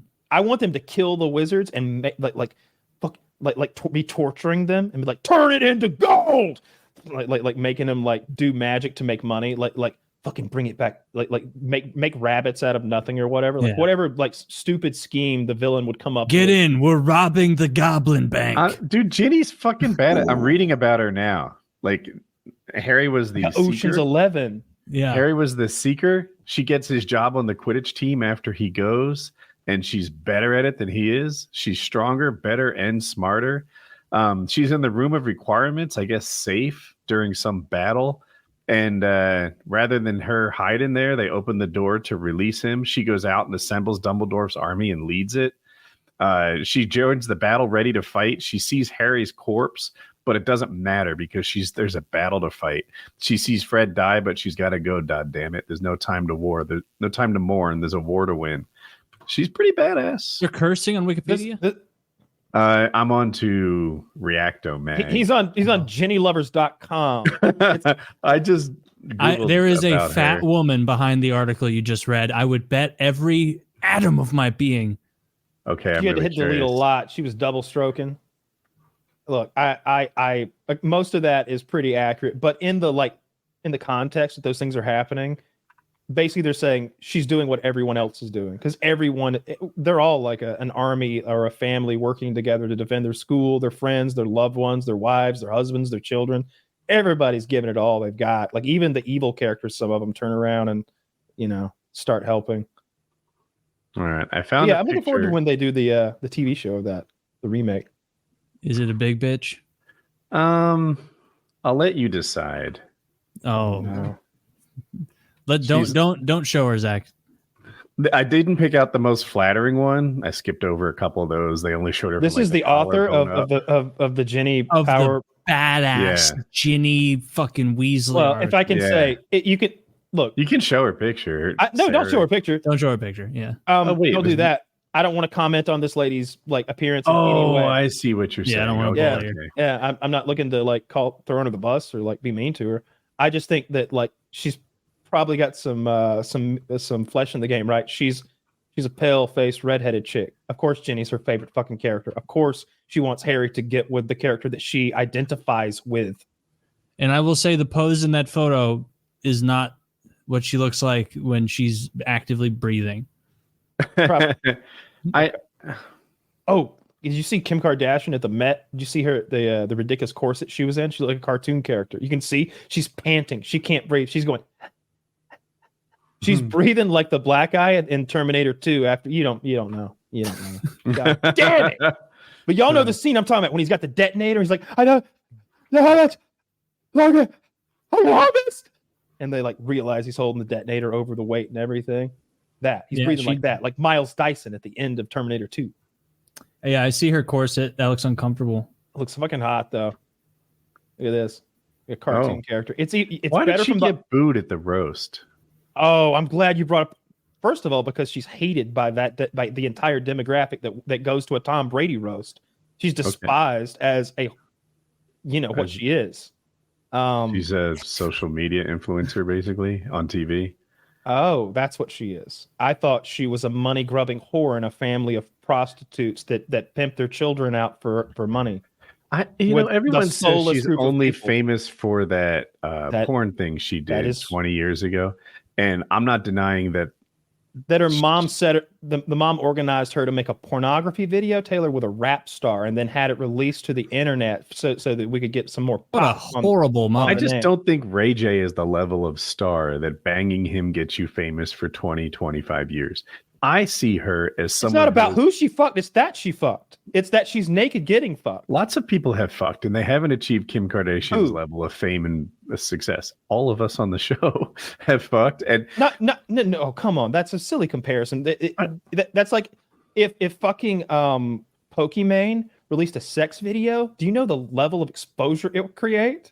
Like I don't know who this person is, but she's a really big fucking deal. I'm sure it would. So what I'm trying to say is she has done something to keep herself interesting and relevant for 20, 25 years now.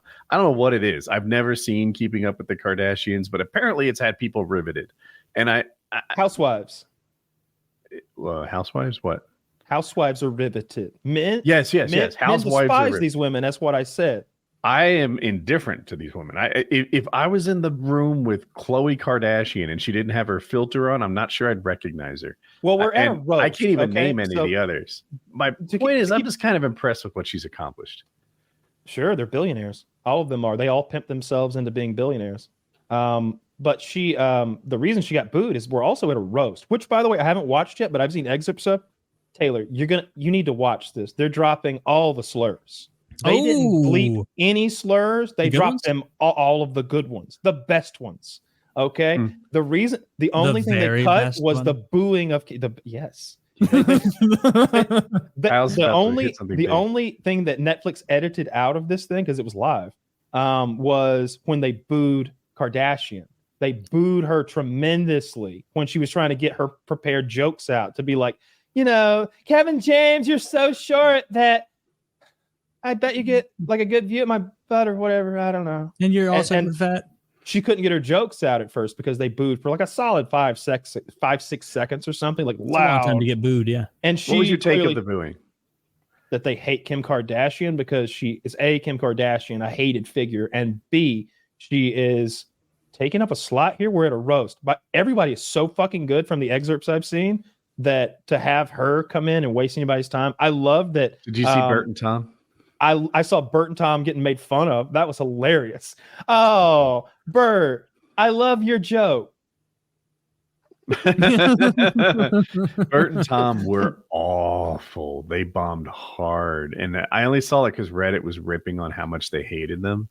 And I'm like, all right, let me see this for myself. And it was just a bunch of like untrue observational things. Shirts are supposed to stay on. I don't know. Did he take his shirt off? I think he wore his shirt. Yeah. But that's she was ripping him apart. The lady was really good, the blonde lady, and Nikki Glaser. Yes, she was good. I saw her excerpt and I saw one other guy's excerpt, and I like made a mental note to watch it. I'm gonna watch it probably later tonight. So I thought Kim handled the booing with class, and I sound like some sort of Kim Kardashian simp. I really don't pay attention to her, but she was getting booed, and she just kind of smiled and waited it out. And I, on Reddit, the comments said that they shouldn't have cut it because she handled it well. For whatever. Also, like whether you believe Kanye or not, he'd be like, "Please take my children out of that school where they are being brainwashed. Please take my children out of that school. I have not seen my children in 8 days. I do not know where they go to school." And it's just like he'll have tweets like that. I'm not going to tell you who owns the media company putting on this roast. I'm not going to say it. Kanye's hard to be married to, and I thought she handled that pretty well too. He went off the rails after that divorce. Yeah, it's hard to say who's the more crazy though. Probably him. I don't know. I thought she wasn't crazy at all, but I don't really watch her show. Oh, I think Kanye's. I haven't seen as much of Bianca naked lately. She got assaulted in public. Somebody like grabbed her or something, tried to reach up under one of those plastic bags he had her dressed in. And I haven't seen as much content, I'll say, from her recently. There was that one time she was wearing that latex dress. That was super fucking hot. Her pussy's out all the time. Big fan of her. And her subreddit's gone, I think. Bianca to NSFW Tori and SFW. Yeah, I tried to go there the other day. Not there. Dice. You're gonna have No, I'll find a replacement site. Don't worry. We'll put our heads together. A lot of women out there. You can find them. I'm mostly focused on that one. Yeah, the Pride of Italy that she's called. I don't know about that. I saw there's some conspiracy where Miss USA and Miss Teen USA resigned like at the same time, and they're under NDAs and they can't talk about what's happened or something like that. There's some big conspiracy about what happened behind the scenes. That they both resigned and didn't want to be part of the program. My guess, you get all the fame by winning, and then after that, fulfilling the obligations blows. Yeah, that's what I was thinking too. Like they maybe even some obligations that they found reprehensible. Like maybe they needed to go like show themselves. Maybe they wanted them to attend some trans event and be like, yeah, I'm Miss USA, but we're all Miss USA's here, to a bunch of people with 5 o'clock shadows. Yeah, a lot of Adam's apples in that room. Yeah, I don't know though. Anyway, you guys want to call the show? Yeah, there was a reality show where they tricked these Mexican men into going on dates, or it was like a dating show, but it's a trans woman. But they don't tell them until the end of the show that they've all been vying for the affections of this trans woman, and it was a huge mistake. Like, they're trying to kill her. They're trying, like I think that's a bad move. You don't want to surprise people with that. It was especially these Mexican dudes. They seem to have some machismo, yes. not care for the whole thing. Like I think your average white dude may be like, whoa, not cool. Whoa, I'm leaving. But these guys, no, they had a bigger. I think I'm gonna find out where you live, hombre. You made a fool of me, bro. On Mexican television. Dozens of people saw that woman. Half dozens. Dozens of people.